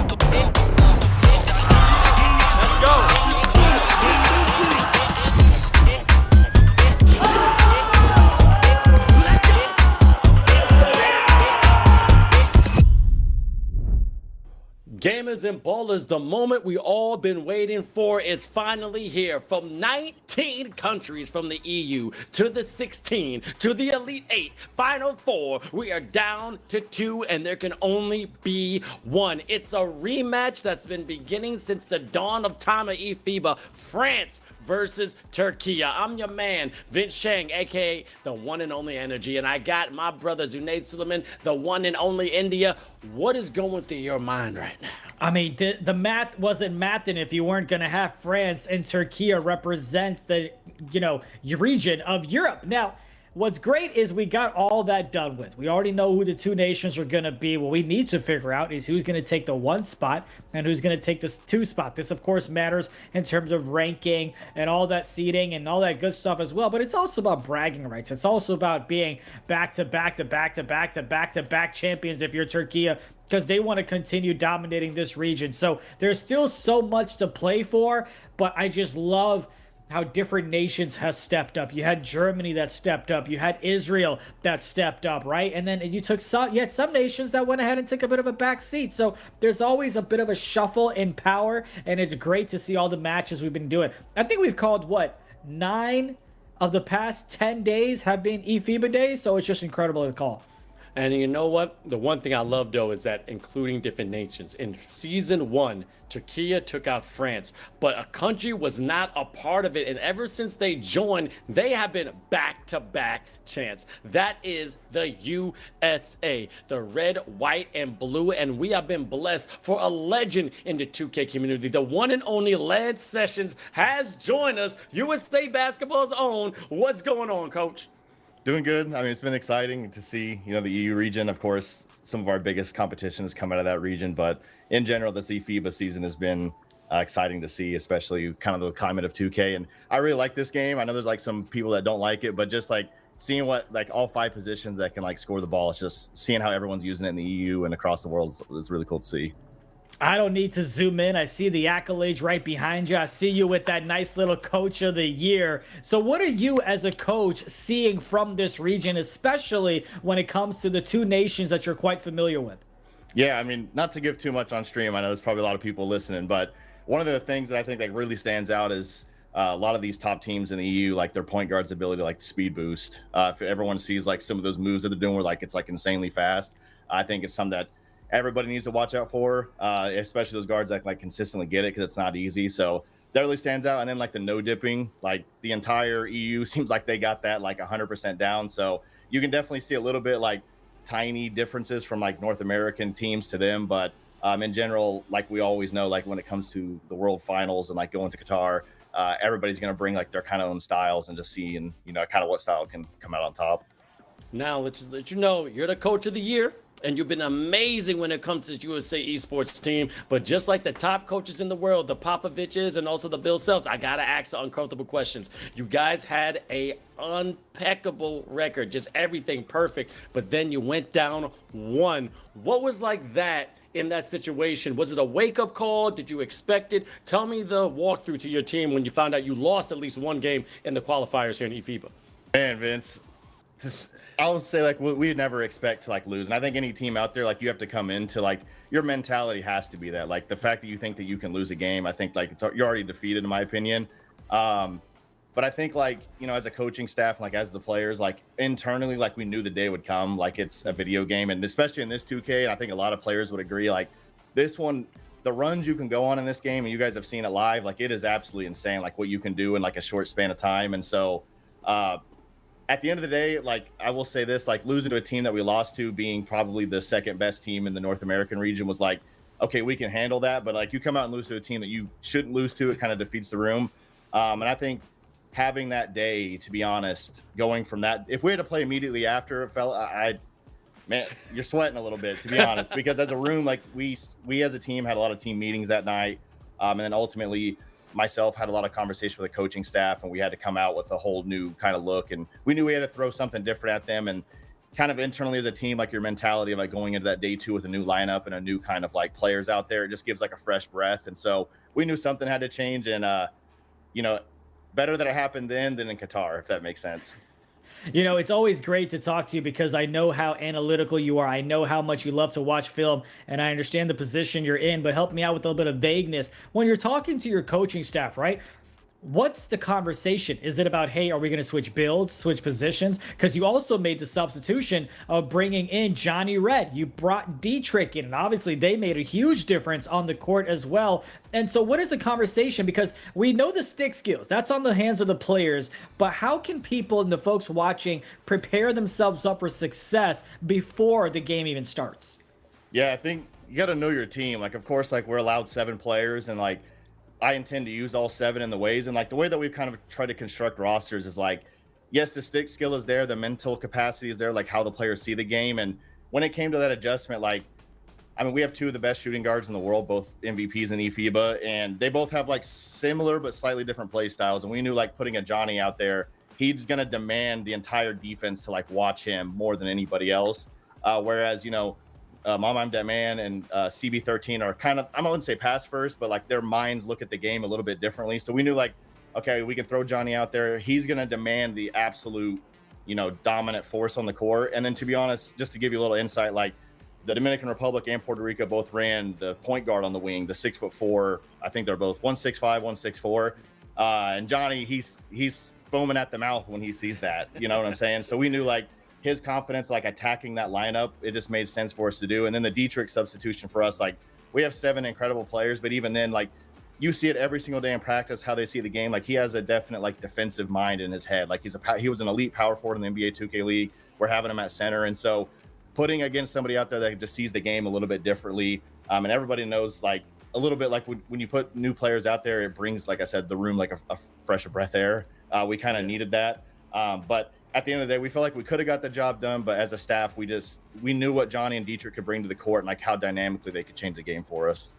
Yep, and I know Dietrich and also Johnny Red, they want competition. Now, without giving away your game plan, we now have the final match in the EU region between Türkiye and France. You've already proven yourself against both these squads. France has a different lineup than before because you faced this squad in Türkiye, but what is your personal opinion on this matchup right now? Vince, I mean, the same way that people, you know, not say pray on our downfall, but love the, you know, new story. I mean, it would be cool to see like a new champion like in any region. So like, I would say the underdog. I wouldn't call them underdogs this year because France has seemed like they've pretty much walked the EU. But it's going to be interesting to see this. And like you guys said, like these 2 countries like have pride for like what they're fighting for here. So like, although this game technically like seeding matters, but like they are going to bring it just like this is like the game to like go to Qatar. So I would say I love Turkey. I love France. I would say like I want to go with the underdog story and the history of EU. I'm gonna go with France just to, you know, give Turkey a little pressure on them, just like we have pressure on us a little bit. Well, you had the coach giving you a lot of love in the chat, talking about how he's watched your videos a bunch of times and complimented your IQ as well. Last question from me. We know the focus is going to be on the guards, right? You've got 2 great ones on both of these nations, but who else should people keep an eye on that you feel like can make an impact on this game?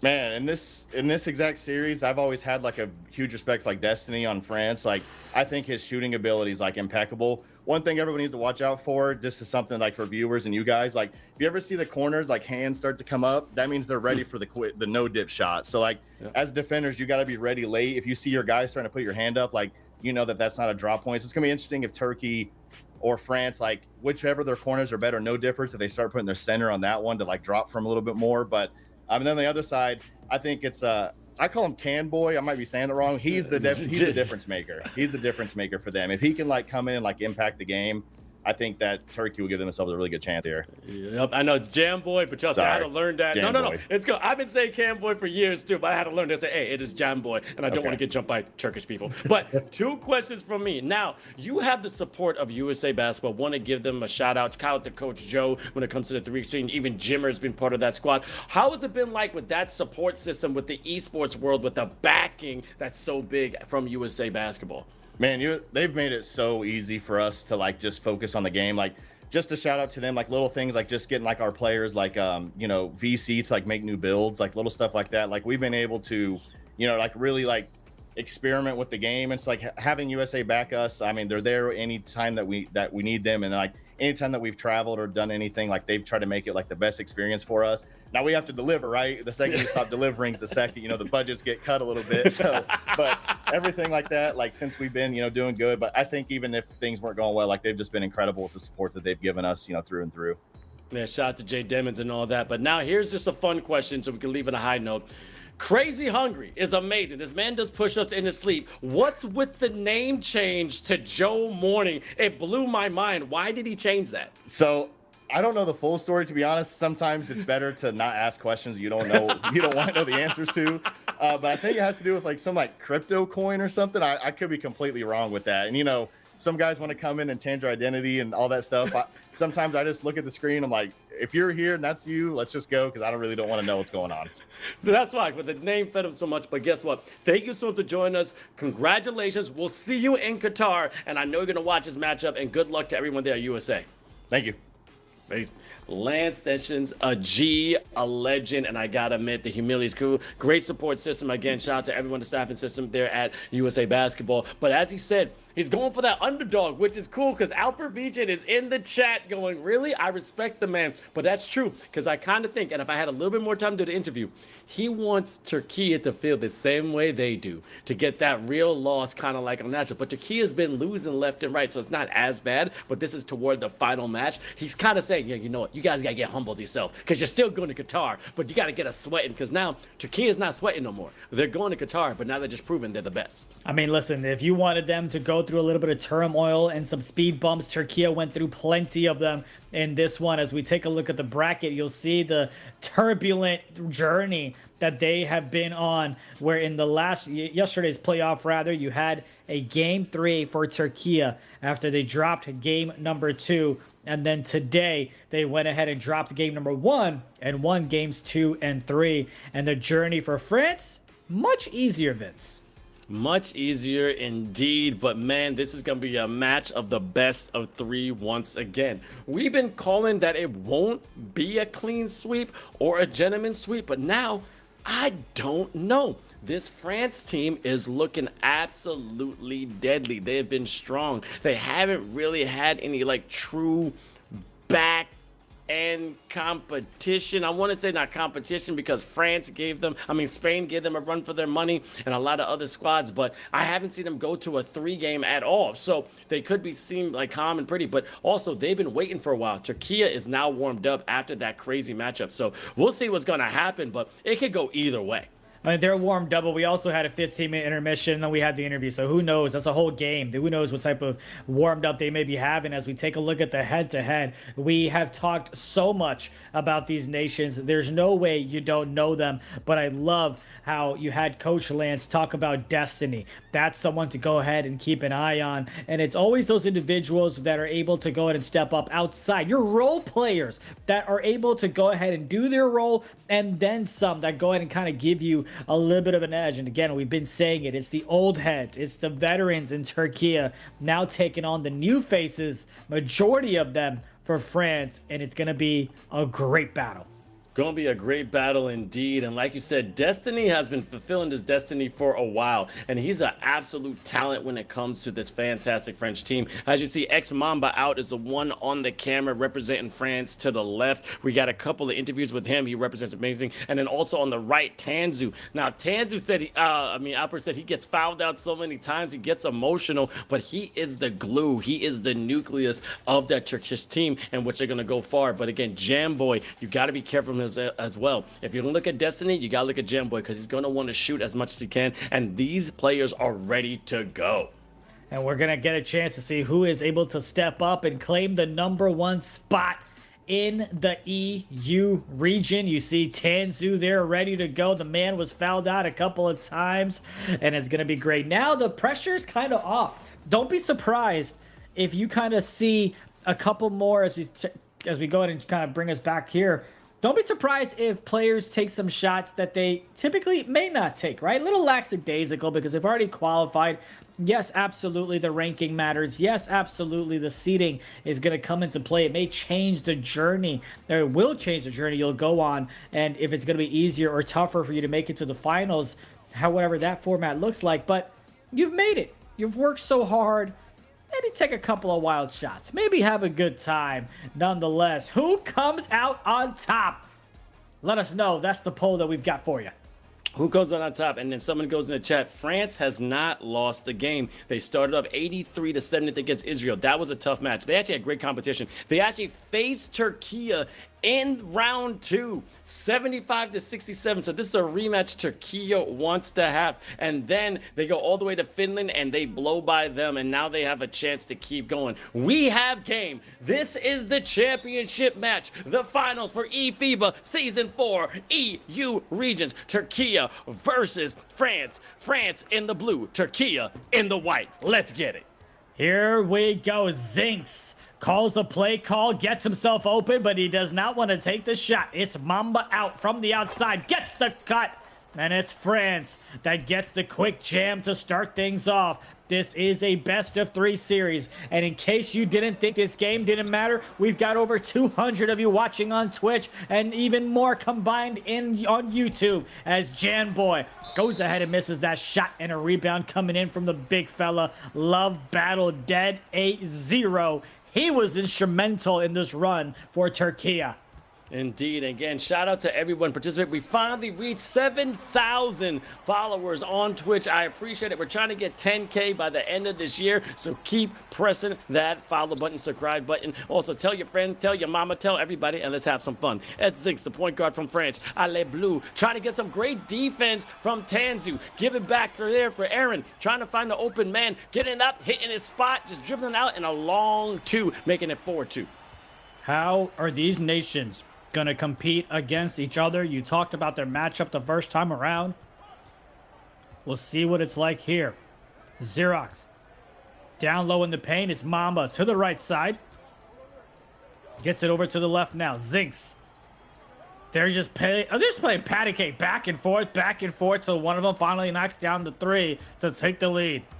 As you can see to the left, that's X-Bomba out. That's Xerox and also iClaw representing the beautiful country of France. And also Türkiye, Tanzu, the captain. Jam Boys also ready to rock out. And also the top point guard in the EU as well. That's Aaron Dermatas. They got fans everywhere. And also, let me see the flags in the chat real quick before we get underway with this great game, because we're only in the first quarter. I want to see Türkiye. I want to see France. I want to see Ale Blue. I want to see Hadi Bakalim. Let's rock it out. X-Mamba out. Gets that rebound, keeps it in the paint, giving up a little Dex right there. Around the corner it goes, and ring around the rosy and pocket full of posy. Knocked it down 8-6. And who knocks it down is Destiny.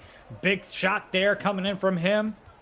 He can do it on the offensive side and the defensive side as well. As Aaron jump pass back outside, left cut, nothing there, gotta get out the paint, and he barely does, and he goes right back inside, but the rotation comes in from the right, and oh my god, the midi is good and good enough to tie it up at 8 apiece. Let's see how they're going to respond again. Again, this is going to be a matchup that I think is going to a third game. This has been a tale that's been crazy. As I said, Season 1 was insane. Season 2 even better. Season 3 was getting even greater. And as you can see ya later. These Frenchmen are now stepping up as much as they can. They're trying to rise to the top as high as the Eiffel Tower. Then Aaron trying to find a little bit of space to love battle dead. Again, Kato the problem being the solution. A nice dot to the corner and tying it once again. 11-11, a minute 38 left to go in this one. Zinks from the right to the left.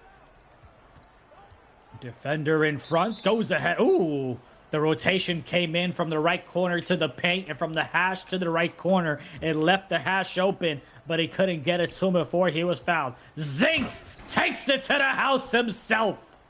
Nice move right there from the point guard. Again, Zinks, that element that's really key when it comes to the French.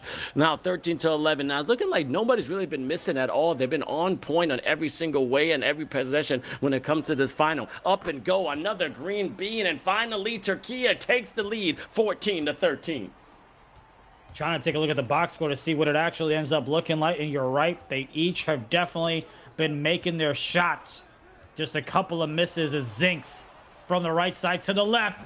Jinxed misses that one. Rebound secured by Türkiye. Tipped out of bounds as Aaron has himself 4 points. Jan Boy with 5. Here they are on the offensive side. Aaron, dribble to the left, dribble to the right. Dots it over. Great shot coming in. Clutch from the corner. Don't move a muscle. 7 for 10, 5 for 6 from the field, and it's been amazing on both of these sides. Shout out to Real Easy Money saying France motion really good. Dang, France went to 4 with the laser decks out. Crazy play in D, and they run this. It is amazing. E Smoke wants all the smoke, and make sure none of these teams choke when the lights are on. Türkiye up by 2, and they're still rolling. They're still going. Love Battle Dead, giving a little jab step to the point guard, trying to find a little bit of space, giving him some grace as well. Give and go. Love Battle Dead gets rewarded for that great play by the big fella, 19 to 15. And here is Zinks once again for France. Bit of a give and go. Xerox is the one with the grenade, and he gets it to go. Gets the basket. 2-point ball game.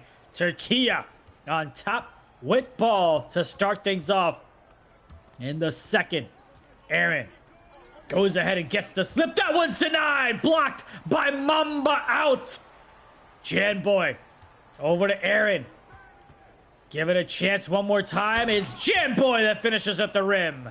Man, just flying like an eagle into the future. I'm loving this aggressive Turkish play right now. Not scared at all, just wanting that revenge to show they're the best in the EU. Slipping and dipping, Destiny goes up, and another great shot by France, only making a 1-point match. Tanzu talking to this team, but also the French being real calm on the comms. As you go with Aaron, one of the top point guards, going one-on-one with the guard for them, all the way to the rim. Look at that speed boost, as Lance Central was telling me, they have perfected it all around in the EU. They definitely take advantage of anything they can get. Xerox with 10 points. Aaron now at 6 and 7. As Zinks. Oh, great patience there. Look at the rotation coming in. Defenders in the air just jumping away. And he gets the block. Türkiye with the big block at the perimeter. They're up by 3. Can they get the points off the turnovers? No! They go ahead and turn it over themselves. They had a step on them, and they stop, and they shoot the 2. Great job on that defense. I'm telling you, they are locked in, and I hope you're locked in as well. This is eFIBA Season 4. Make sure you follow eFIBA_official and another green bean by Türkiye. Great shot right there as well, but also make sure a lot of support. Appreciate that. We're increasing our fan base, increasing our community, and we're going to get some more support. Hopefully, we get more funding so we can do more great things, and hopefully, one, you'll be able to give giveaways for everyone who's been tuning in. VC shirts, all that, and I definitely love the hats. But you see Türkiye fighting for dear life, trying to punch their ticket truly to Qatar on a high note, because they still are be able to go with their chance with the World Finals with France. Everyone has had their ticket now. We have our teams, but now it's all about pride and who's the best coming out from the Europe region. Over to the left side now. You get the nice little punch on the paint, as it's a 4-point lead for Türkiye. Aaron from the right to the left. Left side. That shot's good. Goes ahead and, missed that one, as it was rejected out of the rim. Rebound secured on that one. That's why you don't multitask and look at the chat from production, or in this case from you rather. Zinks over from the left, swings it over to the right side. That one is taken away, stolen by Cadeau the problem, and before he could get the open pass, he goes ahead and gets fouled. What did I do? I didn't give you no message. I didn't say nothing. I just said I looked at your message. Oh, my message. Oh, wow, I said that a while ago. Oh, yeah, my fault. Aaron going up, knocking it down. Oh, a nice rebound from France. All the way off balance. Xerox, and a smart foul to stop the transition. It's only a 4-point match game, as in ballers. This is insane, but this is what we planned out, and this is what we expected. Maybe for the first time, you may see a sweep from Türkiye, but it doesn't look like France is going anywhere. Only a minute 54 left in the second, and the time is just flying by. Give and go to Aaron, but then rejected at the rim, but the recovery by his teammate was beautiful. 30 to 24. I don't think I've ever seen a quicker miss dunk rebound putback than that. That was probably 2 seconds or less, as Zinks is looking to respond back for the 3 of his own. And they're exchanging 2s for 3s. And it's Türkiye that goes up by 3. Aaron from the right side calls another cut. Finishes at the rim with defenders in front of him. Great finish indeed. Again, just fearlessness everywhere. And this is the Turkish team that we know and we love and we respect. But Zinks trying to find a response. Destiny G 23. Man, this boy is mean. You calling that number, he gonna make something happen. He's making $1 out of 15 cents and going right back on the other side to play some defense. 30-32, 53, getting a violation. Backcourt violation, that's the first one I've seen so far in eFIBA Season 4. Look at the pressure from that great defense from Türkiye. Let's go.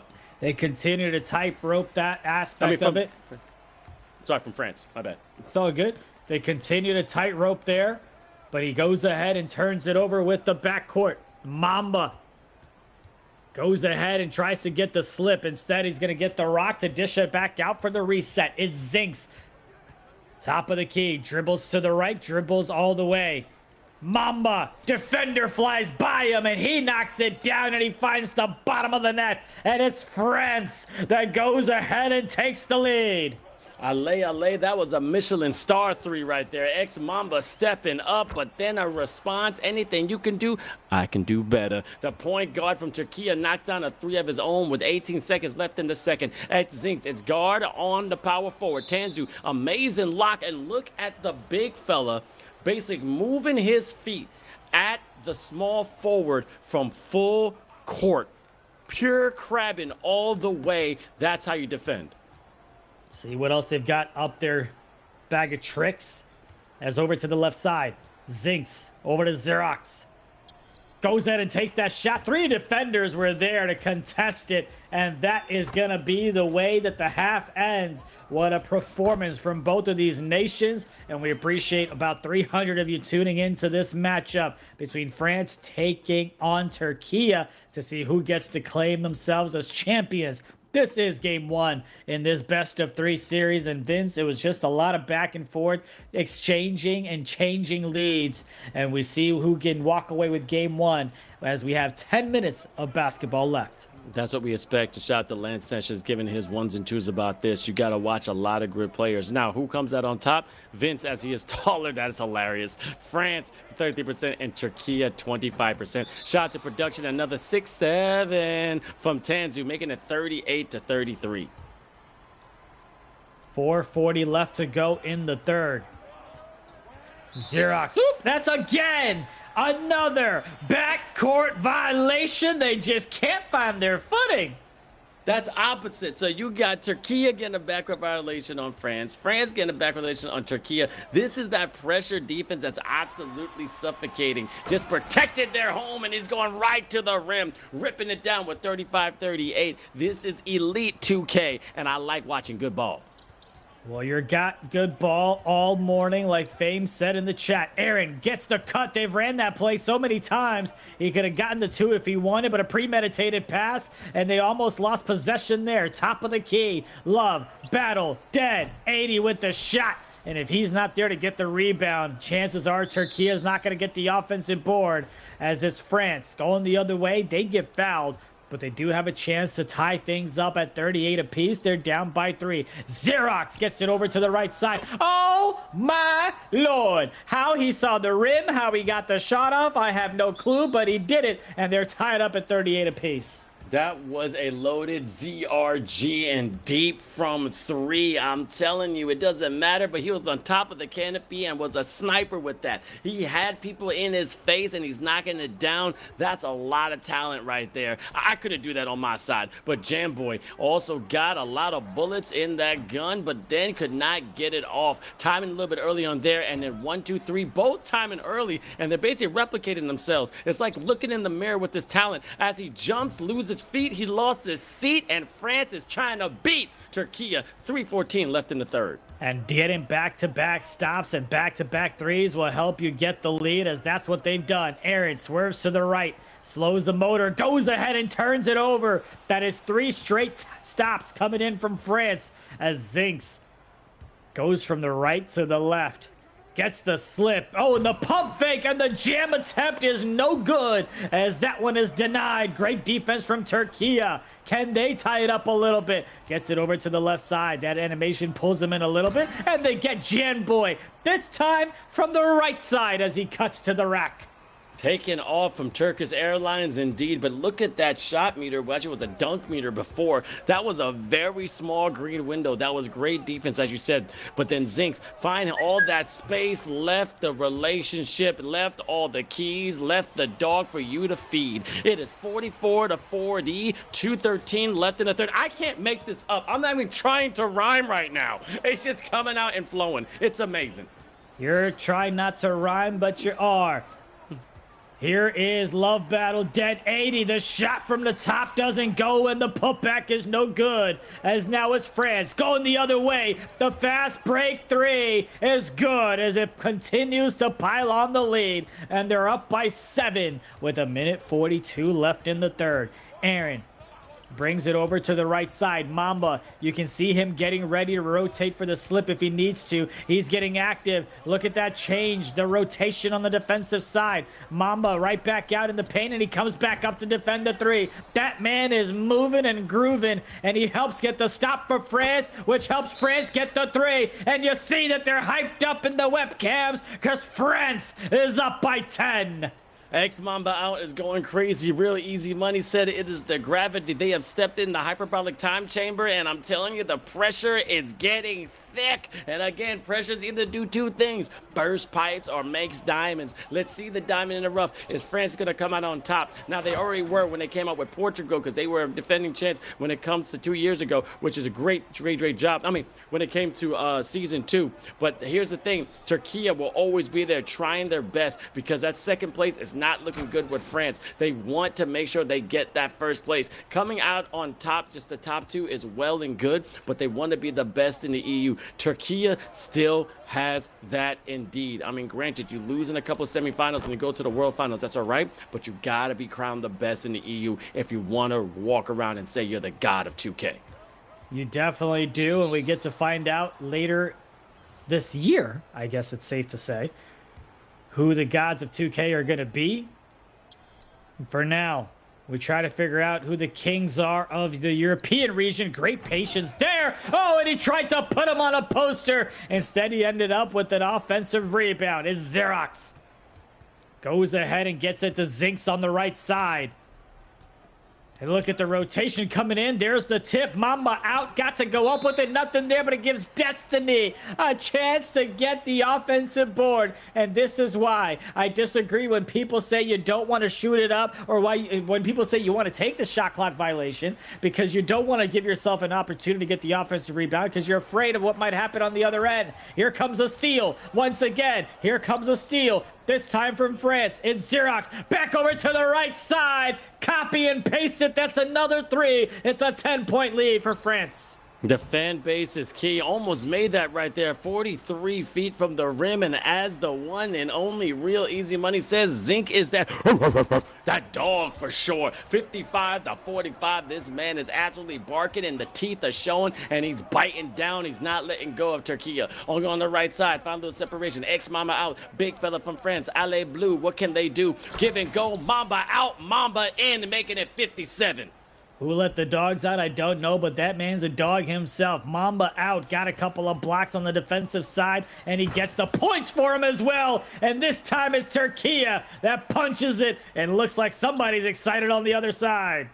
Yeah, you're hearing my bracelets again. I know. I was really excited. I was having fun. I'm like really into this. That's all right. Cool. It's all good. We're going to come back. All right, but you know I'm just going to go here, and this is why I know I'm kind of crazy, because this is another personality. All right, back to the Vince Chang. But Jam Boy going to the left side. Again, he's got a lot of speed boost. Look, a nice little cross, almost an ankle breaker. K to the problem. Short corner. What? 1 for $1 and 2 for later. That's how you step up, but still 57 to 49. They have a long road to walk, because with this deficit, Türkiye can come back, but France is going to try and best to keep it. But just like that, oh my goodness, smack, another block, but now it's a 6-point game.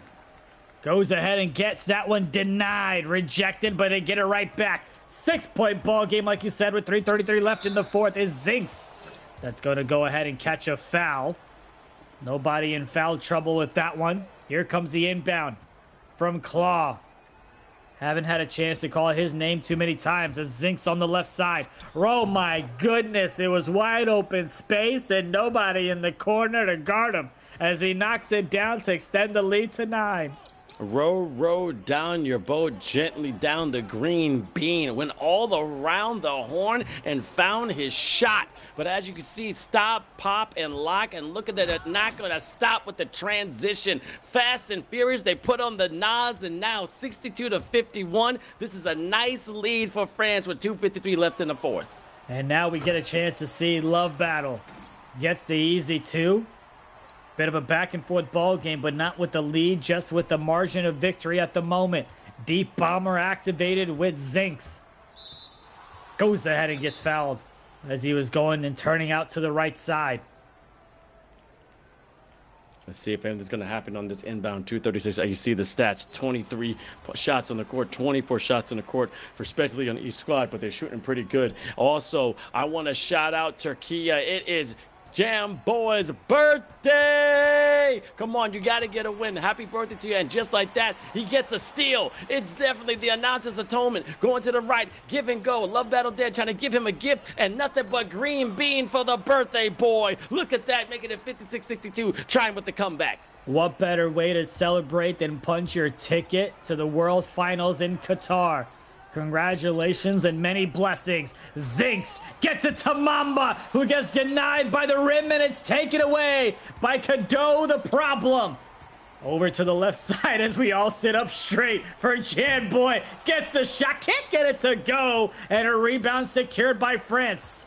Another Tissot clutch time, one more time. Innovators by tradition, the mission for good competition. Let's see who has the T-touch for this clutch time. And it's going to be crazy. As you can see, inbounding, I-Claw, trying to keep everybody surveying the land. The floor general, S-Zink's got to get the ball back. Come on, Minero. This man is tougher and rougher than ever. Better for the French team. Xerox trying to copy a move, giving that to the corner. A nice little dot, but great recovery from Türkiye. And another green bean. I'm telling you, a lot of steam is coming from France. He goes ahead and knocks that one down.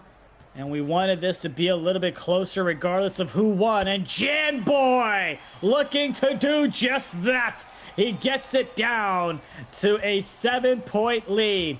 Can they get a stop on the defensive side? Mamba has a couple of options. He goes to Zinks. Gets the slip. He doesn't get the rock just yet. Man is on an island on the right side. Nothing there. They get the tip. They get the rebound. They call the timeout so they don't go ahead and lose possession. That rebound they needed, 28 points from Zinks, which is crazy, 17 points also by Xerox, but they needed this possession. They need a stop, but there's only 12 seconds left on the shot clock, so they have a chance. It's about a 4-possession game. Zinks going on the left side. Let's see if he gets anything on the right. Good behind the back. I don't see no speed boost indeed, but then Xerox giving and go right to Zinks all the way to the hole. They're ripping it down. Allez, he came to play today. But then Jamboy missing this, and almost it's on there. The fat lady going to start singing. Definitely warming up, but just for game one. It is a best of 3, and if France win, they can live a little bit comfortably, but Türkiye knows how to fight when they are down. So I am not surprised if it goes to a game 3, but man, France is showing out. Indeed, they are. They're competing at the highest level, and they're meeting the moment. 10-point lead. Aaron just looking to go ahead and pad them stats at this point. Jan Boy, the birthday boy with the big 3. I can't even make this up. For him to show out the last couple of minutes is amazing. I don't know if it's because of the birthday boy, but again, 19 seconds, just a second difference between game and shot clock. It's safe to say this game may be over. 7-point lead. They're not even going to go for the foul. They're trying to go for the steal. I think that was a little bit too much time. If you're going to go for the foul with the demon eyes from France, you got to do it a little bit faster. Knocking down that free throw. Now it's an 8-point game. It's safe to say that France is going to take this first game of this series. Indeed, they are, but can they go ahead and get the sweep? Because Türkiye has been in this situation before. Don't forget, they lost game 1 in that semifinals, and they came back and won game 2 as you get a nice little shot for just a little bit of icing to make yourself feel better. 71-64. France takes game 1 in this best of 3 series in the European Championship. Prettier than Fashion Week. They were putting on an absolute runway show. And that's what I like to see from the French. But Türkiye, again, I'm not surprised because sometimes I think they need to get beaten down. Like the god Gaia. The great about that is that she is from Mother Earth. And every single time one of her kids hit the earth, they came back stronger. So this could be that situation. They just need that punch in the mouth so they can wake up. I know a lot of people in my life when I played games and stuff like that, they needed that hit to the chest or that, you know, when they're going down to the rim and someone's giving them a hard foul, it just woke them up. And if Türkiye needs that, that's great, like the movie from Southpaw, but you can't do that with a team like France. You want to be in a little bit of cushion trying to go and play in this big dance because they're going to take advantage of it. But it was a great game all the way through. Just the last couple of minutes, France just took advantage, but Türkiye now is going back to the drawing board. I know Alper Bican is going crazy in their ear, but the French are looking pretty good right now, and they're standing tall. And of course, no matter what, these guys are competitive. They want to win every single game. They want to win every single series. But the pressure is a little less for Türkiye than it was the last time they were in this situation, because no matter what, they will head to Qatar. But of course, they would love to go as the #1 seed. So a great job by France for getting the dub. But now we'll see if they can go ahead and complete the series, or if Türkiye is going to be able to go ahead and force a Game 3. All around, great effort. Destiny went ahead and stepped up when he needed to. He got a couple of points and some baskets as well. The last time I checked, he was 2 for 2, 6 points, 3 rebounds, 3 assists, 3 steals. We'll see the box score. There we go. Just continued to dominate. Ended up with 9-5-3-3. Yep, amazing. And they keep going. But man, 32 points. Just a score, and still got 8 assists from Zinks. 11 for 17 from the field, 8 for 14. This ready to shoot. And Destiny, DGT3. You said it beautifully.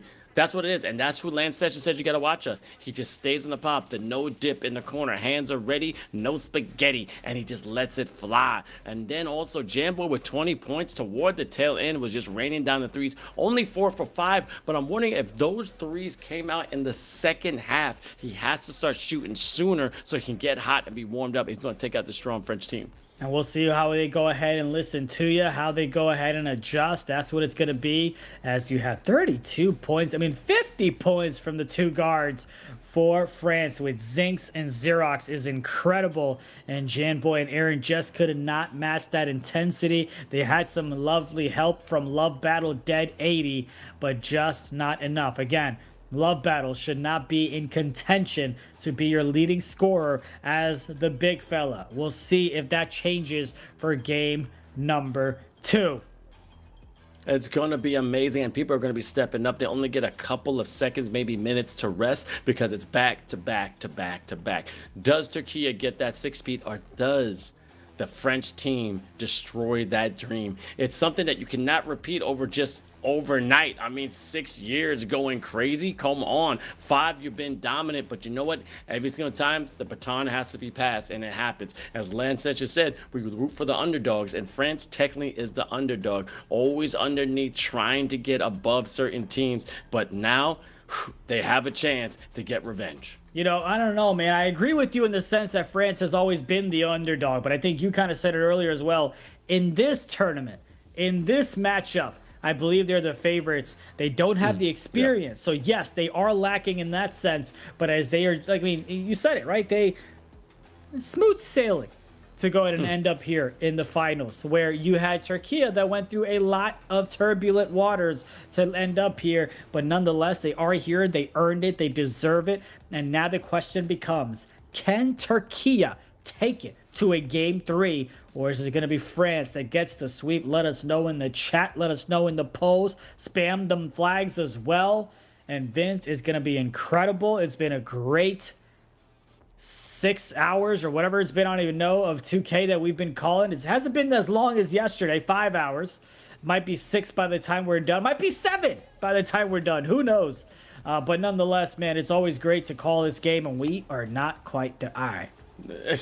We have game right now, but again, turbulence is now indeed. Does French get a gentleman's sweep, or Türkiye keep it down and revenge one more time? Destiny DTT, amazing. In the white is the Frenchman. In the red is Türkiye. To the left, you see the Turkish squad. To the right, the French squad. Going left and right. Let's see if they're going to do everything tonight. Goes over. Xerox. Whispers to the right side. That shot is good. Rebound. Excuse me, not good. That's the second time I've done that. Zinks over to the left. Now it's Mamba with the slip. Goes ahead and takes the shot. That shot is good. That I see clearly with my eyes. As is France that draws blood first. Aaron from the right side. This is also the type of matchup where you're not going to see a lot of play calling to not put too much on film, even though whatever plays they're going to run, majority of them have already been shown on tape. As Aaron gets it over to the left side. Cadeau the problem back to the right.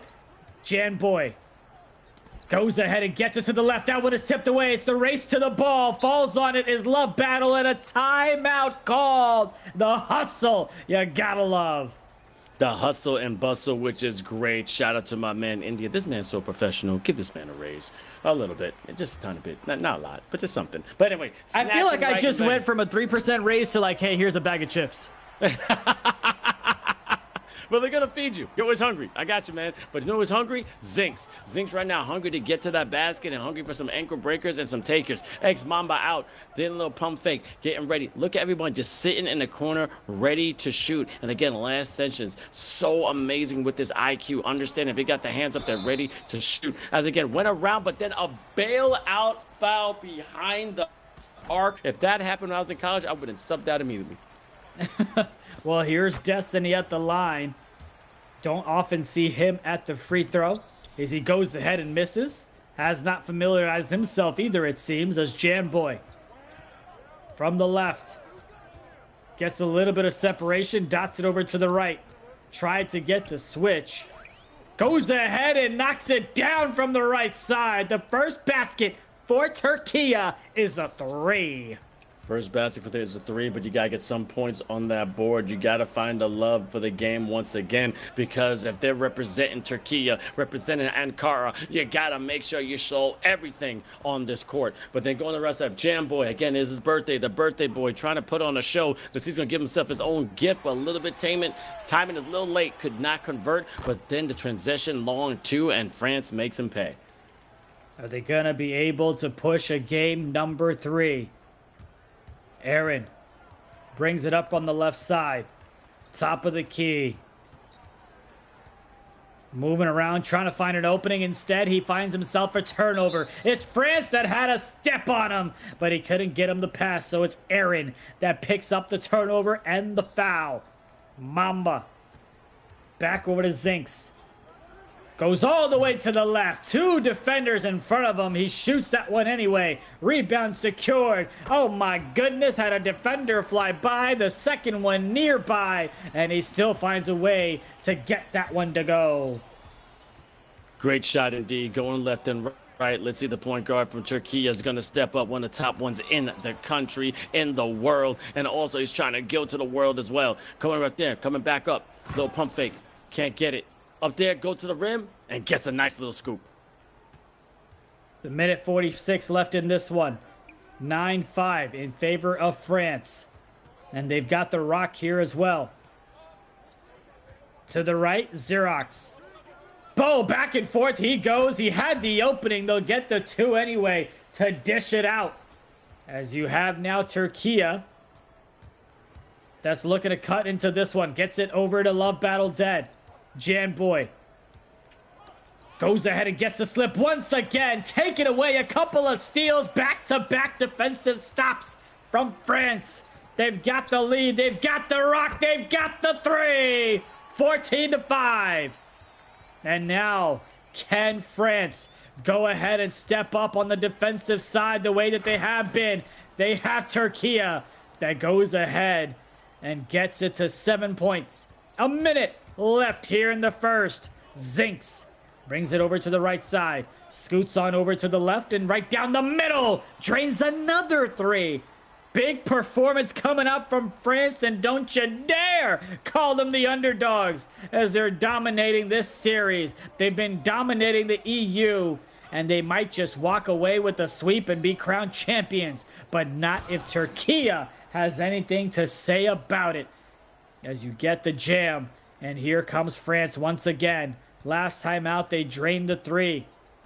What type of defense is Türkiye gonna run? They bump them all the way to the left, so they reset it from Destiny.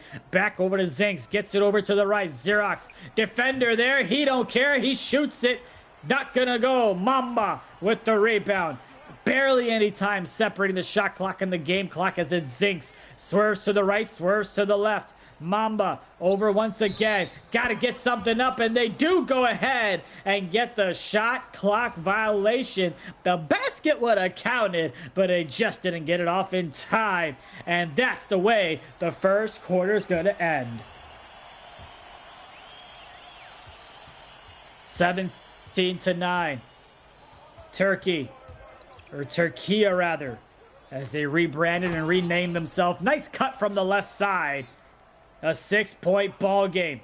France sitting pretty, looking great, feeling great. They've got some studs on that court. A lot of new hidden gems that they've been able to identify as they get the slam. Over Good now. slam right Oh, there. hello. Right here. I think they mean it by accident. It's okay. Go on that right side. Aaron, get in a little bit of space. I love this, man. I love this competition. But France leading by 8 points. Going up, love battle, dead kisses off the glass, and then bringing a lot of pizzazz to this squad. As you see, everyone, thank you so much for joining. This is amazing. This is a fantastic tournament. Again, this is the final match we could see for France today. They already punched their ticket, but let's see if Türkiye can force a game 3, but getting fouled behind the 3 once again. Getting 3 points the old-fashioned way. Tried to play a defensive mindset there, but he got a little too aggressive. As he goes ahead and fouls him, puts him at the line, knocks the third one down. 9-point lead for France with 4 left to go here in the second. Here comes the inbound. Here comes Aaron. _ YouTube. You know he wants to get himself back in this one. He calls a cut to get the basket from the right. Love it, need it, want more of it. Shout out to the conversations going on in the chat. They're really talking about 2K, Ravage, Maddie, I see you, Fame, Magical. Thank you guys so much for the love. But let's keep it going here. 22-15. A chance for the sweet and Xerox. I just see Tanzu angry about that. Nobody put a hand on it. When I was playing basketball, if anyone cut to the lane, you gotta hit him. If the ref don't see it, it ain't a foul. Put your forearm in his chest to stop the decks. But as you see the cut to the left side, Jamboy, pump fake, getting this man off his feet. Tanzu to that short corner. Great defense from France, but unable to get all the way to the top of the key and knocking down the 3, making it 24-18. Got that one to go. There are about 300 of you watching. Only one of you will care, but India beat New Zealand to win the T20 Cricket World Final. I'm just putting that out there. Zinks. Over to the left side. Can't get it to go, though. Rebound snatched out of the air as it's Aaron and company that look to finish at the rim, but even they can't do that. But they do secure the rebound, and they get the foul. Mamba trying to defend the inbound. Here's Cadeau, the problem. To love battle dead 8-0. Janboy goes ahead and dots it to the left. Gets that one to go. I like that growl right there. I don't know why. I mean, yes. I don't know what that did. It woke me up right there. Damn. Good. Going up. Boom. But Zinks going to the hole. Big man. He's dunking. Having fun. 26-21. It's like, you know, they have their names, right? So, for example, you have Cadeau the Problem TR. You got to say the whole thing, right? You can't just say Cadeau. You can't say Cadeau the Problem. You got to say the whole thing. So that's that was me trying to say at the end of Janboy.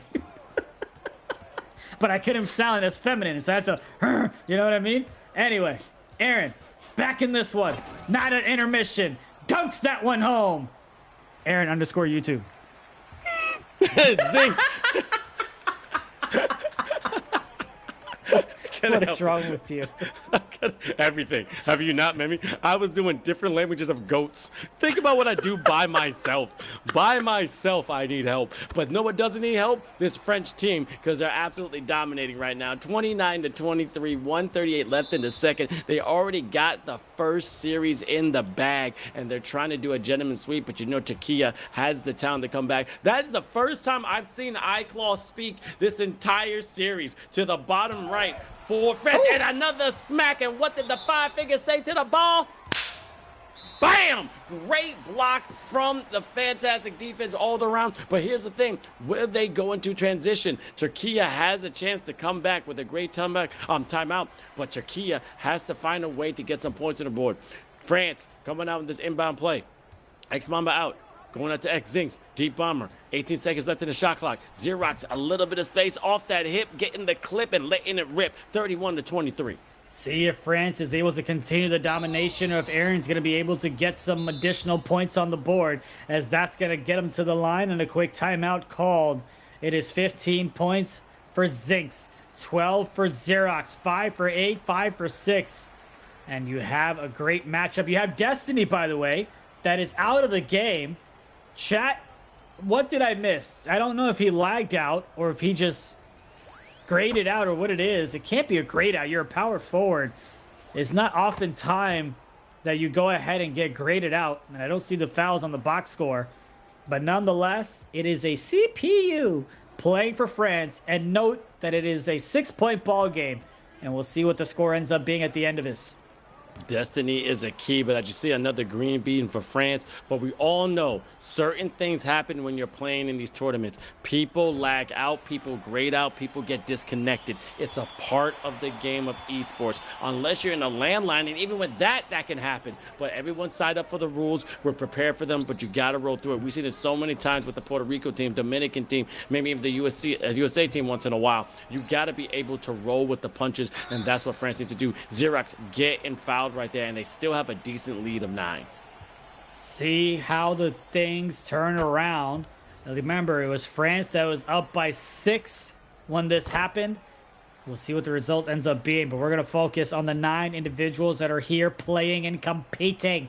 It is Aaron from the right to the middle, looking for the little bit of a clip, looking for some space, gets it over to the left. Janboy has a defender right in front of him, still getting harassed. Over to the left side. Love battle 80. Oh my goodness, the big fella.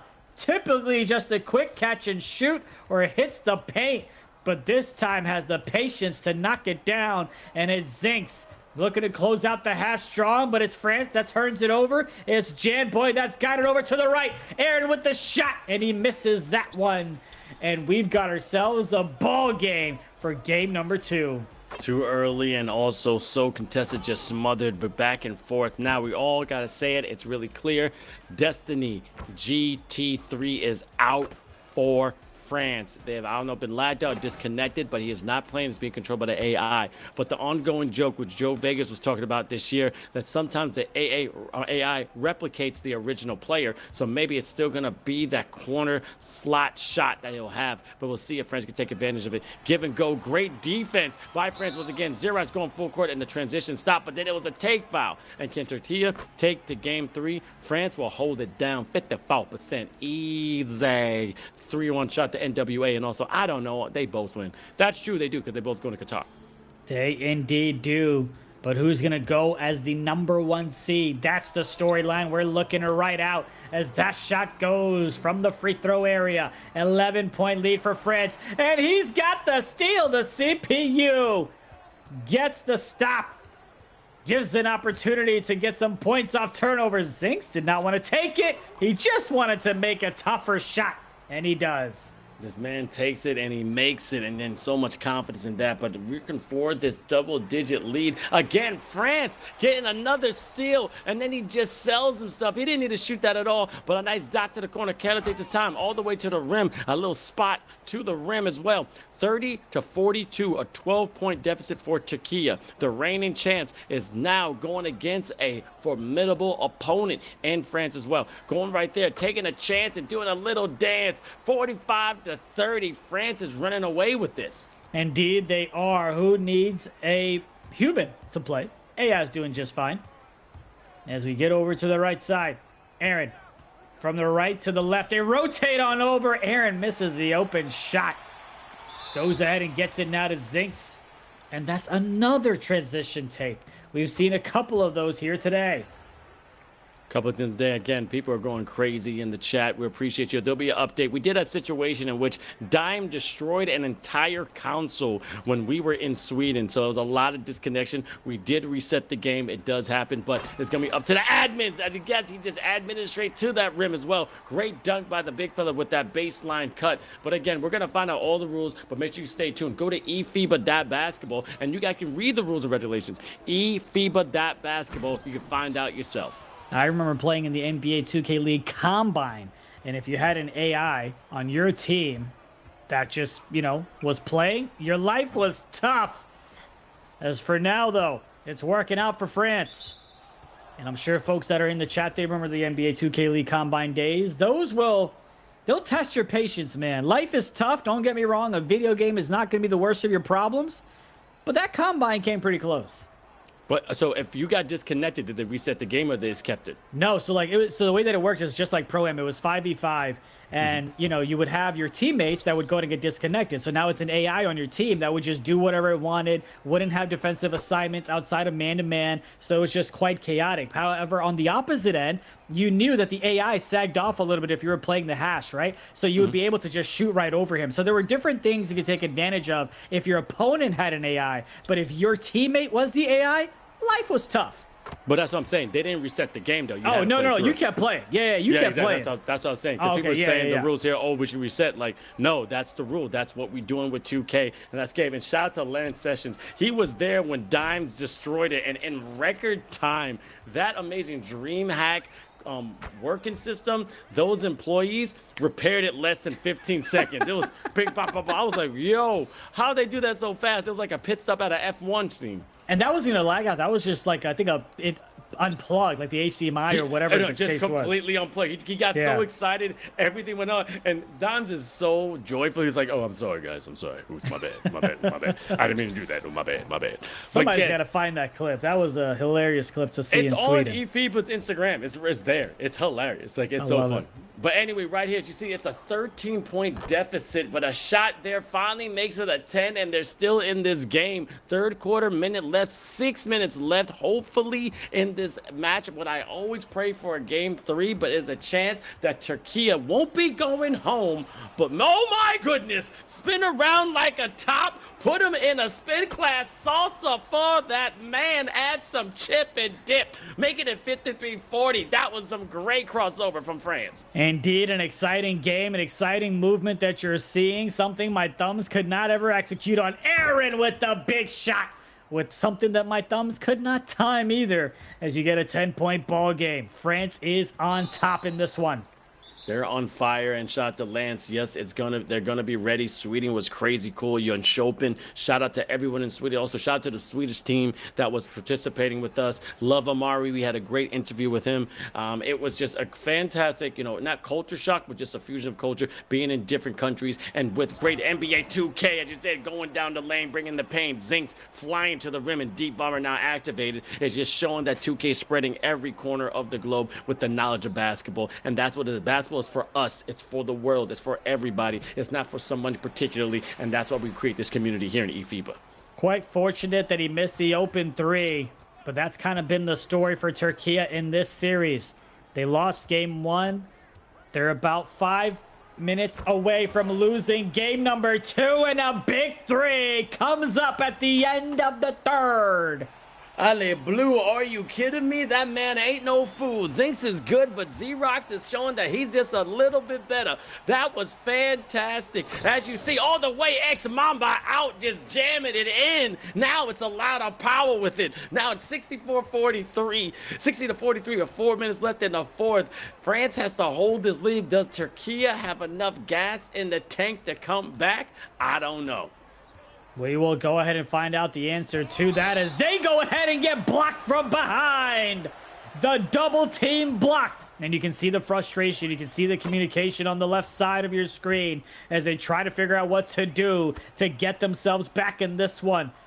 15-point lead for France. 4:30 left to go. Here in the fourth is Zinks that brings it over from the right side. Moves on over to the left now. Destiny, you see what I'm saying? That AI just comes in the way because it doesn't move. It just stands there sometimes. But it clearly did not matter for this matchup. Aaron, from the right, gets it over to Love Battle, 80 dead. And that's going to be a jump ball. Now, as you see, they're taking advantage of the AR right here, which is interesting, but that's an experienced play when it comes to 2K. As you said, there's some intricacies that if they don't play defense or they do what they want, but then also I know you have control if you want it to shoot or not. However, it's amazing that right there, they give the Destiny, pass it right over. Now, Zinks, he's way too good. Taking advantage. As you see, he's taking real slow, going down on the other side, and now he's just sitting underneath the basket. As you see, just going in circles, but still, it doesn't matter. France is so good. They are ready for anything, making it 64-45, a deciding match right now, showing that France is the dominant country here in the EU. We'll see if they're able to continue to extend the lead, but for now, it looks nice and quite easy for France in this matchup. Cadeau, Janboy, over to the right. Beautiful pass to the extra from the corner, and he misses it. Sold it, but the AI on France reminded me of Sonny from iRobot. And everybody's saying the AI is hooping. Yes, he, it, or they is. And look at everyone, look at France saying, hey, chill. Put your hands up.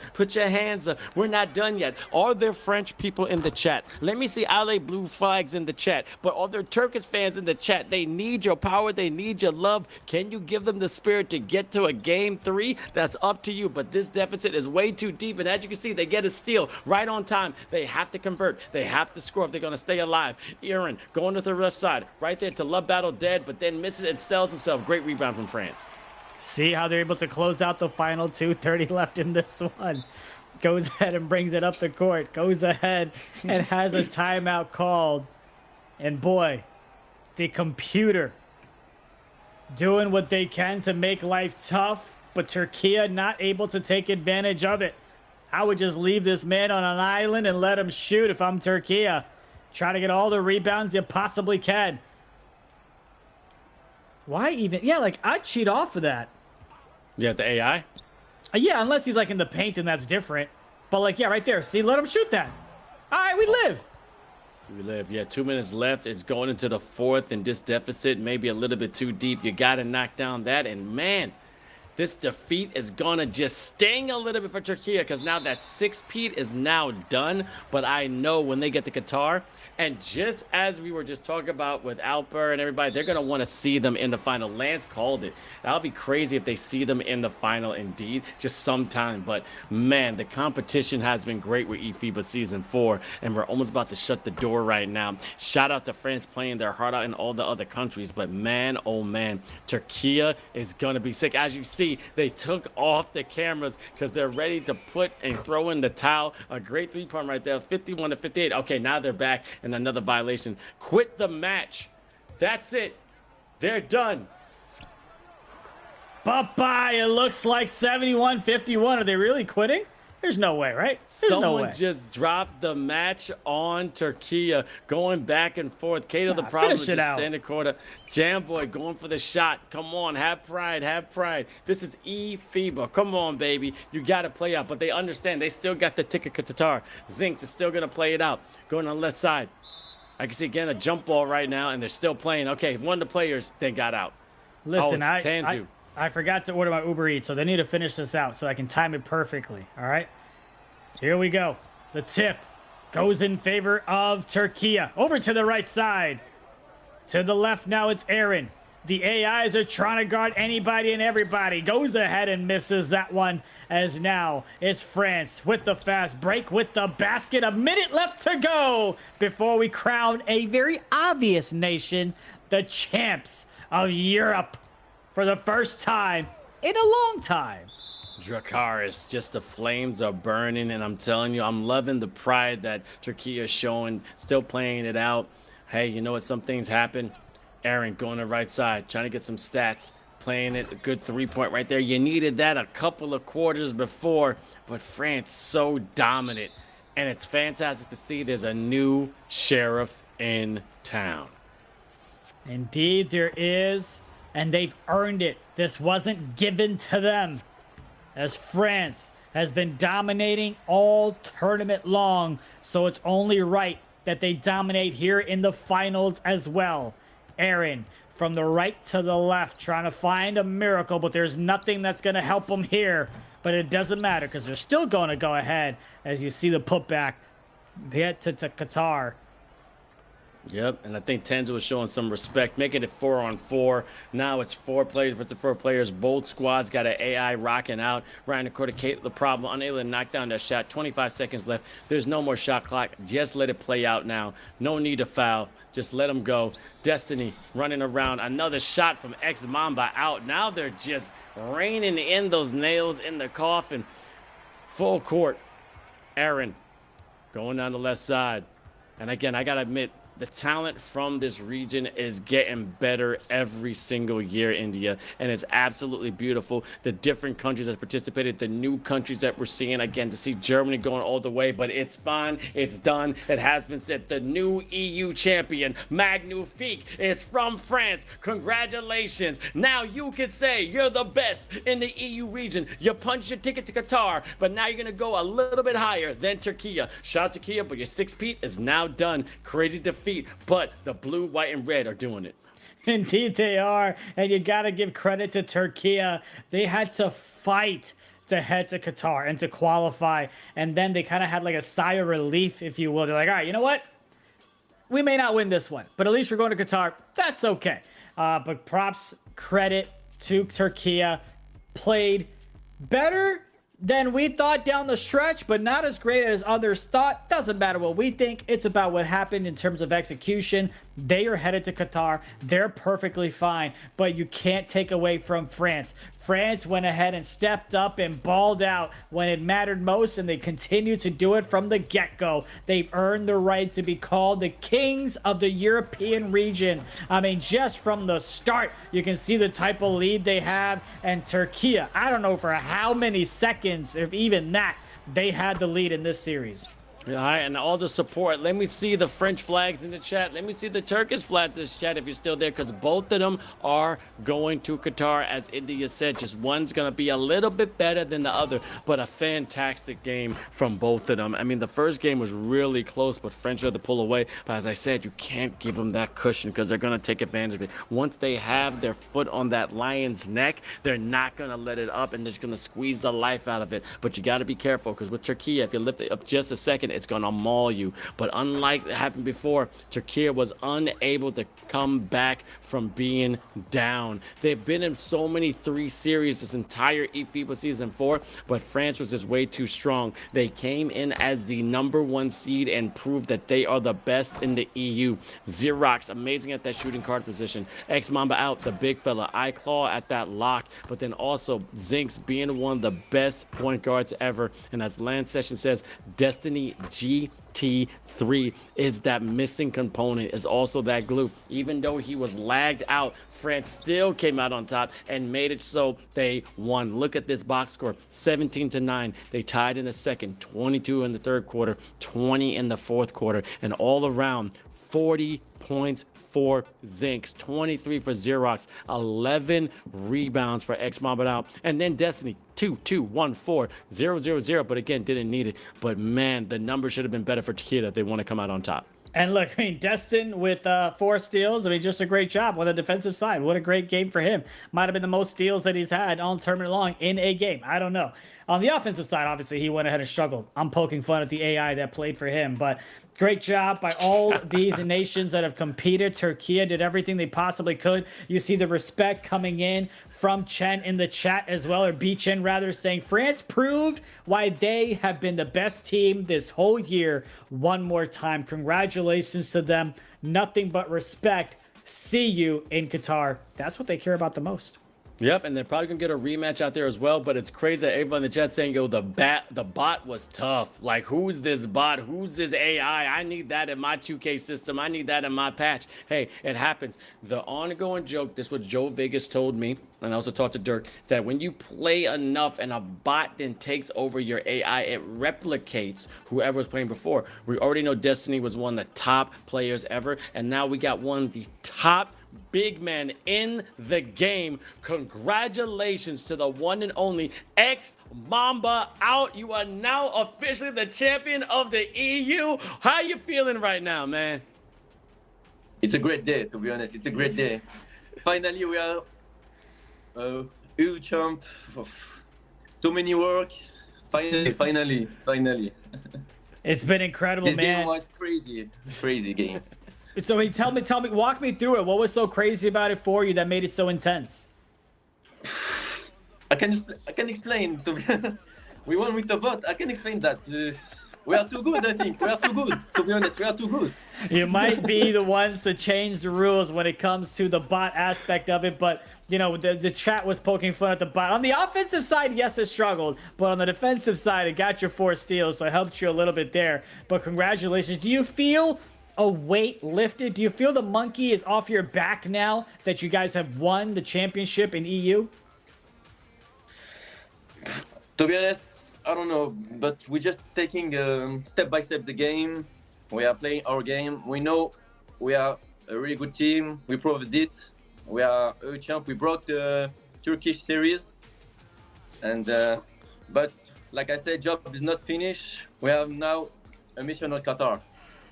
I know the mission of Qatar. We were talking to the coach of USA, and I know y'all want that rematch indeed, but you have the talent to do it. Now, as you're going to Qatar, what are the preparations you think you're going to do so you could be ready for that matchup? Like Europe Qualifiers, to be honest. We're gonna see the other team, watching the stream, playing a lot, and we prepared like this. And I hope it's gonna the same result. Talk to me about the guards, man. What makes them so special with Zinks and Xerox? This year we changed our backcourt. They're too good this year, to be honest. I don't know what can I say, but they're too good. They're too good. And maybe you're too good and they just need you to play 4-on-5 the whole time. I don't know, Vince. No, I'm telling you. And look, I love my Frenchmen and my French family. This is the most French reaction ever. It's like, look, we're too good. I don't need to say nothing. It's cool. But look, you guys are fantastic. You got a clip. You won with the bot, but you have so many fans. You are now the champion in the EU, and this is when you can speak French. Speak your mind. What do you want to say to the people about you going to Qatar? In French. In French. Bon les gars, vous avez vu, on l'a fait. On est champion EU. Après des années de choke où les Turcs faisaient que de nous battre. On a réussi à le faire cette année. Ça, c'est grâce au travail. Le travail, ça n'a pas de prix. Il faut continuer comme ça et on va toujours continuer à travailler comme ça pour le Qatar. Et on espère faire aussi bien qu'en 2023, voire même, pourquoi pas, essayer de gagner. On n'y va pas en tant que touriste. Merci à tous et on se retrouve pour le Qatar. Gotcha. Merci beaucoup. You're amazing. Congratulations. I get to see Thank you you. again in person. Yes, Congrats. yes.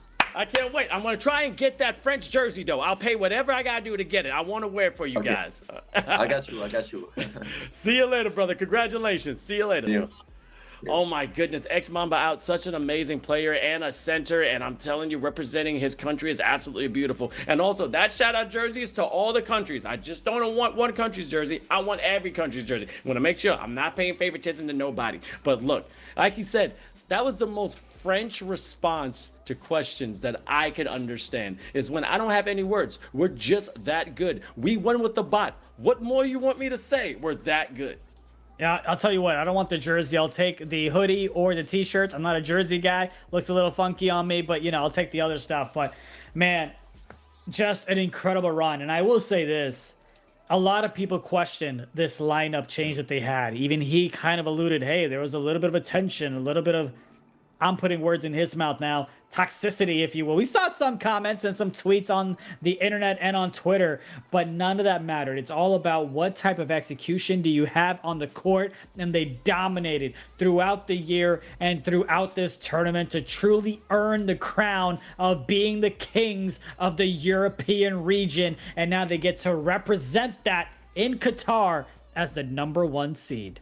Indeed, and let's check off this play off bracket. Again, everything was absolutely amazing and a check. A great competition, amazing players, and beautiful representation. The first games, Israel versus Turkey. Turkey was able to advance. Spain tried their best and then all of a sudden got around Croatia and then advanced. Then France versus Finland, beautiful. Then Germany, Great Britain, that was a crazy battle. Then Spain versus France was just almost a domination, but gave them a run for their money, not a crazy blowout. And Turkey battling from behind and then did their thing against Germany. But this shows it all. 71-64, 78-59. France is now the champion of the EU. They went ahead and won that playoff one by 61 points, and they continue to dominate here as well. And now, Vince, from the pre-show, we talk about the ticket to Qatar. And now in the post-show, we have filled it all up, baby, as you have all 8 nations finalized. Book it. You have Qatar, the host nation, going to be there. Algeria, that went ahead and beat Morocco. Lebanon, that beat Saudi Arabia. Philippines, that beat Indonesia. And you have Brazil, that beat Argentina. The United States, that beat Dominican Republic. And then you have France and Turkey, that beat the other 2 nations that almost made it. And Germany, and also a loss that they took there. But France and Turkey, moving on, man. It's incredible to watch them play. I was saying that, will the Europeans powerhouses hold their thrones, will the dark horses ride and arise? And as you can see, they're holding your thrones indeed. The only missing team was Portugal, because that is the big 3. But now we got 8 squads ready to go. Who's the dark horse over there? I mean, safe to say it is Qatar, because they're all the host country. You know, you never know. Lebanon's ready to play. Algeria's ready to play. Now, you do know Brazil has been strong. They want to go. Philippines want that rematch. USA trying to hold on their crown for dear life. As we talked in last sessions, they saw that they can bleed, and that's just a deflating. And he said straight up, if you lose a game like that and play right ever, oh man, I don't know if we could do it, but thank God they had that break. Now, Turkey and France, they want a taste at the champs. This has been an amazing stream. 4 weeks going crazy. Again, 58 countries. Thank you so much. I can't say it to you all, but every country that participated, shout out to your federation, shout out to your coaches, and shout out to the gamers and ballers that put the flag on their back. We're trying to make this bigger. We got season 5 showing up in a couple of years, but we got a couple of weeks until we're going to be flying out of Qatar to find out who's the true champ. Zunaid. It's been so great, right? It's been a month-long plus journey, like you said. We have broadcasted 8 of the past 9 days. Shout out to the folks like Jasmine, Jar of Jam. We also had Dirk go ahead and tune in for a day. Joe Vegas joined us for a couple of streams, or a couple of games rather, in series. It's been incredible. What a blessing we have to be able to call esports from the comfort of our homes, and now we get a chance to possibly head our way to Qatar. And of course, gotta give a shout out to the fellas and gals over in Latvia. The production doesn't happen without them. My green screen doesn't look so pretty without them. It's been great, man. What a privilege, what a pleasure. Could not have asked for a better team to work with. Again, Chris Stars, Renars, Oscars, all the R's over there. Also, shout out to Albert, shout out to Gustavo, shout out to Nico, shout out to FIBA in itself, our sponsor and also our partner, TISO, Innovators by Tradition, and it's their mission to make this an amazing competition. Them TISO clutch times were absolutely divine. And now we have to say goodbye to everyone. Before you do, make sure you go to eFIBA_official. Follow us on all social media. Make sure you stay in tune to eFIBA.basketball. If you want stats, what happened throughout this entire tournament, you can go to the different regions and get the different specs on all the players and even percentages and everything. But you got to put that notification button. You got to press the subscribe button so you can either tune in for us in Qatar. And you know what? If you got an extra couple of dollars, why don't you meet us out there? I'll make this promise to everybody. If you're a supporter of the squad, you're a supporter of eFIBA, and I'll see you, we'll go out and we'll have a glass of water. I'm not going to say the true thing, but we're going to have at least one meal together because I appreciate the support. Look, I think it's okay if you tell them the secret's out of the bag. Instead of water, you'll have sparkling water with them. I think that's okay for you to have, man. But Can't wait. I know how fun Sweden was. I saw the great time that you and Chris had in Philippines, and it's going to be absolutely amazing in Qatar with all the competition, the camaraderie, and the cultures just mixing and mingling in the lobbies. And as you see, 8 squads are ready. We're going to have an amazing casting crew. Thank you so much for tuning in. This is eFIBA Season 4, shutting it down for the qualifiers, because now on our way to the World Finals in Qatar. We'll see you there. Peace.